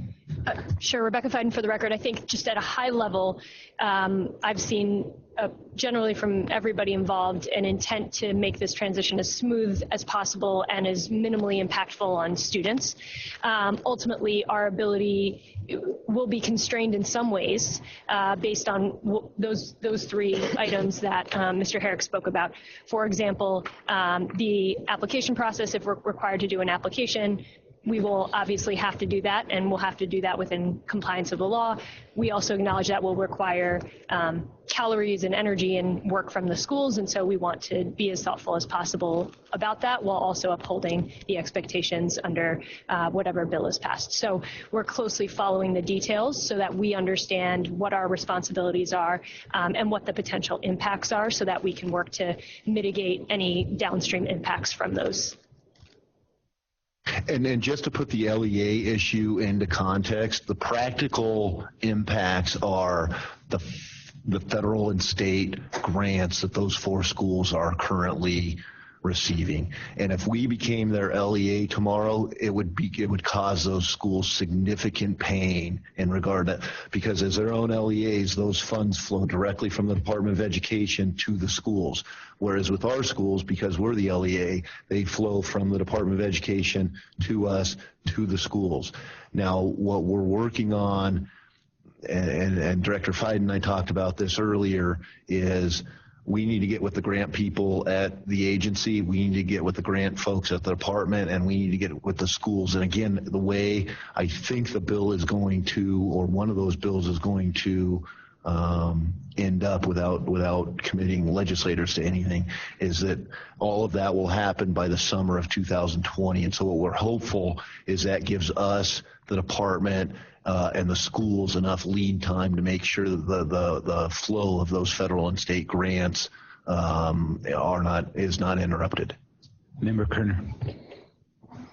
Obviously, this transition is important, and to what extent, if at all, do these bills contradict each other? And the reason I ask that is because the rule is whichever bill passes last is a prevailing bill. So if there's a conflict, I'd like to know where it is. So we have work session documents from both, which for context means we don't have actual bill language. All we have is essentially work session summaries of what they're going to look like. My reading of those shows conflicts in another areas, in a number of areas. I've met with Senator Don Darrell Loop on a number of occasions. I've met with Assemblyman Thompson, and I met with Assemblywoman Tolles, who's spearheading part of this effort as well. I have also had, and I think this is fairly unusual for an agency, I've had significant discussions with the lawyers from the Legislative Counsel Bureau about the specific language, and a couple of things can happen. And I believe, and again, I do not, anybody that's watching this, and I don't want to have to answer questions next week, I'm not trying to commit legislators or put words in their mouth, but I believe either the bills are going to be reconciled either through all those folks getting together. They will do a conference committee at some point to reconcile the bills, or what LCB has informed me is to the extent that those bills can be laid over each other in the drafting process of the actual statute, they can do that. So one way or again, this process is going to be difficult, and we want to make it as painless as possible and seamless as possible on the school's part. To the extent that we, meaning me, have to figure this out, I'll figure out a way to do it that causes the least interruption to those schools as possible. And again, we're working through this process, but I think to a certain extent we're just going to have to see how it comes out at the end of the session. Oh, good. I appreciate that. To the extent that they can be overlaid, and if it's in a conference, that's what those things are for, is to iron out those things to make it work. And I am particularly appreciative of the fact that it's not an easy transition. There are issues that need to be resolved, and to the extent that we can make sure that the parties, either Assembly or Senate, have that, and a conference committee can sort that out with their attorneys and so forth, that's to our advantage. And probably more information than you need, but I've had significant discussions with Senator Don Darrell Loop regarding these issues. I've only started these discussions with Assemblyman Thompson because we were focused on AB 462 and a potential moratorium. But I have begun discussing that with Assemblyman Thompson, and we'll talk about this when we get to the next bill and the next agenda item. But Assemblyman Thompson has offered to, assist us in reaching out to those schools and ensuring that those schools know. Obviously, there's nothing punitive here. Those schools just need to find a new home, and we're the best place for that. And so, again, none of those conversations, I want to make sure, have been adversarial with any of those legislators. And everybody's looking to the same goal. It's just, again, the practical mechanics of what happens with those schools' contracts and whatnot. Thank you. I appreciate your response. I think the 4 existing ASD schools and the 2 new schools that aren't together present different issues. With regard to the 4 ASD schools, certainly bringing them over with their existing contract, for a year makes some sense, but I would like, from a board member standpoint, who are responsible for oversight of the schools, to be stuck with a contract that we didn't negotiate and hold the school accountable to the standards that we hold our other schools accountable to. I'd like to see them moved over to an SPCSA contract that's consistent with the other sorts of contracts that we have and we conduct regular oversight for. I think that makes most sense both for the school, but also for us, who's ultimately responsible for the oversight function of the contract and how the school runs. Just to clarify, you're talking about the 4 open and existing? The 4. So these are the 4. Yeah, so the 4 have an existing contract. Yes. And that contract was negotiated with the ASD. That contract probably looks a little bit different than the contracts that we have with our existing schools. What I don't want to do is have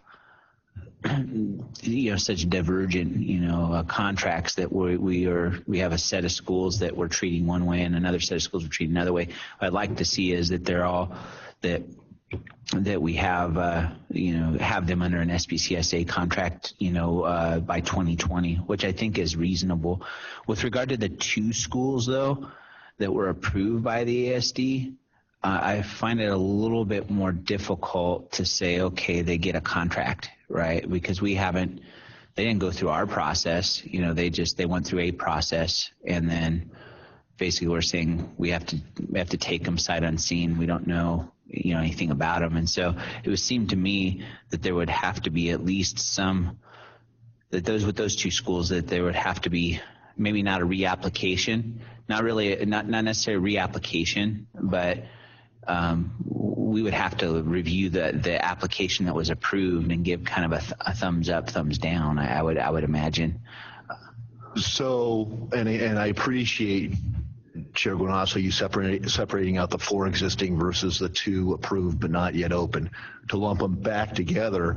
However this happens, all 6 of those schools will appear in front of this board at some point to explain who they are, what they're doing, and whatnot. And like you said, with the 4 existing, again, there's the legislature, there's the school's desires, and then certainly I understand this board's concerns or whatnot. But again, I think how the present bills look, it's those 4 schools would serve out their contract for the next school year essentially, and then be under an SPCSA contract going forward. For the 2 approved but not yet open schools, a lot of discussion is going on regarding that, and believe me, I spent a ton of time thinking about this because there's a number of ways this can happen, but depending on how and they don't have inked contracts yet. They don't have executed contracts, so they will go under our contract. So that part is solved. The application process. I certainly understand this board's desire to have some sort of review of those schools. And depending on how that legislation comes out, we will figure out a way to make sure that this board still has, some sort of review process for those schools. And again, the competing interests here are I believe this board should have some sort of review process. But again, they were approved by the state of Nevada, and this is the 600-pound elephant in the room. They were approved by Ms. Fiden, who is now sitting next to me as the executive director of the SPCSA. So I think we can have confidence, and again, different process, different application and whatnot. But the great thing about having Ms. Fiden as our new executive director is with all 6 of these schools, she's intimately familiar with those schools, what their curriculum is, what their strengths and weaknesses are and whatnot. So I think that should give this board some comfort. Well, yeah, perhaps, but I guess I don't want to overcomplicate it. But what I want to say is that certainly, I trust Ms. Fiden's judgment with regard to, the application process and ultimate conclusions she made. But what I would imagine is that with those 2 schools, there would be something put on our agenda. Ms. Fiden would come to the board and say, this is what we did with this school. We reviewed this application. We went through this process and procedure, and we recommended and approved this school to be open in, 2021, I guess. I'm not sure when they're planning on opening, and then we look at the application, we look at the recommendation of Ms. Fiden, we say, yeah, we agree, this seems like it would be a good school because it checks this box, this box, this box. Or we say, did you consider this? Did you consider that? We have concerns about this issue. We have concerns about that issue. And then be able to address those concerns before just, accepting the school wholesale. That would be kind of the process I would imagine we'd go through. And in regard, again, we've, Ms. Fiden in her previous role 2 weeks ago, had close contact with all 6 of these schools and whatnot, and the SPCSA has now started outreach in regard to these schools. But also staff, Director Moderson and myself have started to take a look at those schools, the models, whatnot, and we've started to have discussions about these schools are doing this and this is what they're, and so we're looking into those schools as well. So because again, one of the concerns from the legal perspective was I don't believe without this board ever seeing those schools and without this agency ever seeing a piece of paper, I can just enter into contract negotiations with those schools. So again, depending on how the statutory language is, there will be some part where this board is involved, and then I would anticipate contract negotiations. And again, just for context, I don't believe either of those 2 schools are anticipating a 2019 opening. They're all looking at 2020. So Rebecca Fiden for the record. So just 2 things. One of the 2 schools had intended to open this fall and is closely watching what's going on and making contingency plans for a delay of a year. Obviously, the circumstances, played a large role in that, and I have, kept them up to date about the process. I do absolutely understand this board's interest in making sure they understand the school, what they bring to the table, what they offer, what challenges they might face. And I think that's incredibly important as this body is responsible for the contract with that school.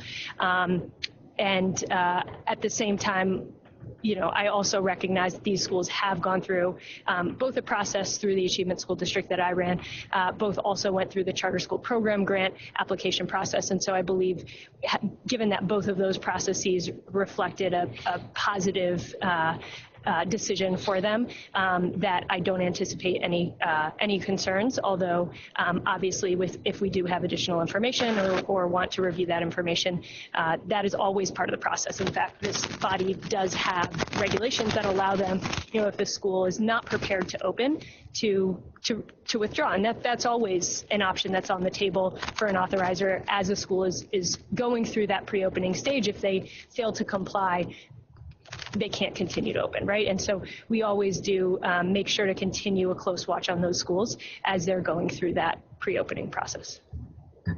Yeah, my concern is just looking back at history. Before there was an SPCSA, there was the NDE that approved certain schools, and those schools, some of the we had some problems with over the years, and so I think there's value when you have a board reviewing these things to ask questions, and not so much to reverse any decision you make. I trust your judgment, but it just understand what we're getting into and what the expectations are. Because fast forward 2 years from now, we've got an underperforming school, and let's say one of those underperforming schools is one of these two new ones. What do we do in that situation, and how do we manage that? And I just think that from a board perspective, we should know what we're getting into. And again, I don't think what I've articulated is an onerous sort of a process. It's just kind of a daylight what's transpired, the rationale behind the decision to approve those schools. Let us review the material, and then then we know what we're getting into, and we can let those bring those schools under our umbrella. And it seems pretty simple to me. I mean, am I missing something that would make it more complicated? No. Mr. Herrick, I think that the analogy isn't perfect here, but think about us approving 6 new schools in a single cycle.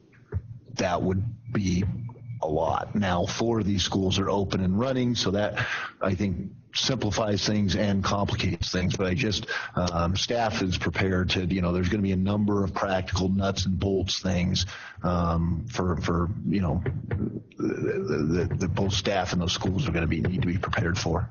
Member Kerner. Thank you. With regards to the 2-school, Mark, have you had a chance to take a look at the work that the Achievement School District did and their contract vis-a-vis what our contract would look like? And Mark Mercerson, for the record, no, I have not, but I fully plan to do so should the legislation come to fruition like we think it will. I have, as to Director Fiden's earlier point, we have started conducting face-to-face meetings with members of the other 4 schools, though, to begin to identify key areas that we need to hash out over the coming months in order to make sure that if they are to be onboarded and sponsored by the authority, that we would be fully prepared to take that responsibility on. But at this point, you have not had conversations with the 2 other schools? Rebecca Fiden, for the record, we're working to get those scheduled, but that is the intent. And Ryan Herrick, so I have taken a look at the contracts for the 4 existing schools because the 2 new ones don't have executed contracts yet. Those contracts are different from our contracts, not significantly different, but again, I have reviewed the ASD contracts. But correct me if I'm wrong, but I thought I heard you say by 2020 there would be up for renewal and they could be integrated into our contract. Right. Again, I think the idea is for those schools to live out the next school year under their current contracts, but by next summer they would be under SPCSA contracts. Right. And the two new ones that have already been approved, they don't have a contract at this point.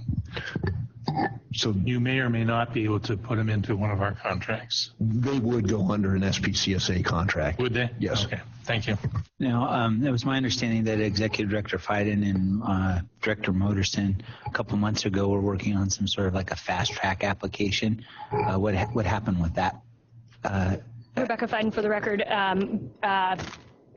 Going back, I'd say almost, 3, 4, or 5 months ago, we started the process of developing kind of a reciprocal authorizing track ASD schools that wanted to apply to the SPCSA. We do have that document, so if they're in the event that there's a requirement to do an application, effectively what that does is it finds the gaps between what the ASD contract application looks like and certain specific requirements that are under the charter authorities statutes. So while the bulk of the information is the same, there are some very specific requirements. For example, the SPCSA specifically the statute requires a budget for a minimum enrollment, a projected enrollment, and a maximum enrollment, whereas in the ASD application, we only asked for a projected enrollment, so they would need to build 2 additional budgets.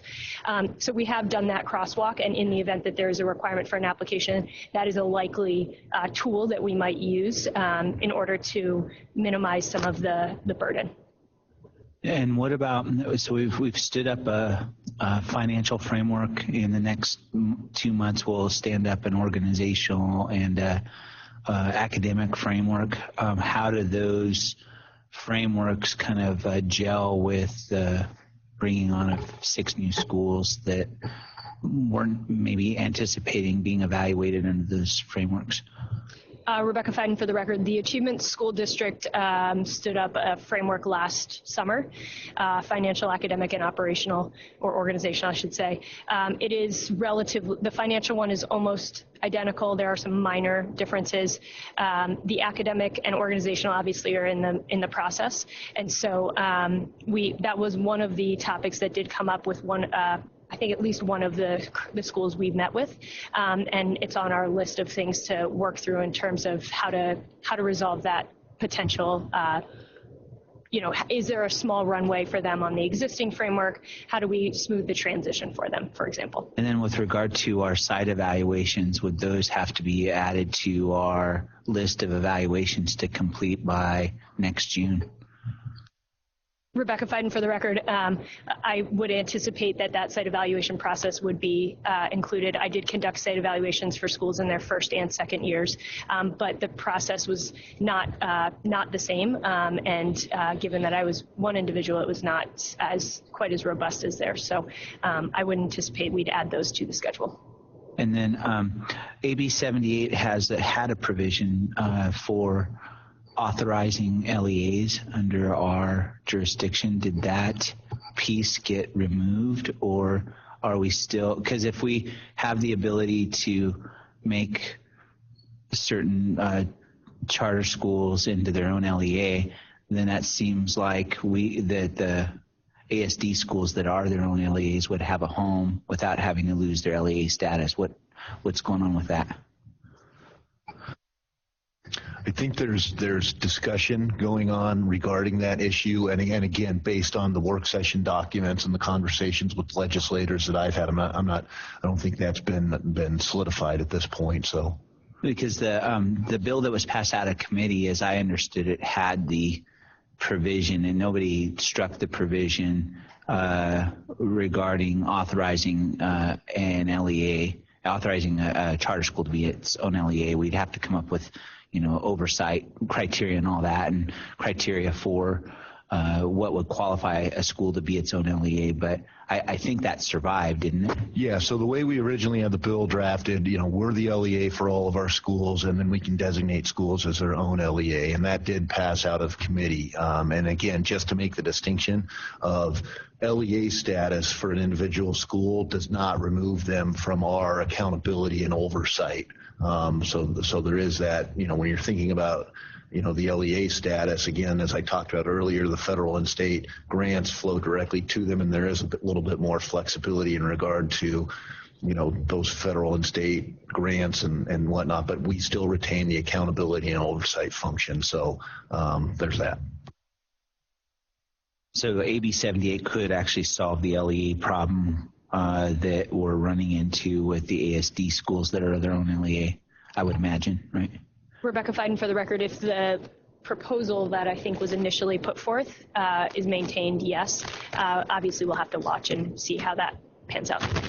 So just to bookend this, so next board meeting, Ms. Fiden will be more than likely providing the legislative update, and we hope to provide you with a written summary, so you can see some of these details in paper. And the other piece to that is just, again, I want to reiterate that these bills are all in transition right now, and so some of these issues I'm pretty confident on how they're going to come out, and some of them are still being worked through the legislative process. So, and again, the LEA issue that you raised, Chair Guanasso, as well as the application and whatnot, hopefully by next meeting we should have a lot more clarity on that. When is this end? June 6th, I believe. Is that right? June 6th? When? June 6th. June 6th. So our next meeting is the end of May, right? Memorial Day weekend, right? We like to meet on holidays. So absent a last. Next one will be July 4th. So absent last minute flurry, which I'm sure that will happen at the legislature, but hopefully not with our bills. We should be pretty clear by next meeting what this all looks like. Especially since, in theory, education bills are their first, financially speaking, that budget has to be settled by that time. And again, as Director Bauer mentioned earlier, our budget will close on April 30th. So that's the date set for our budget closing. So again, by next meeting, we'll know what our budget is, whether we've gotten the 4 new positions, and the status of these bills should be clarified. The distributed school account will be settled by then? No, the funding, the school funding bills. That's the one that I'm talking about. That's the first thing that has to pass in terms of the budget, and that'll be near the end of the session. And well, one of the issues that we've talked about is we may have Sarah Adler or somebody from CSAN present at the May meeting, because they've been paying a lot closer attention to the bills that affect our schools as opposed to bills that affect the agency. And so I think she could provide, some insight into where the funding bill is, all of the curriculum changes, which there's, a ton of bills that will affect our schools directly. And those are called the unfunded mandates. Yep. All right. Well, that sounds good. We've got one other bill, and then I have a kind of an omnibus question after we get through this next bill. So. Okay. The last bill, which this one will also, there's a reason I put the growth management plan as agenda item number 10. But Assembly Bill 462, which was the moratorium on new charter schools or expansion. So that bill passed out of Assembly and is headed to the floor, and then we'll move over to the Senate side. Of course, we've spent a ton of time on this, and here's where the bill stands. So the moratorium in regard to in regard to new charter schools as well as expansion, that has been pulled out and removed from the bill. So there's 3 pieces that remain. The first part is the site evaluations. In the our oversight statutes, the site evaluations are actually going to be added into the oversight. And what it's going to say is that we have to complete initial site evaluations of all campuses by June 30th of 2020. So that's next summer. So we have, as Director Moderson talked about earlier, we have the end of this school year and then next school year to finish out. We have all the initial site evaluations completed by next summer. There's the ability for us to ask the State Board of Education for an extension of that timeline is in the bill. And then what it says going forward, before I get to that, Member Kerner, you were talking about who we can tell this story to and whatnot. There will be a portion of that part of the bill that will require us to submit a report to the Interim Education Committee on or before that June 30th deadline. So that's up to June 30th next summer of 2020. What the bill says going forward is that site evaluations will then be conducted in the 1st, 3rd, and 5th year of the school's operation. So is there any questions in regard to the site evaluation portion of AB 462? I didn't hear in what you said. Are they requiring anything more of us? Are they happy with what our site evaluations contain now? I just want to make sure we're all speaking the same language, that what we call a site evaluation is what they call a site evaluation, so that they don't later say that this isn't a site evaluation, this isn't what we wanted X, Y, Z. That's a great question, Chair Granasso, because I skipped over. The concern that's been expressed to me so far is to ensure that those site evaluations are identifying any deficiencies and then either a corrective action plan or an improvement plan, or essentially what are we seeing on those site evaluations? What do the schools either need to fix right now in regard to statutory and regulatory issues, and what can the schools improve on? So they want to see deficiencies, and then how can those schools either correct or improve on. So those are the two concerns that I've heard. But in regard to the actual protocol of the site evaluations, I have not heard any concerns with our present process. So with those two new pieces to the evaluations, are we going to need to go back on the 16 that we've done and add those pieces? I don't believe there's any intent by any of the legislators for us to start over, and I believe those pieces are incorporated into our current protocol and the reports. And as Director Moderson talked about earlier, this summer I think there'll be a chance for us to reset our feet, and if we need to call those out more clearly in the report or make any minor changes, and I won't speak for Director Moderson and his team, but I think we can do that. But those are the issues that I've heard.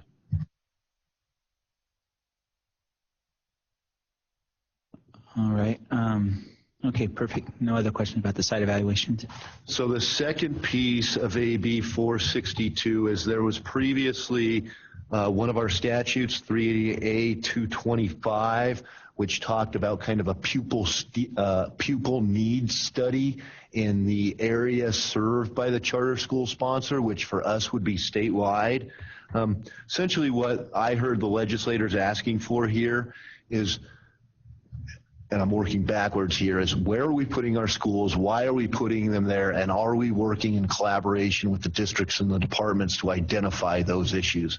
So what the AB 462 will require is us to prepare in conjunction with the school districts and the department an academic needs study which talks about demographic information, at-risk populations, and to serve the best interest of the pupils. That study has to be conducted completed by the end of this calendar year, so January 1st, 2020. And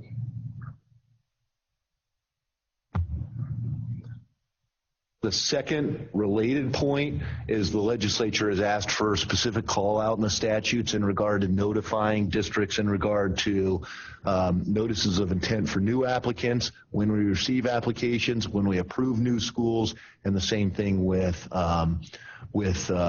expansions, and which we talked about earlier. We've already started doing, and probably hasn't been as formal over the years as it should, but we've already started doing that with our districts. With the districts. Yes. To be clear, last session there was an aspect where the districts could veto. That is not in this bill, right? 388 220, which is a statute I'm referring to, is the bill you're referring to. So that bill that had district veto power got passed through last session as this pupil needs study, but was never implemented. And again, we've rewritten it to make clear what it is and whatnot. But no, there is no veto power in the in the bill.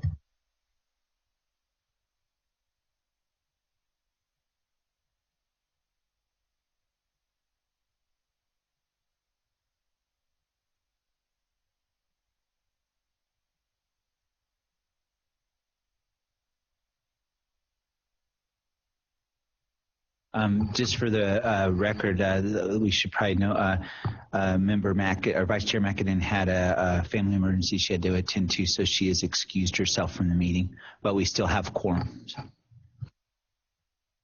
If there's no questions on the pupil needs study, and again, I'm working backwards, probably the most significant portion of AB 462 requires us to prepare a growth management plan for success. This growth management, a 5-year plan, and I'm going to give you the thumbnail, what the bill is, and then the next agenda item actually calls out this growth management plan as a separate agenda item, and so we can talk about it more there. But what this is a 5-year projection related to our growth.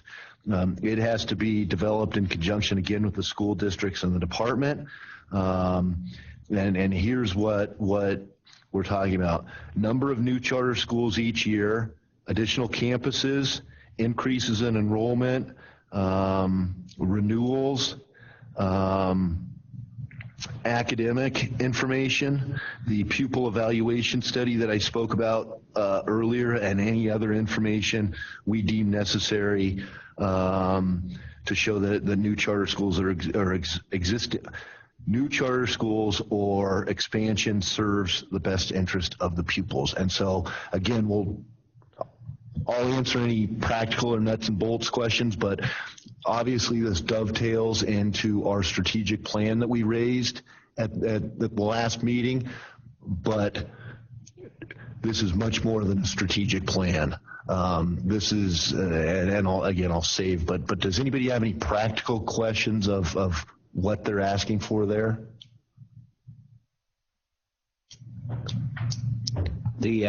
I would imagine this would be a few pages of our strategic plan. I mean, when I look at our strategic planning document from years past, we do cover a lot of these topics, and so I don't see this as being, too.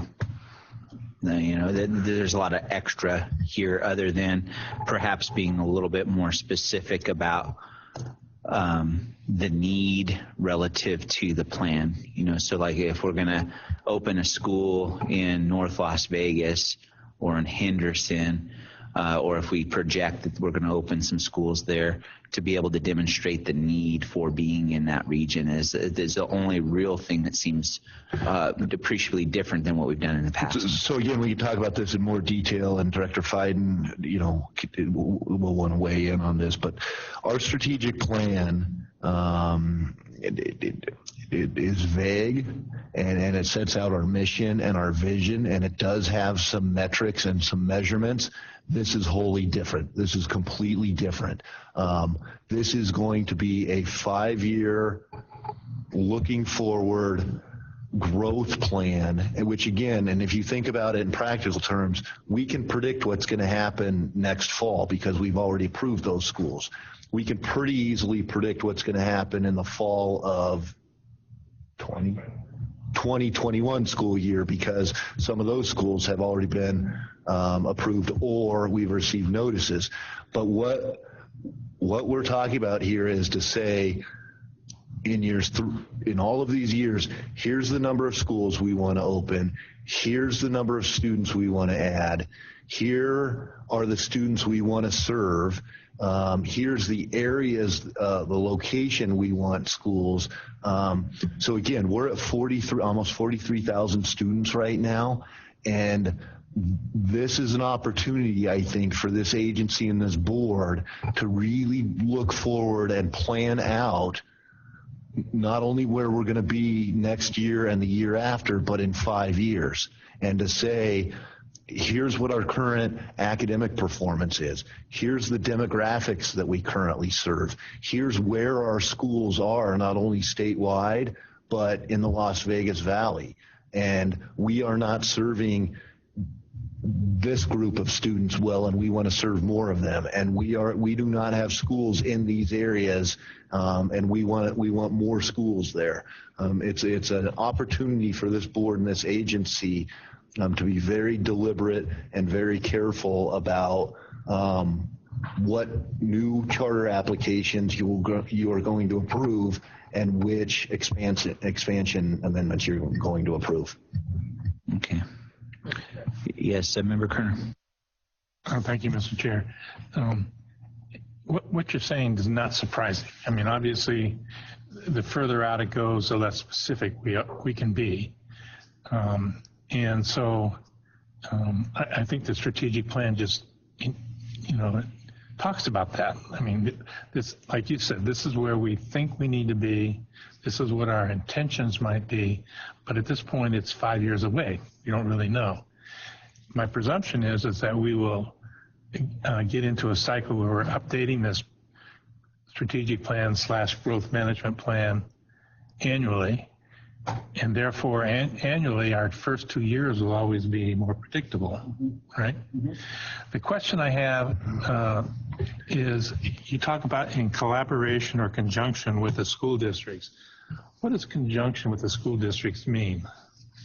So again, and we should probably move to the next agenda item here pretty quick, but to your first point, so it's to be reviewed every other year. But what I anticipate is every year annually it would be updated because as we roll forward in those 5 years, and I did the same thing you did, Member Kerner, is when I say it's less specific in year 5 than it is in year. I don't want to say that we don't know what's going to happen in year 5, but in year 1, we know the name of the school, where it's going to be built, what grades it's going to serve, and how many kids it's going to serve. We don't know that for year 5, but what we do know in year 5 is we want to open 2 new schools, or between 2 and 4 schools, or 1 and 3 schools serving these populations and in these areas. So when you say specific or vague, there's those 2 issues.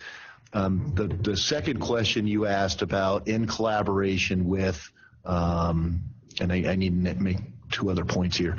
You know, the notification portion of the bill that I talked about, we need to be letting our districts know when we're going to be opening schools and where they're going to be opening, because the districts are making plans to build new schools as well. Clark County has heat maps showing which zones of the district are more overcrowded. And we need, you know, as this board is making decisions on approving new charters or expansion, I mean, that's helpful information of we're building 3 new schools in areas where Clark County School District has capacity versus where they're at 120%. You know, Pinecrest wants to open, you know, a new school in a certain portion of Washoe County. Here's what the overcrowding looks like in that portion of the county, and here's what the academic performance of those schools are. That's information I think, you know, this board should look at. So again, and I think reading between the lines, you're looking to make sure that either the districts don't have veto power. I don't think that's the intent of this bill. The real intent of this bill is, I think some of this has happened historically and some of it hasn't, is we should be talking to the Department of Education. We should be talking to the local school districts. We should be talking to the Elko school district about a relocation and where our charter out there is looking to move. And that's part, you know, what I think the legislators want is collaboration and communication with the other educational, our partners in the state. So frankly, I thought those conversations were already occurring, or at least more recently occurring than maybe historically. I would say more recently they certainly have, and I can tell you since November that has increased exponentially. But I think when you go back 2 years, when you go back 4 years, I think the world looks a lot different 4 years ago in the 2015 session than it does today. So practical dilemma. What do we do when a amendment or an application comes in and says we're going to build in North Las Vegas, but you know what? We couldn't find any property there, so now we're in Henderson, which has 5 other charter schools. I'm unclear where you got that example from. I think this board is going to have to look at that as part of this growth management plan. What happens when a school tells us they're going to build in a certain location, that plan falls through, and then we find out they're going to build somewhere else? This growth plan, I think, should take those issues into account, or we should have, you know, and again, I think a lot of this for our applicants, and I'm talking way too much, it's expectations. You know, when we have new applicants, they should know what kind of schools we're looking to open. They should also know that they can't just say North Las Vegas. And I know that's difficult for our schools given they have to fund their own facilities and whatnot, but they need to be pretty specific on where they're going to build and what students they're going to serve. They also need to know that it's wholly unacceptable to move without telling us, because our growth plan is based on they're going to be in the Spanish Springs areas of Washoe County, not in, you know, not in the Sparks area. And so, I think those issues need to be taken into account when we're thinking about this. I actually think this is a good move. It's a good piece of legislation, and I'm optimistic that it'll serve us well. Yeah, I agree with you. All I see from this proposal is it's going to ultimately make us better. So again, and there's some overlap on the agenda items, but I think, so that's the context of AB 462, and then obviously I filled in my perspective, but I think if we could move to the next agenda item, which is actually the growth. Slow down a second. I wasn't finished.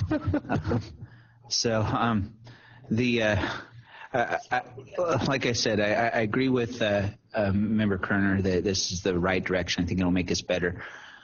But I've just listened to your whole legislative wrap up, and I heard us make a lot of commitments. And I want to go through and understand what we're committing to based on the current legislation as it stands now. Number one, we are committing to being an LEA for all purposes.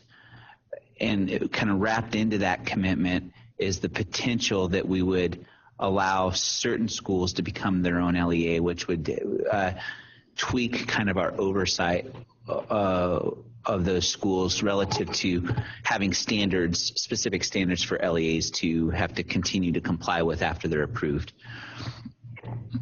As I understand it from past presentation, that's no small task. That's when I've looked at the consultants' reports, that looks like a 3-year rollout. We have in AB 78 certain reporting and oversight. Can you remind me? We have some sort of annual report that will be due, and then every 3 years we're going to have some third party reviewing us. Is that right? Rebecca Fiden for the record. There is the annual report, which we already complete, and that will just be on a more standardized form. Okay. And then there is the every 3-year review by the department. Again, that is already in regulation, so that is just being codified into law. Excellent. Okay. And so then we have site evaluations that have to be completed by June of 2020. If the virtual school bill passes, I told the legislature that would be stood up in about 14 months. So that would mean we would have regulations in place by August of 2020. We have to do what's called a needs study. I wasn't clear when that needed to be done. I think by the end of this year. Is that right? Rebecca Fiden for the record, that's correct. It would be incorporated into the growth management plan as well, so the January reporting deadline for that. Okay, so do that. And then we've got this thing called the growth management plan for success. When is that due? That is likewise due by the end of the calendar year. And we'll have interim reporting to, I believe it's the Interim Education Committee, probably in January on that issue. So are there any other commitments that we've made that I'm missing? Taking on 6 new schools. Oh, yeah. 6 new ASD schools. Okay. And if the board would like, and I didn't mean to cut you off, Chair Guanasso. So I've compiled a list which I've called SPCSA commitments, and I can put that into a memo for next board meeting. But I'll say this legislative session has been a referendum on charter schools and this agency. And these bills fundamentally change the relationship between this agency and the legislature and our schools. And I think, and that's where we're at. That's fine. I think that'll make us better. I'm not too intimidated by that. What I want to make sure is that we don't repeat the mistakes of the past, that we make commitments that we are not able to keep for one reason or another. And so if this is the complete list of commitments we've made, then my next question really is there nothing in here to me needs legislative mandate? It's probably stuff we should be doing, like, this needs study. We could probably begin doing a needs study sooner, before the end of the session, right? We could probably, we'll talk about the growth management plan in a second, but there's probably some other things that we could be starting on to get us moving forward and not being reactionary, but being a little bit more proactive, right? Rebecca Fiden, for the record, absolutely, and that is the intent. I don't think we need to wait on any of these items. As Mr. Herrick has shared previously, I believe even the LEA status, I think we can begin that work now, and much of that is our obligation regardless of what happens with the legislative decisions. So with regard to the commitments we made, Mr. Herrick, you said you had a list. Maybe what you can do with the memo is lay out that list, and then underneath each thing that we've committed to, indicate whether we are currently working on it. Like, so site evaluations, we've currently got a schedule. We know what we're doing there. But with regard to a needs assessment, maybe you could indicate what we're doing already to begin that work in collaboration with the rest of staff. And the same thing with the ASD transition. You know, we should already be kind of thinking about what that's going to look like. So each of the commitments that we've talked about, if we could look at those and say, you know, here's what we've committed to, here's where we're at in that process of getting that work done, irrespective of whether the law passes or not, we should be doing this work anyway. That would not only be good for us as a board, but I think that would be good for the legislature to see that we've heard them, that we're already beginning to respond to their concerns by taking concrete action. And again, we'll touch on some of this in regard to the next agenda item. But yeah, when you talk about site evaluations, providing notice to our districts or to the districts regarding, you know, applications that we've received or noticed, you know, not only is that work that we should be doing, but yeah, we've begun doing that already. And so, you know, some of these things we can certainly, you know, and again, I think when we get to the next agenda item that will kind of, because some of this is all incorporated in the growth management plan, but this list of commitments, I can certainly put together of where we're at and what we've planned to do and an action plan. Because I plan on testifying in support of Assemblyman Thompson's bill as it's currently done now, and part of the testimony I'd like to be able to provide is we talked about that at this board meeting. And we are, if we're not already working on it, we're building a plan to work on some of these issues. And whether your bill passes or not, we think it's all good policy, right? So, all right. Well, I don't have any more. Yeah, please, Member Kerner. It's a while before we meet again. Is it possible that the chair, that if he's putting together this memo, that he might be able to share it with board members? What do you think about that? Would we be able to look at something? Certainly, and you know, I could do that. Yeah. So maybe in 2 weeks or 3 weeks, you think? Yeah. Rebecca Fiden, for the record, what I'd suggest is that we provide the memo with the commitments where we are currently, and probably provide an updated version at May that gives a little bit more detail around our plans moving forward. Perfect. Yeah, perfect. I like that. And this is a rhetorical question, but is your plate full? Empty, completely empty. All right. Well, are there any other questions about any of the pending legislation that's been reported on under agenda item number 9? Okay, hearing none, we'll close agenda item number 9. We're going to go ahead and move to agenda item number 10. This will be the time when we talk about the SPCSA growth management plan. This will be the time when the SPCSA staff will provide the board with an update regarding the SPCSA's strategic growth and management plan. Director Fiden. Thank you, Rebecca Fiden, for the record. Mr. Herrick covered a lot of this, so I'm going to add some detail there, and then we'll perhaps get into some additional details in terms of conversation. So for some context, and I'm sure many of you already know this, but the Charter Authority has expanded significantly over the past few years, both in terms of number of students and in terms of our schools. To quantify this, back in 2011-12, in terms of that school year, there were approximately 11,000 students served. We're currently at 42,000 students. So we have expanded significantly over the past few years, and as such, I think it's an opportunity for our planning process to evolve, and I think the legislature has also seen that.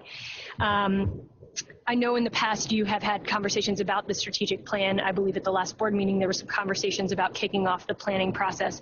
And I think as we look forward, I believe that the planning should actually be anchored around this growth management plan, because this is going to provide a level of detail regarding what we anticipate in terms of our future growth that will allow our strategic plan to be much more robust and allow us to kind of create guideposts along the way to make sure we are accomplishing our goals and our purpose.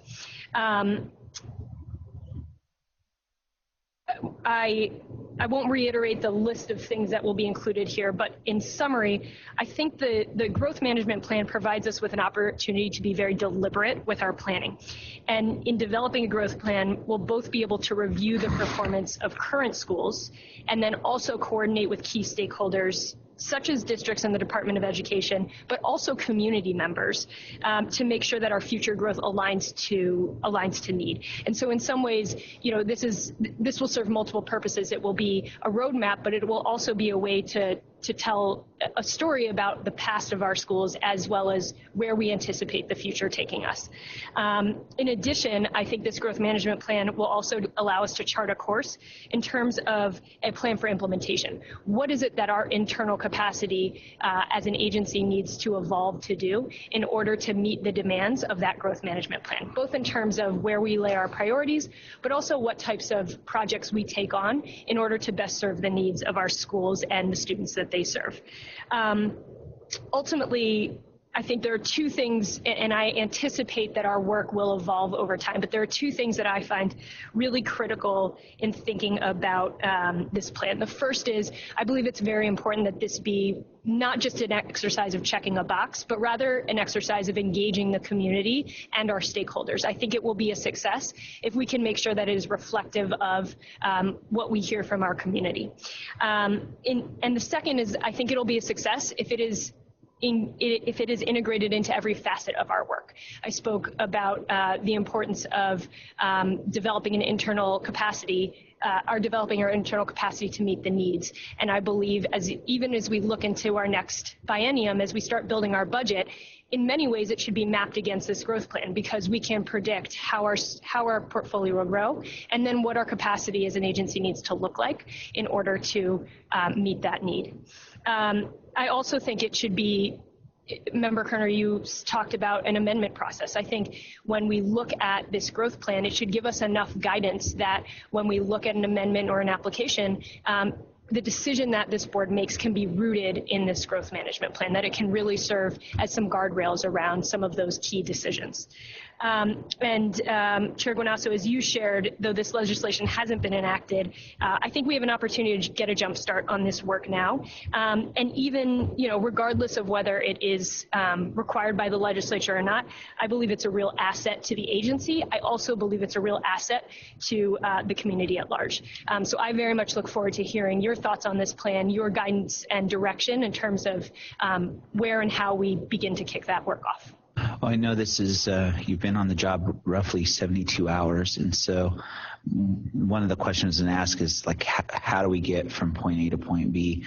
But maybe what I'll do is save you having to speculate on that and give you and your team some time to let us know. Because what I really want to know is kind of how, here we are now with no growth management plan. You've talked about engaging stakeholders, evaluating capacity, doing all the work that's necessary. What does that look like over a 6-month period for us? Rebecca Fiden, for the record, I have only been on the job for 72 hours, but I think this work is really critical. I would love to come back in May with an update that at minimum is the beginnings of what our work plan will look like. We'll start to lay out the stakeholders we intend to engage with, what we anticipate the timeline being for this plan, and also bring some of the resources. I know Mr. Herrick spoke earlier about the heat maps that the school districts have. Identify some of the inputs that we will incorporate into into this plan and into our research to inform that plan. So that would be my suggestion, and that is my intent, unless this board has a different direction. Not at all. One of the things, though, I'm going to book into the first comment I made earlier today is with regard to the long-range calendar. I would encourage you and your staff to look at that carefully and begin to build into it. We've talked about all this work that needs to be done, and the staff's doing the bulk of the work, but there's going to be board interface. So let's start populating our calendar for the next 6 months to reflect what you're telling us is the work that needs to be done, so that we, one, make sure we have quorum when we need quorum, and then two, that we know what to expect as a board in terms of our contribution to this process. We implemented a long-range calendar to help manage workload, but also to help manage expectations, and it would be a good tool for you and your staff to kind of rethink in light of these additional commitments that we've made and our role related thereto. Absolutely. That, to my point about it being integrated, I think that's an excellent plan. Okay. And then the other thing I wanted to mention is that I know they're asking for a 5-year plan, but the one practical thing that doesn't take into consideration is that our executive director, who is charged with implementing that plan, is appointed for a 3-year term, right? And so, or is it not 3 years anymore? Or is it just is it in perpetuity? For the executive director? Yeah. It's a life appointment. No, there's no bookend on it. It's just a plan. It serves at the pleasure of the governor. It used to be 3 years. It's not anymore. Our board members are 3 years. Yeah, but, we're not as critical as the executive director. So. Okay, so that's bad information. So my concern was I just want to make sure that we had an executive director that could execute during the life of the management plan, right? And so if there's no limitation on the executive director's tenure other than who the governor is, then I guess we're really working with a plan that will go at least 4 years, with the 5th year being a revisioning year anyway, right? So when would we? I guess what I'm trying to say is, we develop a plan, we begin to implement it. When do we redo the plan? Do we do that in year 3 or do we do that in year 4? Rebecca Fiden, for the record, I believe the language in the work session document asked that it be reviewed and updated biannually. Oh, okay. So there may be larger revisions and a longer time frame, but at least biannually there'll be updates to the numbers of schools and the projections. Oh, good. And the board would see that sort of stuff maybe every quarter after we implement we'd be looking at this maybe quarterly, right? Something to that effect. Okay. Yes, that's correct. So, and again, I just wanted, so it's to be updated every, or reviewed every other year. But again, I would envision updates to it annually because again, but again, that year 5, don't think of that, or I would suggest you don't think of that as just a reset year and again, having thought about the executive director tenure, I think I can confidently say it's more than 72 hours, but less than lifetime appointment, somewhere in that range. But I would think of, this growth management plan is no matter who the executive director, no matter who the board is, it's an opportunity for this agency as a whole to say, here's where we want to be in 5 years. We currently have 42,333 students. By year 4, this is what we'd see. And again, it's not growth for growth's sake, it's strategic growth for success. Any other questions from any other member? No. All right. Well, lots of exciting stuff, really. And I think all this is going to make us better. And I'm looking forward to seeing how all this work materializes as you all put your hand to the plow. So with that, I'll go ahead and close agenda item number 10 and move to agenda item number 13, which will be our final public comment period. Do we have any public comment in Carson City? No, we do not. Okay. Do we have any public comment here in Las Vegas? I don't. You want public comment, Director Morrison? Okay. All right, so we'll go ahead and close the second public comment period. Before I adjourn, is there anything else staff wants to make us aware of? Yes, as Mark Motorson for the record. I just wanted the authority to be aware, as you all know, we are moving location and offices very soon, and we just got an update 20 minutes ago from a member from my team that says that we are likely to move effective Monday, May 13th, which the reason I wanted to put this on the record is it's very likely that our May meeting and moving forward will be at our new office, which I believe is 2080 East Flamingo. So we'll obviously update our website, make sure our agendas are in place, and we can send that out. But I just wanted to make sure that the public knows that our meeting locations will likely change effective next month. Great. We'll look forward to the new place. Any board member have anything for the good of the order before I adjourn? Okay, hearing no comment, we'll go ahead and adjourn the meeting. Thank you.